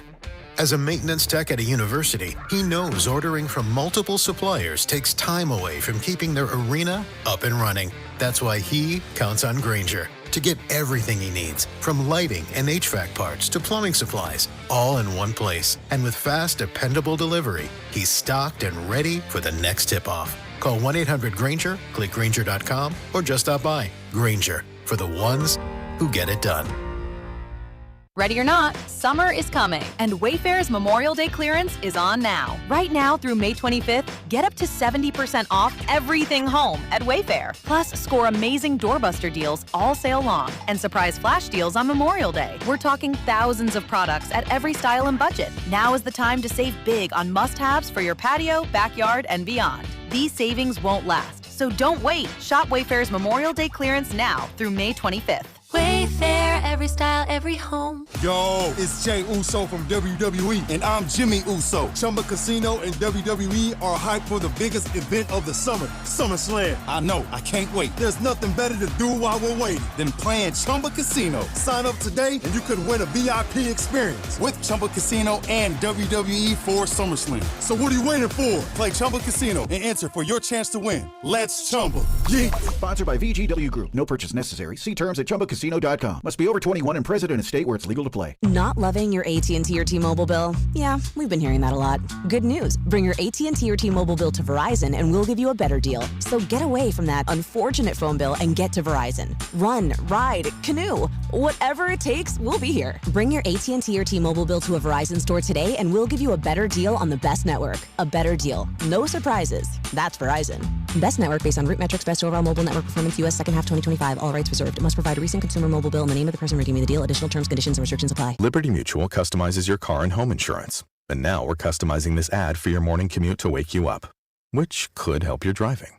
Science says that stimulating the brain increases alertness. So here's a pop quiz. How many months have 28 days? What gets wetter as it dries? What has keys but can't open locks?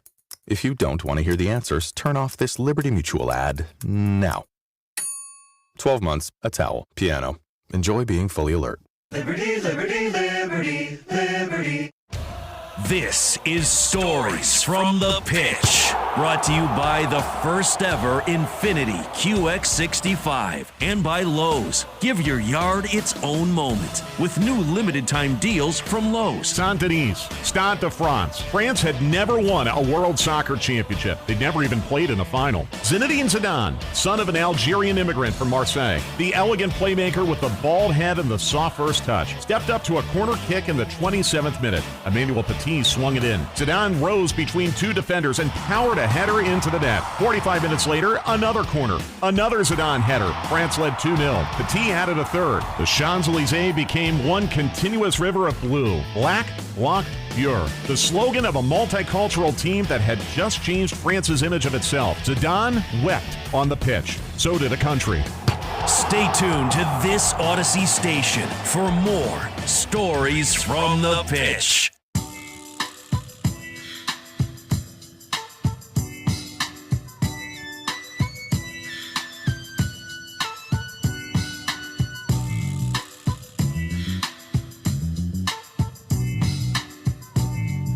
All right, back on Thursday, schedule release day in the National Football League. All the leaks are starting to come out. We'll have the full schedule release a little bit later on tonight, and then we'll all know what we're doing and what our fall and early winter is going to look like, at least for Mac and I. I mean, I know that's how we kind of plan our schedules, but I know for a lot of people out there, you guys are the same way, whether you're season ticket holders or just Chiefs fans in general.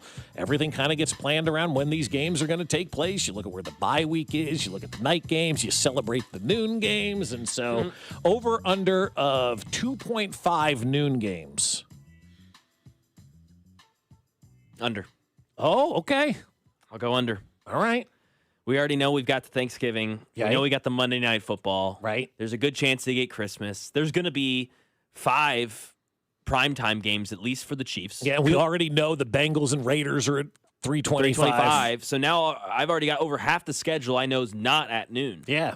So I think that's a good number, one, because last year wasn't it 2? I think it was. I think it was 2 was last year. So that's a solid number. I'll stick with the under. And if it's over, man, it's not going to be more than 3 probably. Right. Too bad, man. I'd love 4 or 5. Be great, but I don't think that's going to happen. No. So we'll get that schedule release in full a little bit later on tonight. We do know, if you don't, and everybody waking up this morning, kind of finding out at the same time, just like we did this morning, the Chiefs will be at the Buffalo Bills on Thanksgiving night for that final game of Thanksgiving Day. Bears and Packers is headed to Netflix for Christmas Day. So the Bears and Packers are playing on Thanksgiving Day and Christmas Day. Wow. No, I'm sorry, the Bears and Lions. Bears and Lions on Thanksgiving. Packers are playing the day before Thanksgiving against the Rams. And so now you're going to have the Bears and Packers in Chicago on Christmas Day. Damn, so yeah, they're pumping the Bears, they're bro. pumping the Bears big time, and they're pushing that NFC North, which you and I would agree with. I mean, that NFC North should be pushed. We don't know who's going to win. There's so many storylines, whether it be coaching, quarterbacks, defenses, so many fun drama stuff to look at when you look at the NFC North. So yeah, I'm glad they're pushing the Bears. I mean, Caleb Williams is kind of the new hot kid on the block. Right. So we'll see how they do, too. That's the other thing. You know, are the Bears going to live up to the hype that's being bestowed upon them? Because now you're basically getting the Chiefs treatment from a year ago. You know, Thanksgiving, Christmas, Monday night, all these random things. The Chicago Bears are one of the teams that the NFL is pushing out on the schedule this year. So we'll wait and see how it all comes out a little bit later on today. You are very upset, I would imagine, at all of this, right? No, you're not. No. You're very excited about I love this. Okay, even with a backup quarterback on this thing. Absolutely. Because I am more excited about watching the backup quarterback this year than I am the starters that are going to be in season 3 of the quarterback. Season 2, I don't even really remember who was in season 2 because after Mahomes well, I guess Kirk Cousins was in season 2 as well. So Mahomes, Cousins, and was it Goff in season 2 maybe? Maybe. Yeah, it was Goff and Burrow. That was it. Yep, Goff and Burrow and Cousins last year. And this year, we're getting 4 quarterbacks for season 3 of The Quarterback on Netflix. Jaden Daniels, which I love. Talk about pressure, talk about question marks. Baker Mayfield, same thing. Starter, Bucks. Can they win the NFC South again? And then Cam Ward, number 1 pick last season. Titans, new coach, new wide receiver. A lot of I think as far as the hype train is concerned, and you're going to see a lot of graphics of ooh, what could this team do? And it's going to say all these players that haven't played a game yet, but they just have fun names that we know because we talked about them for the last 4 months. The Titans lead that kind of race right now. Yeah. Carnell Tate, oh my gosh, all of it is. And then Joe Flacco, as you mentioned, the backup is in the season 3 of quarterback. I love this pairing. I think this is awesome. Is Flacco back in Cincinnati? No. Or is he? He's not in Cleveland, is right? he? Yeah, he is. Cincinnati. Okay. So that's funny. Yeah. So we'll get a little bit of Joe Burrow, I guess, again through Joe Flacco. But yeah, I'm excited to see Flacco, I guess, is kind of our Kirk Cousins of this year. Backup, trying to make it out, family guy. And then, Jaden Daniels is your star. And then Baker and Cam are kind of your wild cards. One of those two hopefully kills it this year. The other one will have great storylines that we can follow. I don't need a Allen, Burrow, Mahomes to really like this show. Right. I mean, like, I'm not watching football when I watch this show. I don't need them to perform well. But you also want them to be, though, engaging. That's true. I need good personality. Yeah, you do. You need a good personality. And we got that with Baker. Joe Flacco is at least good in front of the camera. I don't know much about Jaden and Cam. That'll be fun. Who do you think of those four? And obviously Flacco can't really be part of this because he's a backup. But of the three starters, which one do you think is going to have the best year? I'm really hot on Cam Ward. Okay. I really like Cam Ward. I like Cam Ward the most out of these quarterbacks. I think Jaden Daniels, I think, is going to be good this season. I think my biggest question mark with Jaden Daniels and the Commanders is you look back at that rookie season, because I was doing some deep dive nerd stuff the other day, just looking at what happened with Jaden Daniels, what happened his rookie season, trying to figure out, okay, what do I actually think about him? I will say I'm a little bit more skeptical on him and his talent when I look at what happened in their rookie season. Do you remember they were 19 of 23 on fourth down his rookie season? Wow. Doesn't happen. That's not a thing that happens. And they were 7-0 in one-score games. Okay. Doesn't happen. And then you see what happens this last season. I mean, so the now, Chiefs are a prime example of that. Exactly. It comes back to normal. And so now I'm wondering, okay, Jaden, we saw the seesaw one year, this year. All right, what's the normalcy look like for Jaden Daniels? So, yeah, big year for him, and I think it'll be fun to kind of watch him. And he's got a good personality, too. He does. I hope his mom's featured a lot, too. I'm sure she will She's be. awesome. And I love her. I mean, she is a fantastic mom. She's protecting her son. It's a lot of fun to watch that dynamic. So I do hope that she is involved. Which quarterback has the most pressure on them of that list? It has to be Jaden Daniels. It has to be Jaden Daniels. Because if he doesn't have a good season, then we're talking about a guy who's a bust, right? Yeah. I mean, a one-year wonder kind of thing. RG3. Right. You're in that category. I don't know necessarily that I want to be in that category with Jaden Daniels. I want him to do well. I'm excited for Baker to finally be able to get out there and put his personality out there for a lot of people to see. I think that's going to be good as well. Cam Ward, I think of the four of these, again, not counting the backup quarterback, but I think Cam Ward, he's basically a rookie again. And the reason I say that is because you've got new coaches, new coaching staff. Everything is new around Cam Ward. He had two coaches already. And this is his third NFL head coach in his second season. Think about that. And think about how difficult that is for a quarterback. You, in less than a year, have had three bosses, right? Yeah. And three different, probably, ways of doing things. And so now Cam Ward is basically starting over, and he needs to go into this camp and pretend he's just a rookie again. Nothing that he did last year matters because the system's completely different. Think about that, man. That's a lot to handle, and when you're talking about a guy who didn't necessarily have a bunch of college games either, newer to and more raw just in general. So now he's got a lot to learn, and he'll have a lot of question marks. This is some breaking news from Yahoo Sports about World Cup halftime show. This is the World Cup halftime show. How many? This is the first halftime show at the World Cup final on July 19th at MetLife Stadium. Your headliners for the halftime show: Shakira, BTS, and Madonna. Okay. Yeah, they will headline the first halftime show at World Cup final on July 19th over at MetLife Stadium. Shakira, BTS, which is like that K-pop group. Oh, okay. They're like, a bunch of Korean. We got three different genres in there, three different age groups. I mean, Madonna's for me. Yeah, Madonna's BTS for you? is for you. Oh. No. Get bent. I'll take Shakira, please. Yeah, please and thank you. That's cool. I like that. Yeah, that's fun. Yeah. No, it's fun. I think you're right. The three generations, three different styles of music. I mean, you got to have a broad reach here. Yeah. It's the World Cup. It is. All right, another schedule leak as well. Eagles and Cowboys, Week 7, Monday Night Football. Damn. So do we know, that's the first, it's just other NFC East games that we know. Okay. Gotcha, Week 7, Monday Night Football. And then they play again on Thanksgiving. So you get them two games in the middle of the season for what I think most people probably consider the two top teams in the NFC East as of right now, until Harbs is 17-0. All right, Matt, good job out of you today. Coming up tomorrow, Frank Caliendo will be in for an hour. We'll talk to Josh Briscoe, Jay Binkley as well. We break down the schedule. Alex, Cody, and Drew are all next here on 96.5 The Fan.